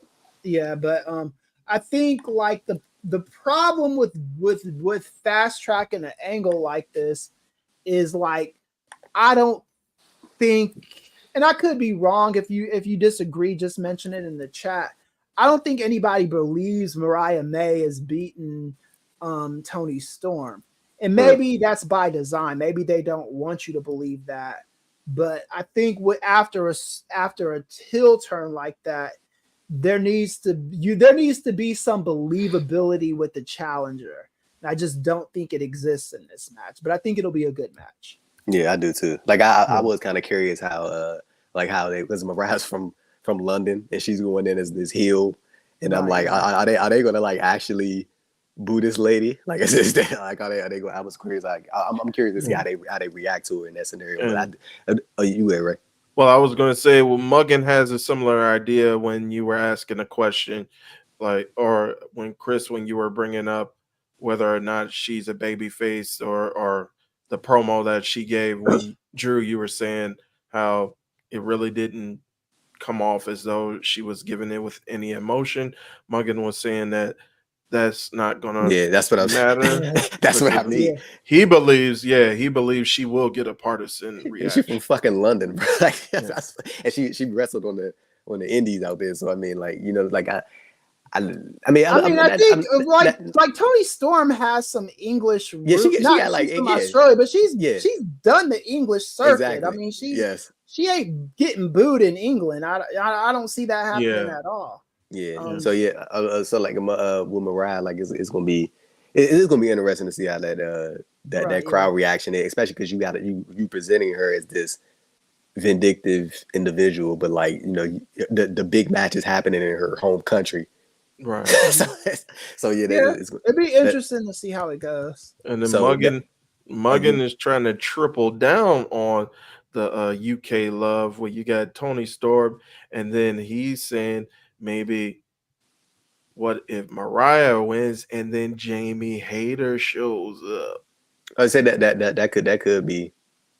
Yeah, you know, but I wouldn't be mad if Mariah won and then Jamie showed. Like, so that I think to that idea, the only way Mariah should win is if you know Jamie's coming back. But also, I think Jamie gonna be doing something else. If Mariah wins, Muggan, I owe you an Amazon gift card. I don't see that happening. Uh-oh. I'll give you like a $25, maybe even a $50 Amazon down. gift card if that happens. I'm about to say, Tony Mug and I Khan send you book, yeah, but Tony Khan might book Mariah May to spite me and make me have to pay. Because we all know he's watching. He is watching. He watches everything, Tony Khan. But yeah, he said he gonna do it despite him. Yeah. So, but yeah, I just don't see that happening. Yeah. So we got So it hasn't been officially announced that, but I think we can all see the vision. Oh yes, real quick before Muggan mentioned Jamie Hayter. I think that she's gonna be facing Saraya at All In. I think that's what she's gonna be doing. Yeah. I think that's Saraya. She was on Rampage. She was talking about like how they can't keep her off All In, and she gonna find her way onto the card, or like the verbiage like that. So when people start talking like that leans into open challenge territory. So I think that's what she's probably gonna be doing. And then Jamie Hayter come back and get the big reaction. Jamie, I think the last time she wrestled was in Double or Nothing 2023. So that's well over 4 years. So yeah, I think that's what Saraya's gonna be doing. But this hasn't been announced yet. But I think this is what's gonna be at All In is gonna be Mercedes defending the AEW TBS title against Britt Baker. I think that's gonna be the route they go, because they clearly they've been setting that big match up. So I'm curious to hear your thoughts, Ray, about how they've gone about the build to this. Of course, Britt Baker returned right after Mercedes won the double title. She was already TBS champion, but won the strong title from Stephanie Vaquer, and then Britt made the return, and then they had the promo segment with Ray. I ain't gonna lie to you, but I thought Britt was going to do Mercedes dirty, man. I thought she was gonna do her in, not in no negative way, but I'm talking about I just thought she was going. You know what I'm saying? Gonna light her up for a minute. I feel like Britt done been at home, probably been in the mirror, cooking up some shit, thinking about shit to say. But there was a part of me that was hoping she wouldn't say shit about that interview Mercedes did when she was like she was gonna go back to WWE in like some years. There was a part of me that, because like just seeing how Britt's past promos have been, like she's like real inside baseball ish. So I was like, I hope that she didn't bring it, but she didn't. And I think Britt held her on, and Mercedes held her on as well. That segment went a lot better than I thought it was going to go. Yeah. It was more even keeled. But what have you thought so far about like the build up? Like Mercedes been playing leaning into the heel role, telling Britt to stay away from her. She would call the police on her. She keep fucking with her and all this other stuff. So what would you think about that? And also, who do you think is going to win at All In? Well, real quick. Hey. All right, brother. I'm about to say you about to get his flag, Ray. I knew it was gonna cut off. Hey, Chris, he playing that song a little too long. I'm counting in my head, but our brother from overseas, from over the pond, Martin Bushby. Good morning, fellas. Bushby and Thompson experience. Shout out. Yeah. Shout out to Martin Bush. That's my guy right there. They say, good morning, fellas. Have the French Secret Service kidnap me.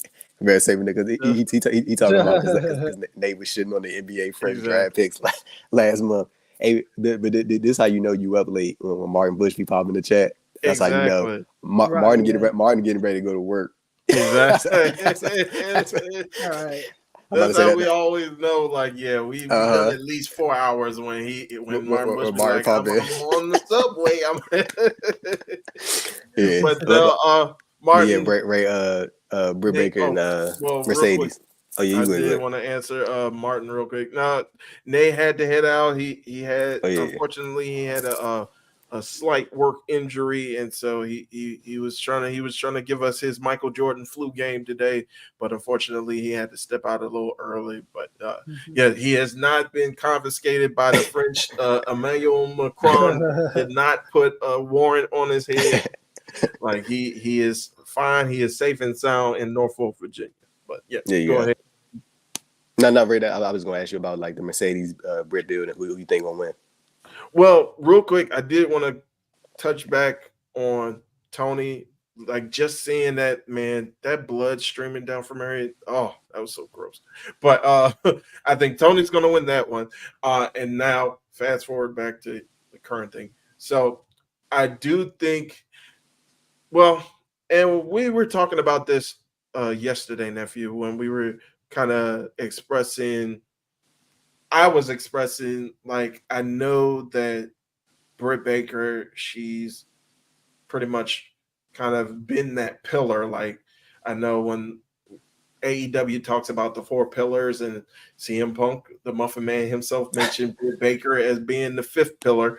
I think like she has earned that as far as the work that she's put in, and as far as like just her skills on the mic and everything. I just don't think like she's that phenomenal of a wrestler for me to kind of invest in. Like as far as like I don't see her. Like, I know what you mean. You was basically saying like bell to bell. She don't do it for you. Yeah, I don't see her like a Tony Storm who can do it, and like she could do it on the mic and she could do it bell to bell. Like and especially with the stuff that's been kind of linked with her and like her fallout again with your girl Rosa, Thunder Rosa, and it's just like that shit was crazy. Yeah, I kind of like was looking at her kind of sideways, but I am glad that she's back, and I'm glad that she's healthy. That promo that she gave, as far as like just giving us a recap on everything that she's been through, I think that's really kind of gathered the fans even more around her. For her to kind of joke about, Mercedes Moné kind of manufacturing the CEO chants when she literally manufactures the DMD chants. It's kind of ironic, but I'm gonna leave it there. I do think that Mercedes is coming into her own as a heel. Some people may think, oh, she's just doing the same old Sasha Banks boss stick as usual, but I think she is putting a bit more layer of it, and I like the interactions that she's having with the Elite as well, with the Young Bucks. I'm surprised that she isn't like adopted as an honorary member of the Elite already. I think that would be phenomenal if that would be the case, if they would kind of reveal that later on. But I think that she's finding her footing, especially now that she's won the championship and she's defended it. She's finding her footing as a heel, and that's like we were kind of always talking about how, oh, well, she doesn't seem natural when she's coming off as a babyface, so she's coming off when the people actually are behind her. She seems more natural when she is in that heel persona. So I think she is finding more of her footing. I like the scared, running scared, especially when Britt Baker took off the mask and was chasing her, and then the security came out. And it was like, I don't know, the security was grabbing up Mercedes. Like, Mercedes is trying to run away.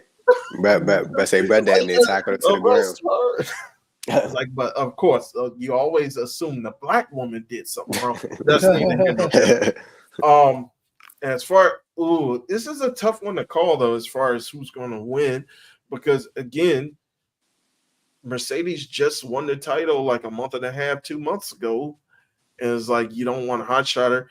So I think it would be a good win under her belt to get over Dr. Britt Baker. I think Britt Baker, she always has the people behind her, whether she's a champion or not. So I'm about to say I see Mercedes coming out. You think Mercedes going? So like I was about to say, if you looking for a way to protect Britt, because you got me thinking with your point. If you're looking for a way to protect Britt, I think that would be like the perfect time to like introduce the Renegade Twins with Mercedes. Like they can debut. Would they be like her hired guns? Isn't one of them injured? She just came back. I think. I think she was backstage. I think that's Charlotte. Yeah. So she's. Yeah, I met those women last year, but I was at Mania interview. Yeah. Oh yeah, we remember that. Yeah. I was like, quick. The mimosas were not kind. The champagne was not kind to you. I'm about to say that's when Mimosa Chris was born. Them WrestleMania week day parties. My man was lit. Right, yeah. So it was yeah. But I don't really think if Britt wins, it's the worst thing on the planet. But I do think Mercedes is going to win. just because they just gave her the title. And I think Mercedes is going to do like a Gold Rush thing where she's got a few different belts. So I'm still of that belief. And as far as her getting cheered, I think anytime Mercedes wrestles, there is a risk of her getting cheered. It's just how it is with her. They'll like she'll get like if she's a baby face, they'll be indifferent towards her sometimes. But anytime she wrestles, the risk is always her getting cheered. It's always a risk of that. So I've in AEW, I just don't even think that shit matters anymore. But yeah, I think Mercedes is gonna get the win. Yeah, for now. So yeah, we got that's all we got on tap for Forbidden Door right now. I mean, Darby Allin, he did challenge Jack Perry to a TNT title match on the show, but we're gonna see how that all fully plays out before we start making predictions on that. But our last thing of the night before we wrap it up, 4 hours in, we got WWE SummerSlam coming up August 3rd from the Cleveland Brown Stadium in Cleveland, Ohio. As of right now, we got 5 matches on the card. I'm gonna Chris, I'm gonna go to you first, and then I'm gonna go to Ray, and then I'll finish off with the prediction. We can move on to the next match for one of the matches on the card. We got Logan Paul versus LA Knight for the United States Championship. Logan is defending against LA Knight. Okay, look at that man, Ray. I'm telling you, that man ready. But Chris, who you think taking this match? Is it LA Knight's final? Is it finally LA Knight's time, or is Paul Triple H gonna be like, hold on, buddy, one more month? No, I think LA Knights kind of almost has to win at SummerSlam. So he ain't won shit yet. So I'd go with that.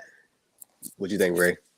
I'm in the same boat, and it's funny that you mentioned that, Andrew, because that's literally what Logan Paul said. It's like, you haven't done anything significant since you've been here.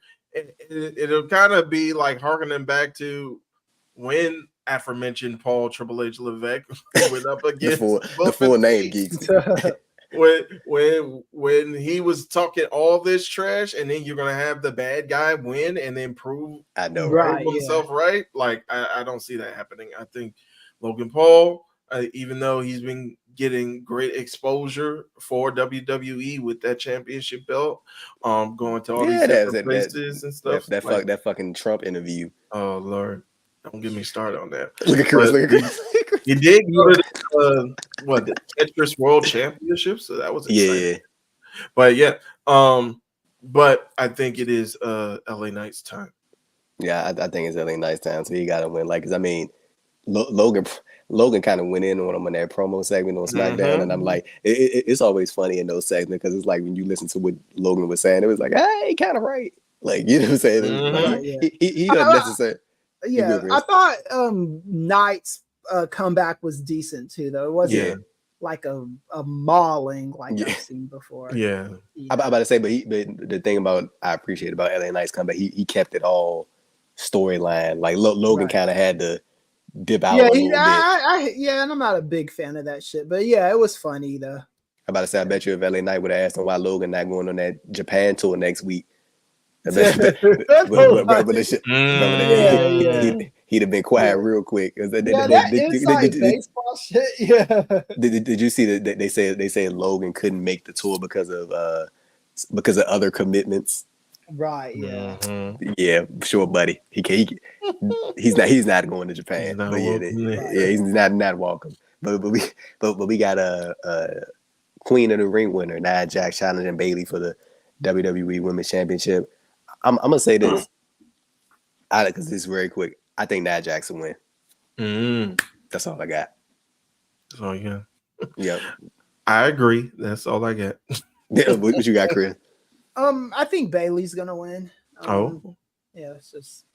Yeah, I think Nia. I think that she has done the best work. This has been the best since she came. I think she came back full time September last year. This has been the best stretch of her career. Like, her in-ring work has been solid.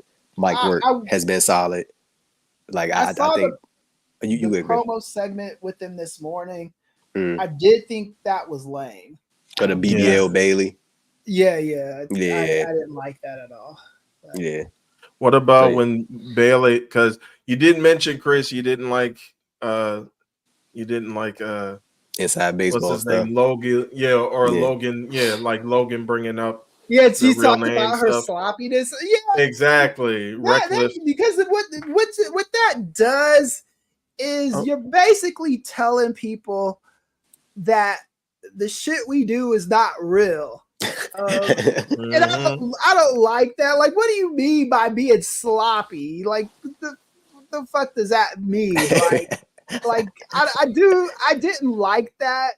That was one of the reasons why I didn't like. I thought that was kind of and I don't look. I'm not the Bailey, the Nia fan that Nate is. There you go. But, yeah.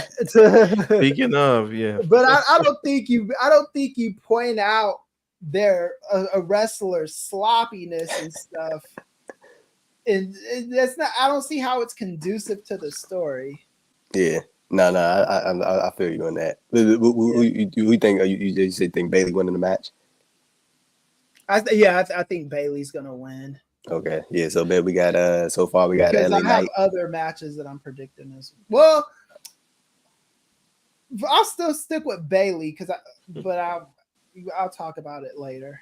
Okay, cool. Now, real quick before we depart from this one, Megan did mention a good point. Megan doesn't think there will be a cash in. Do you think there'll be a cash in involved? Tiffany Stratton? Nah, I don't think she cashing in. But yeah, I don't see that right now. Me either. So, I think she's that's the main reason why I think Nia Jax is gonna win, because I think she's gonna cash in on Nia. Well, the formula with Money in the Bank, right, is when it's one person loses really quick the briefcase, they'll cash in fast, and then the other person holds this shit for a year. Right. So I think she's gonna hold it for a little bit longer. Yeah, that's what I think. And I think that's the whole purpose of them, like redesigning her briefcase, because she got hers, so they probably because I gotta sell the merch and shit too. Yeah. So they're gonna give it a little Tiffy time briefcase and stuff like that. Tiffany Stratton, like laughing at her hitting Jay Cargill videos saying black bitch. So there you go. Did you see the interview that she did when she got asked about Adrian Hernandez? She was like, it was an honest mistake. No apology though. She just said it was a mistake. She was like, oh yeah, it was an honest mistake, and that was it. I was like, she's taking the Terry Bollea approach. Shit, apologizing isn't the TKO way. but like this is the thing. Like I said when we talked about it last time, I just don't believe, to me, that somebody who was my age is not looking at that and hearing that before post. I just don't believe it. But it's all water under the bridge now, so it's whatever. Tiffany Stratton is Miss Money in the Bank. So there you go.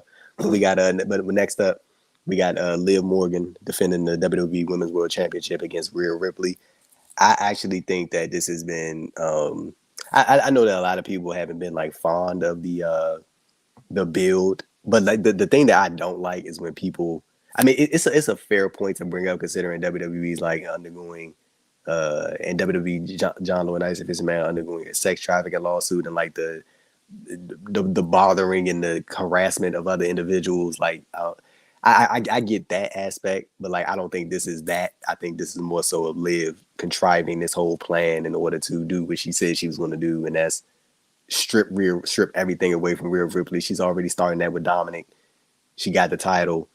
She's trying to take Judgment Day away, and I honestly think Finn is going to turn on Rhea. That's what I think. Yeah, I think Finn gonna turn on Rhea. So like, I definitely get what people saying, but like, I ain't gonna lie to you. I think some people like they be using like this. Like, they use the sex trafficking lawsuit as like to use it in AEW WWE arguments, which I think is the dumbest shit ever. I don't know why people do that.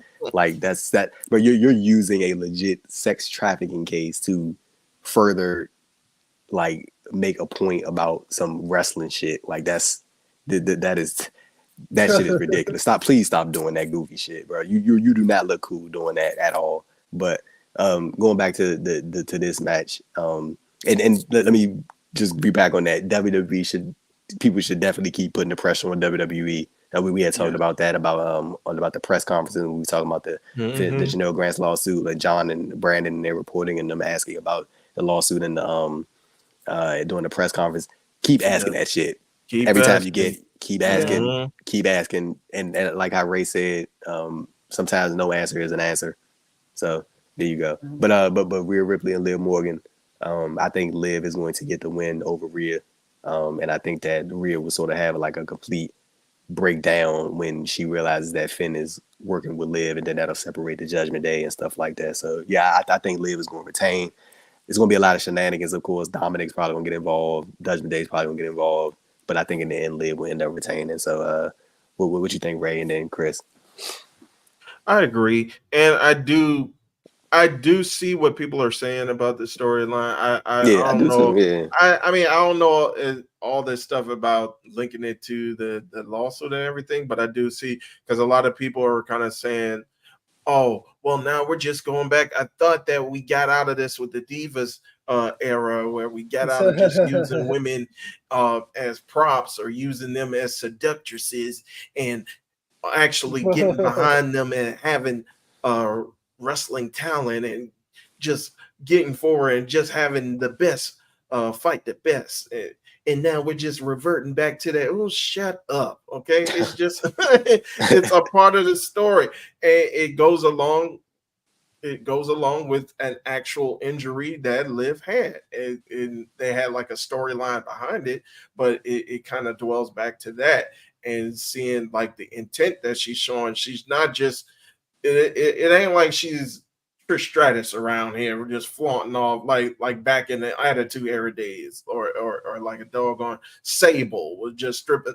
Like there's actual motive behind what she's doing, and I actually kind of enjoyed her playing that part and kind of being like this vindictive, manipulative person, and trying to, like you said, Andrew, strip everything that that Rhea has away from her. So and then a lot of people, and I think it was mentioned by Becky Lynch when Becky Lynch was going up against Rhea, where Rhea was kind of flaunting on TikTok and doing all this stuff, and Becky Lynch had a similar thing where it's like, we spent all this time doing this women's revolution, and now you're just going back to it, and you're talking about people want to look at your feet and stuff like this on TikTok, and you're actually inviting that in, where we were trying to promote this women's evolution, in which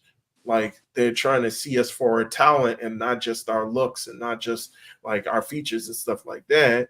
And so I think Rhea is kind of getting a backlash in that particular aspect as well, but we know that Rhea can go in the ring as well. So with all that being said, I agree Liv's going to win due to some shenanigans. So yep, Liv is going to retain. Chris. Okay, so here's the thing, man. WWE is very. I'm not gonna crap on the fans that are linking it to this stuff, because WWE does not get the benefit of the doubt. Yeah, they don't. That's why I say I get it. They just not getting that from me.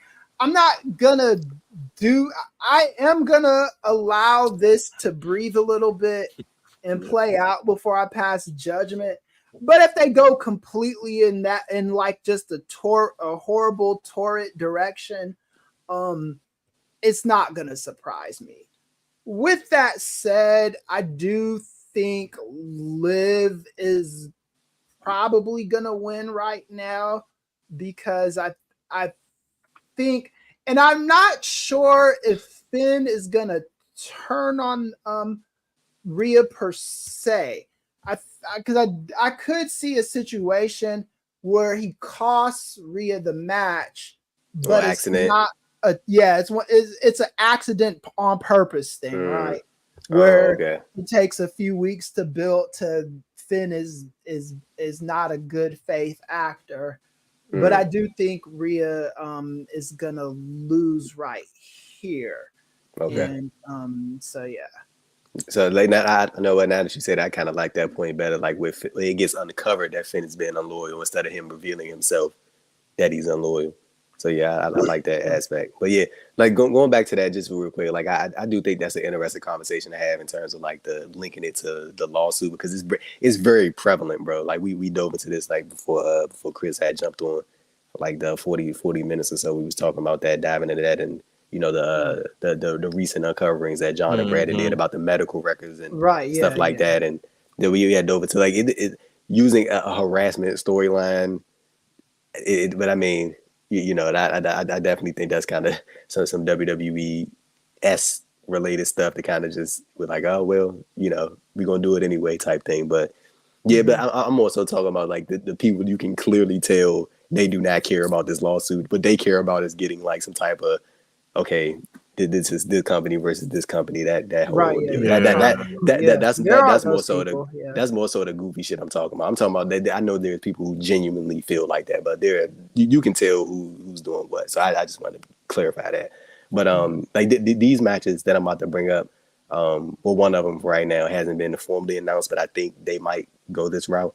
And Chris, I want to get your point. Like, so it looks like we're gearing up for some type of matchup between the Y6 and Chad Gable and the Creeds. What have you made so far of the Y6 and the presentation with them having like dual character? Like Bo is Uncle Howdy, Nikki is Sister Abigail, Eric Rowan is Rambling Rabbit. Like when they're doing the storyline stuff, that's who they are. But when they're on screen, they're their real selves. So like, what have you made of that whole ordeal and them potentially going up against the Creeds and Gable at SummerSlam? But firstly, mostly the Y6 stuff and how that has played out.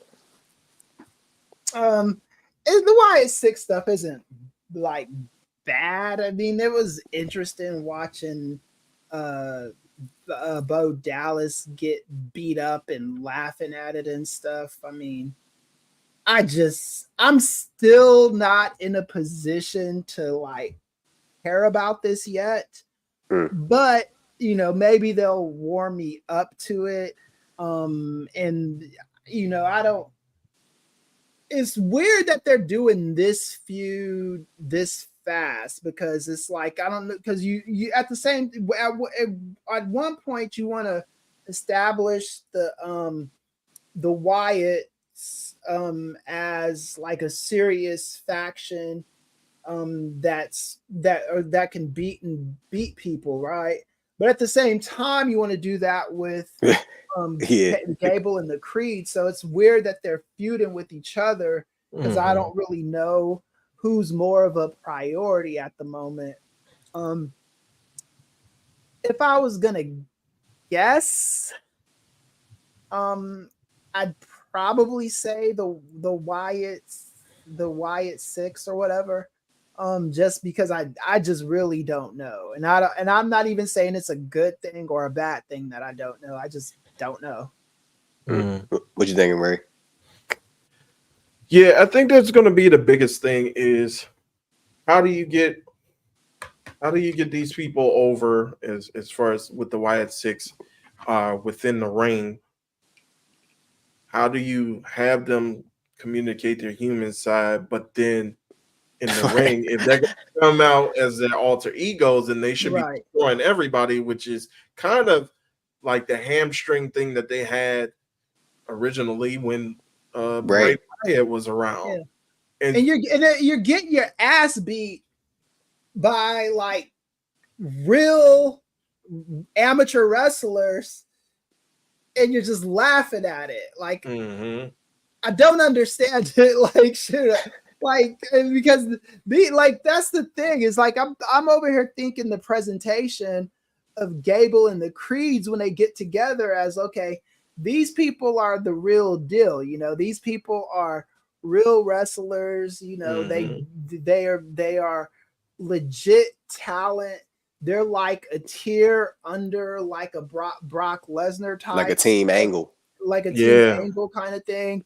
And then you're beating this guy up and he's laughing at the fucking beat down you're giving him. I don't understand it. I just think I think Stevie Richards mentioned this on his on his podcast, on his show rather.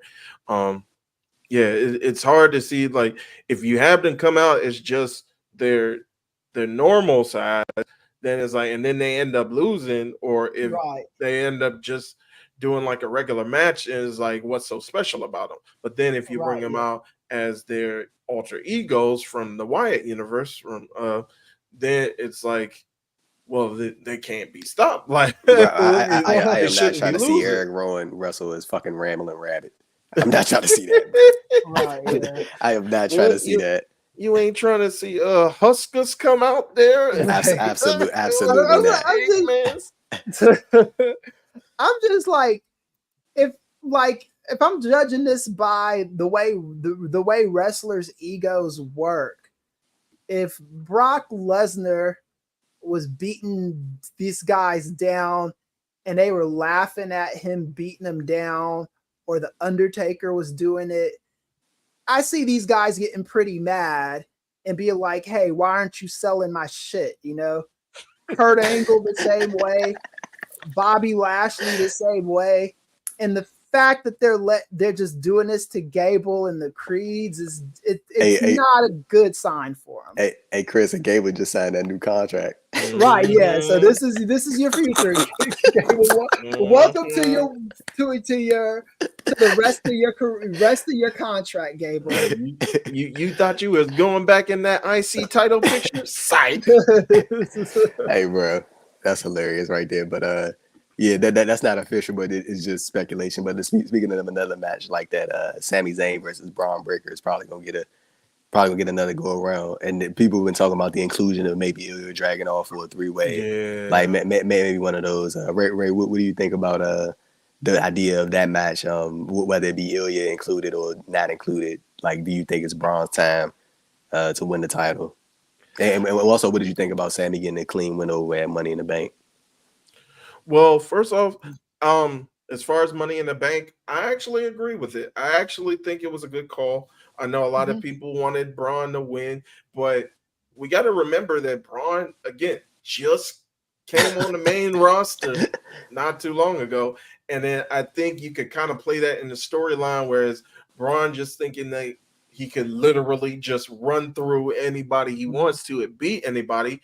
But now he learned that, oh, well, this guy, Sami Zayn, ain't no pushover, and he's not just going to go down the first time that I hit him. He's just going to keep coming at me, and then he's more resilient than I thought. So now, fast forward to SummerSlam, I think he's going to be prepared for that, and I think that they are going to go ahead and throw Ilya in there for that triple threat, and now you got a fall guy because I think that Ilya, even though a lot of people are going to be like, oh, if you beat Ilya, then you're burying him already. He just came on the roster. But people say everybody buried. You lose one time and you married. I'm about to say, hey, Ray, real quick, just to add on to your point, so you can piggyback off it and follow up. Like, wouldn't Sammy losing the Braun at Money in the Bank just negate the fact that he injured Gunther's 600-day reign? Exactly. As Intercontinental 400-day reign as Intercontinental champ. Wouldn't that just like negate that whole thing? Like, this motherfucker just ended one of the longest streaks. WWE's had 2 months ago, 2 months prior or 3 months prior. And it's like you want Sami Zayn to feel like he's a legitimate champion. Like you said, he defeated this guy who was unstoppable for the better part of a year and a half, or going on 2 years, and then like the programs that he's had afterwards, he went against Chad Gable, who's a decent opponent, but he's not like at the tippy top, and then he's beaten big boy Braun Breaker. I want to call him not Braun Breaker, but I'm talking Jonah Reed. Yeah, Bronson Reed, big Bronson Reed. He said big boy. But Bronson Reed, I mean, even though he's had his moments, he hasn't been seen as like a top upper echelon level. So now you have him go over Braun Breaker, who's like this big blue chipper, and now people are noticing, and it's like, oh, Sami Zayn is legit. And so I think that when you put him in, I'm about to say, Ray, when the fuck did losing to Sami Zayn become a bad thing? Right. Right. And it's like, and again, like you said, everybody thinks that everybody is getting buried. So now Braun Breaker loses. No, you're burying Braun Breaker. No, it doesn't work like that. It's like we were complaining when the old regime was in charge and when it was too much 50-50 going on and we were seeing like screwy finishes like almost every single week. People were complaining, oh well, they need to just pick either one side or the other. Well, now you have that, and now people are complaining, no, you're burying it.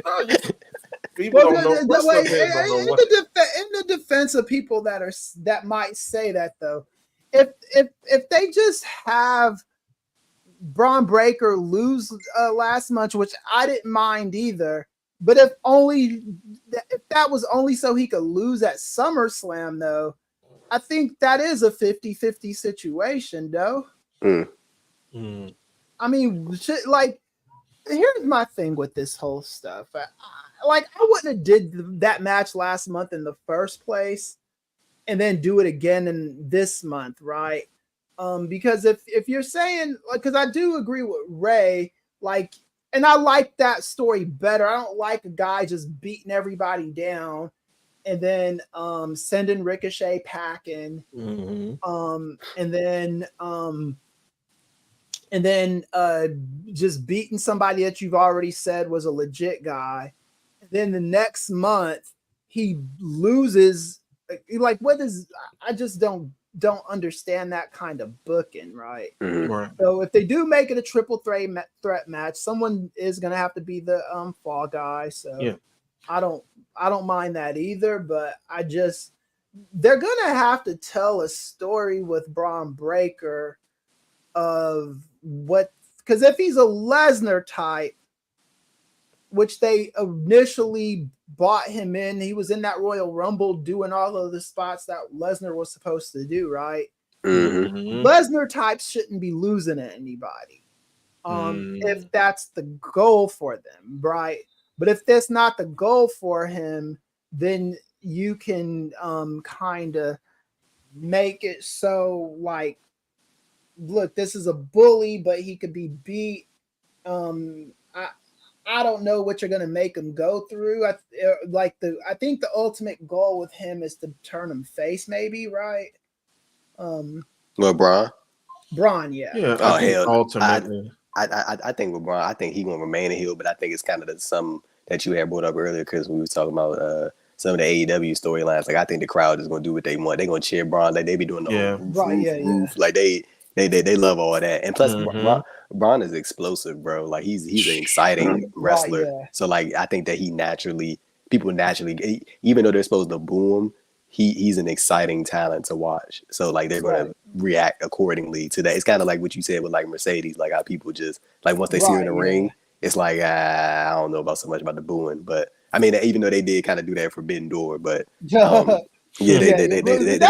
of switched up on Mercedes because Vaquer just did such a great job. And no one knew who she really was, and when they saw that, I think that's when they got behind her.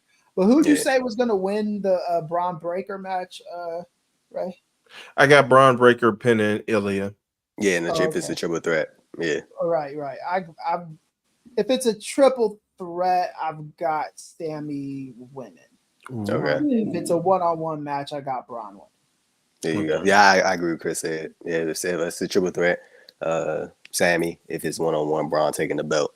So yeah, I see that. But next up, we got Damian Priest defending the World Heavyweight Championship against Gunther.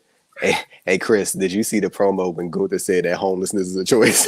I got some things to say about this, right? So this is the territory that WWE. This is how I'd say some of the old regime is still there. You can't turn off the racial component to this stuff. You just can't do it. You could say, oh, they're just talking about class, but Damian Priest is a prominent Puerto Rican with Puerto Rican features and all of that. And once you go down this road, I think the good guy has to win. Yeah, he has to. Bro. I don't like it when they do this shit, because what they do is they do stuff like this, and then the minority loses the match, the black person loses the match, and it sends the wrong message out to people, right? And Gunther they're doing this like Rich. If you want to do this story, go ahead and do it, but tell it Chris, the right Chris, way. You want to know the funny thing, Chris? Just to jump in on your point, they didn't have to go this route. They did not. Like, look at the thing. It's like, I think the story was right there. Yeah, he won the King of the Ring. Exactly. And he wants the belt. That's all you need. Right, yeah. So so for this match, I'm gonna just I think and this is probably giving WWE too much credit because they're probably still stuck in these ways, dirty Samoans and stuff like that. So I'm gonna say Damian Priest should win the match, and I'm gonna say that he will win the match. And then they're doing a Germany show, right? Yeah, and then make all the Germans out there happy, the ones that like that kind of thing. They make them happy. Germany is not like here's the thing with Germany though. Germany like admonishes all of that like that Third Reich shit and Hitler stuff. That they're not about that at all out there. But I do. They're people. Hitler, but those people exist out there. A quick little trivia note: they're not allowed to have swastikas in Germany. Instead of swastikas, they carry the Confederate flag out there because swastikas are outlawed because of the Holocaust and all that stuff. They don't subscribe to any of that stuff. So I think, So that don't make it no better. I mean, but I guess most Germans don't know what the. But there's still, I mean, you're not gonna go to a country that has no racism there. Yeah, I'm about to say, but if you go into any country in Europe, that's just gonna be everywhere, right? True. At least at the very least, they understand the damage of what their racism cost throughout the world, so it's like, okay, you want to be a racist, have the Confederate flag, don't have a swastika. Let me say this on this point real quick. Not that I think everybody has different experiences in different countries around the world. Not everybody's experience is the same. Let me say that first and foremost. Like I went to London, had a great time. I remember I was riding in a car with I had an Uber driver. She was a black woman, and she was telling me about like how London is like one of the most diverse city, which I can 100% vouch for. I was kind of surprised, but she said on the outskirts, that's when it get a little. You know what I'm saying? Yeah. It's a little different out there. I've got Jamaican relatives that live out in England, and it's they got their problems and stuff, and Germany is like that as well. But the thing is like I do not like that WWE still feels the need to do this kind of shit in 2024. But if you're gonna do it the right way. Have Damian Priest win, and then have Gunther win. You could just take this shit out of it. Why can't you just have the rematch be, I didn't take you seriously last month. I'm taking you seriously now, and I'm gonna beat you. Right? It's without your dirty Puerto Rican or any of that shit, or poor and all that stuff. That man really said homelessness is a choice. Like he said, why would when you say stuff like that, you like. I mean, here's the thing with WWE: broke people watch WWE. Broke kids watch that stuff. That's not fun. Like I used to when I was watching WWE as a kid. My family didn't have a ton of money and shit. I was like watching shit on a black box pay-per-view and stuff like that, man. And like, get like doing what I could to watch wrestling, and it's like if I'm seeing like people making fun of poor people on wrestling, and then the person that's making fun of poor people win, like, making fun of that guy. It's just, I don't know, man. I'm still not there with WWE. I still don't. I still see a lot of the old ways that haven't really died completely. So for that reason, I hope that Priest wins and they set a new precedent saying, hey, we're not doing that kind of shit anymore. But I don't know. There you go. Like I think Priest gonna win, and then they're gonna do the rematch in Berlin, right? And then they're gonna get his win, because like most people in Argunda's from Austria. Most people that are from Austria speak German, right? Yeah, right, so I mean, it's basically a home game. So I think that's where they'll be the rematch at. So yeah, and then you know Andrew, that his home base before he came into the WWE was like WXW, which is in Germany, which is largely in Germany. So Walter, yeah. So this isn't official, but it looks like it's going to be added to the card, and we will definitely know by tonight on Monday Night Raw. CM Punk might be cleared. He was at the Performance Center. He was at Ace Steele's wrestling school. It looked like CM Punk might be cleared, and we'll have the match between him and Drew McIntyre. I know WrestleVotes have reported that Seth Rollins is going to be the special guest referee for this match. Ray, I'm gonna go to you first. We talked about this yesterday. I found it very interesting that Punk has been hurt since January, and yet he somehow has the hottest storyline on this brand. Right. It is that's hilarious to me.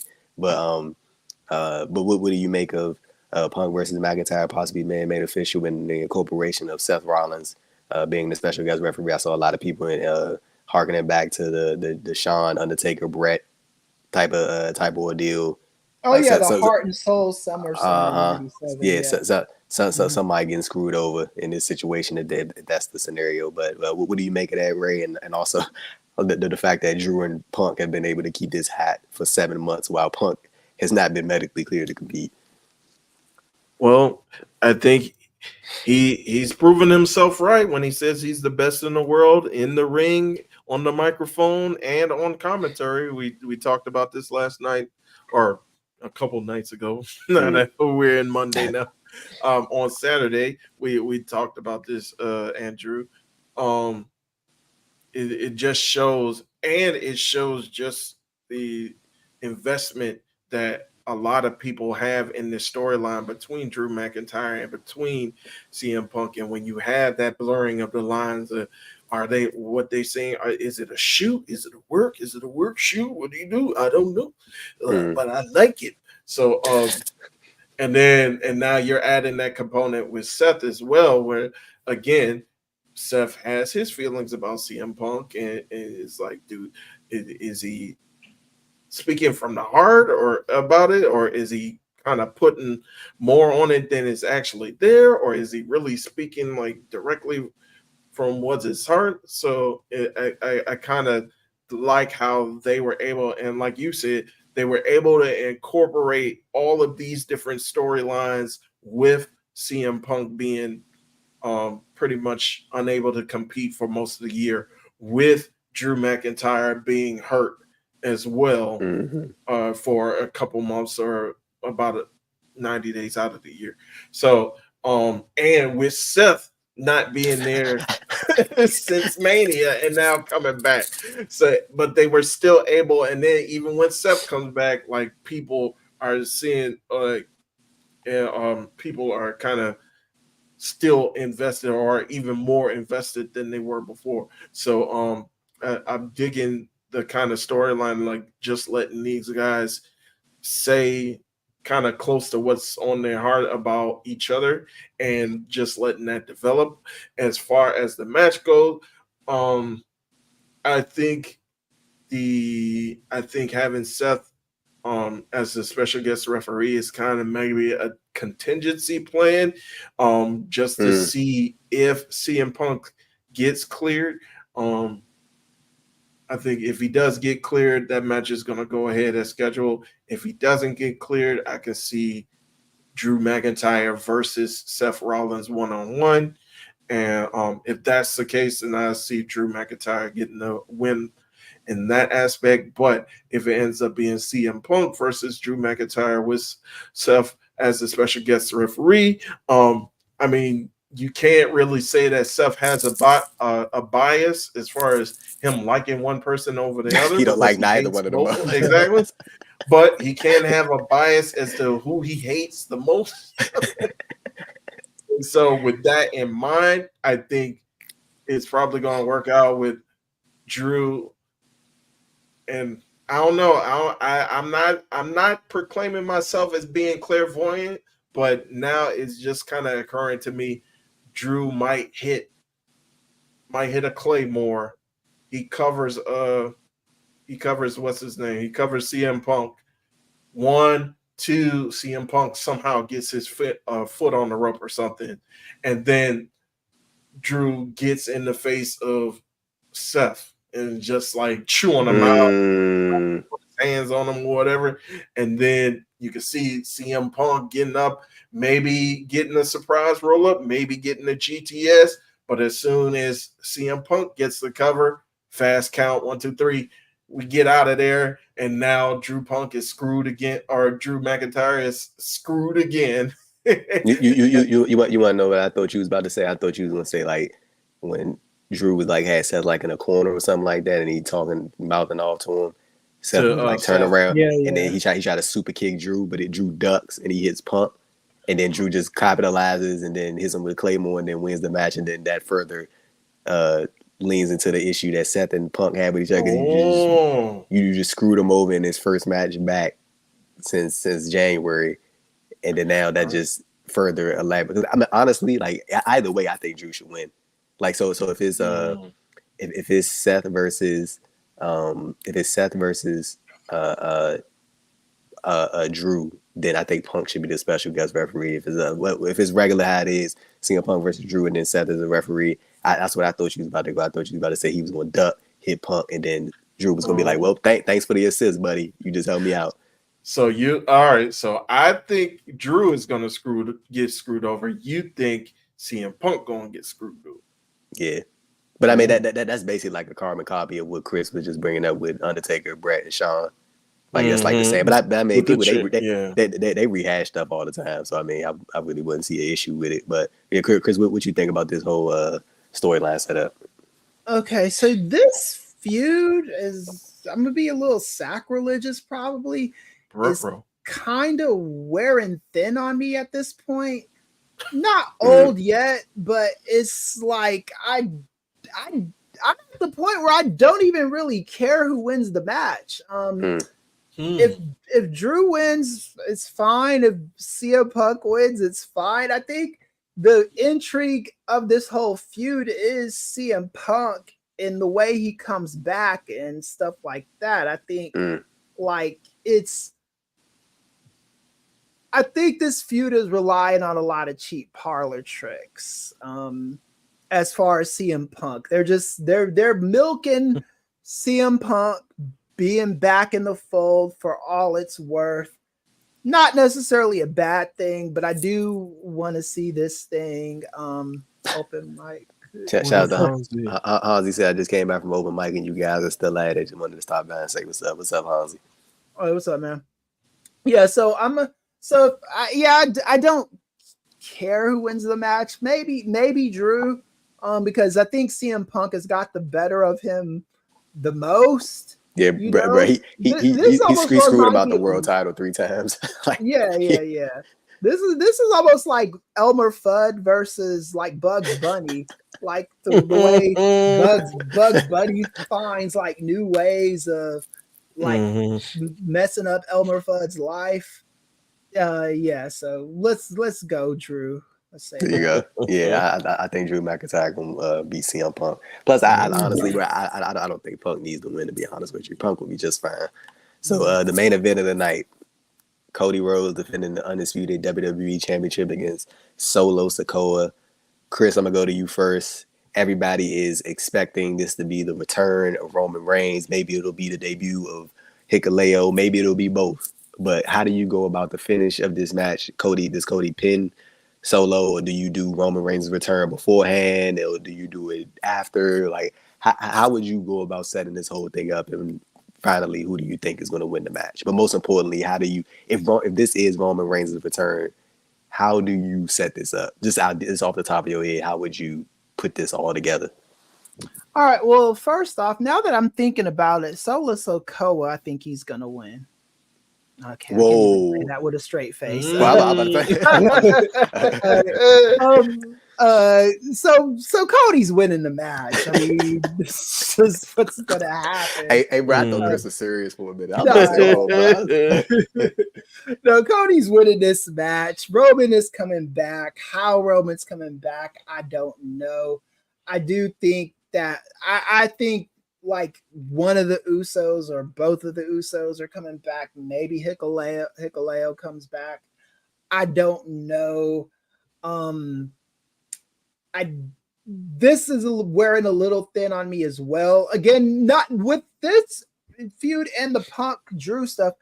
It's not old to me yet, but it's only so long you could do the exact same thing before I start checking out. And I'm in the middle of possibly checking out, So I think Cody needs to win, put him in another feud with somebody else. Who he's going to feud with, I don't know. Randy's a good feud too. But I was thinking of a buffer like Bobby Lashley before him and Randy. But because Triple H doesn't care about black people. I'm joking. But for whatever Triple H and Lashley's beef is, that's not happening. So I do, and the Orton feud is happening, especially the way they keep on waxing poetic about each other. I love you. You're my brother, and all. Shut the fuck up, man. So I think Cody's winning. Cody is winning. If someone thinks Solo is gonna win, please present me with how he's gonna win. But Solo is a goon. That's why he's the leader of the Bloodline Goon Squad, and goons don't win world titles. Hey, Chris, real quick, just to follow before I go to Ray. If Roman does return at SummerSlam, how far off do you think it is before we see The Rock again? Probably that within the month or the week. I could see that. I could even see The Rock returning at SummerSlam too. I could see a situation where both guys return and Roman comes back first and is beating down Solo, and then The Rock comes back and is like, helps even the odds, and you find out The Rock is the one that's pulling the strings the whole time. Okay. Yeah. What you thinking, Ray? I agree. I think Cody's going to win. I just don't. And you mentioned this earlier, Andrew. It's just like, all right, if you have The Rock come back, like you're saying, Chris, and then you have Hikuleo come back, and then it's like now you got 6 guys on as Chris termed it, the Goon Squad. You got 6 guys, and now how are you going to compare that? Even if you do have Roman come back, both Usos, Sammy, I was about to say, and even with Jimmy, like you still have to tell the story of Roman convincing them to get back on his side. They haven't even told that story yet. You're right. I don't know how much they care about telling that story, but you are right. I'm not saying you're wrong. Hikuleo, I was actually thinking he'd be on the good side. That's what I was thinking. Yeah. But I don't know. Say Chris, that actually would be different opposed to what because a lot of people are just assuming that he's going to be a heel. But I think it would be different, like if he showed up with Roman, like if Roman came out and then Hikuleo was with him. Or and if that happens, then maybe my Rock scenario doesn't happen that night. Maybe it happens another night or something. Okay. But, yeah. So yeah, I think Cody's gonna win, and then because honestly, bro, like I think this match will be headlining anyway, but I think that it's definitely about to be we almost had that mark, but we might as well pass the shit anyway, but Right. but yeah, with Cody, I think Cody gonna defeat Solo, and then after the match, I think Jacob Tongaloa and Tama Tonga, they gonna come out, beat the hell out of him.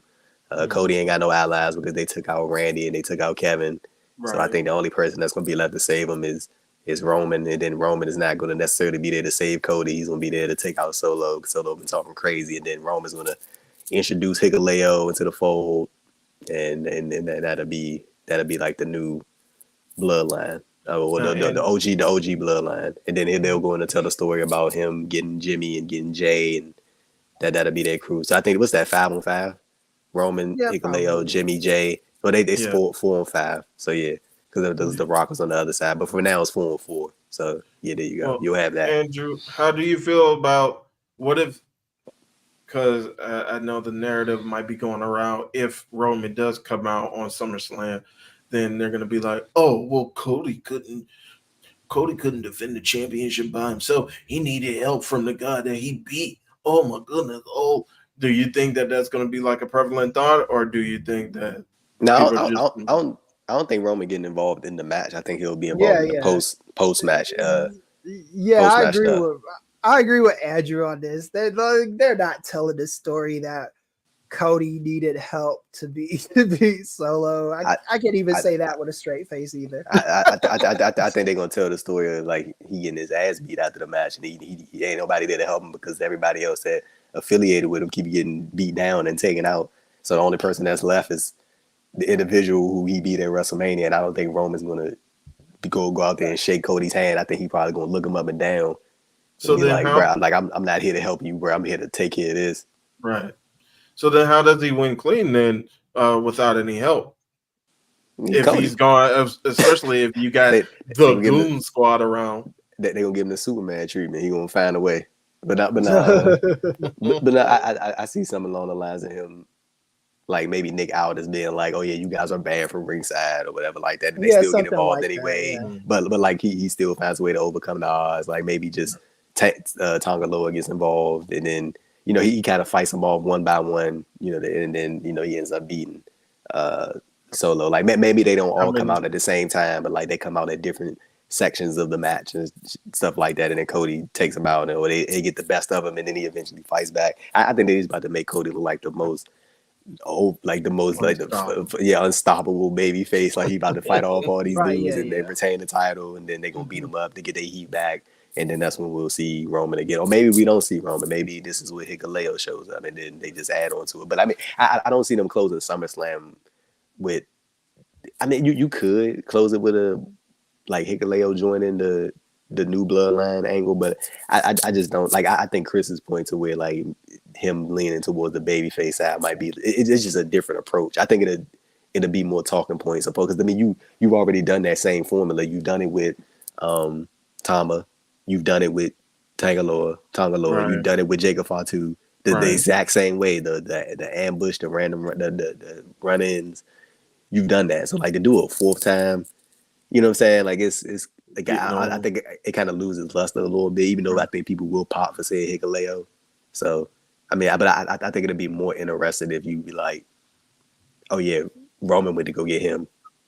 Hikuleo's fucking huge, bro. Like what I'm saying? Like this is 6'8", but all the height in the family, but to him, like his brothers, bro. Tama Tonga is like 5'10". Tongaloa is like maybe like 5'11", 6 foot. This motherfucker Tongaloa, he's like 6'5", 6'6". He's a big ass dude. You know what I'm saying? So all the height in the family with him. So I think it'd be like a menacing thing to have him see with Tama Tonga's adopted though, right? Is he? I think so. Yeah, I think a couple of them are adopted. Yeah, I think. Okay. I think Tongaloa and Hikuleo are adopted. Oh, okay. I think. Yeah. Well, most important. He is adopted. Yeah, he adopted. Who? Which one? So he's Tama is really Haku's nephew, but he's his adopted son. Oh, so they're really family, but he took him on as his own child. So there you go. Okay. Yeah. All right. So now, is that the that's it. We rapping. Real quick. How many crossroads is it going to take to put away Solo? If it don't take 3, then he ain't big time. 1. All right, Chris got 1. 1. Andrew 2. I got 2. There you go. But yeah, that's that's the NWA pod, man. I know we gotta do our plugs, but make sure you subscribe to the Kings of Sport and Patreon. But when they say $5 get you in the door, the $5 get you in the door. And then there's more tiers. So if you want to subscribe and show us some support, give us that 5. Maybe we'll have Ray start incorporating the I got 5 on it when we do that plug. So that's so we need the help. We need the super chat. So all that. Thank you for that. Thank you for supporting us on Kings of Sport. Support us on our TikTok. My TikTok is I want to say it's Christopher Marquise or Dr. Ealy, one of those or the other. And then support the King of Sports the King of Sports TikTok. And that's where all of our shortened versions of these videos. We're gonna start putting original TikToks on the channel. We're just trying to grow it to an optimal number. And you guys have been great about following us there. Read Andrew in print, and I'll have Andrew go through his stuff where you can find him at, and then we will do Ray, and then I will close us out. Good. So you can find me AD Thompson __ on Twitter and Instagram, and you check out my written work over at Post Wrestling. Gonna be getting back into the interviews real soon, within the next couple of weeks. So definitely check out the channel, and also we're gonna be doing another you can be able to see the audio only version on the Kings of Sport podcast feed. So yeah, there you go. All right, real quick.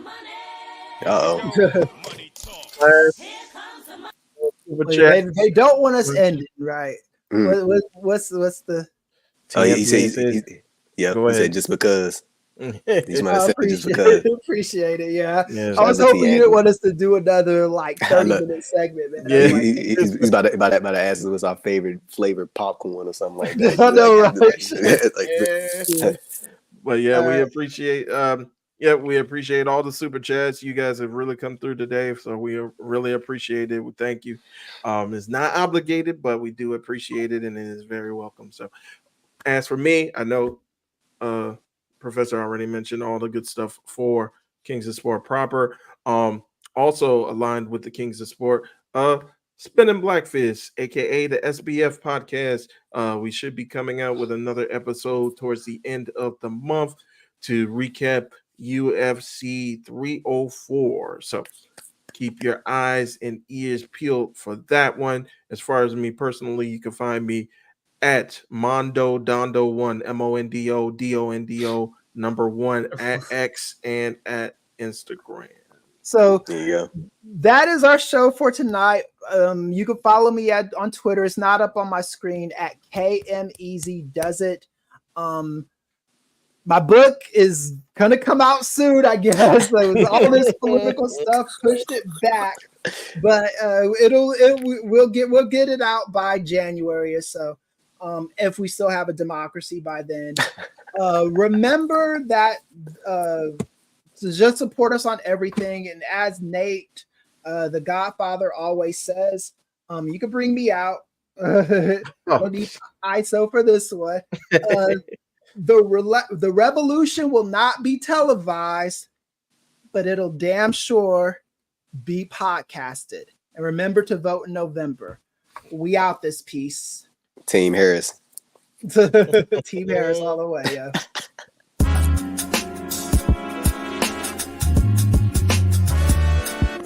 Yo,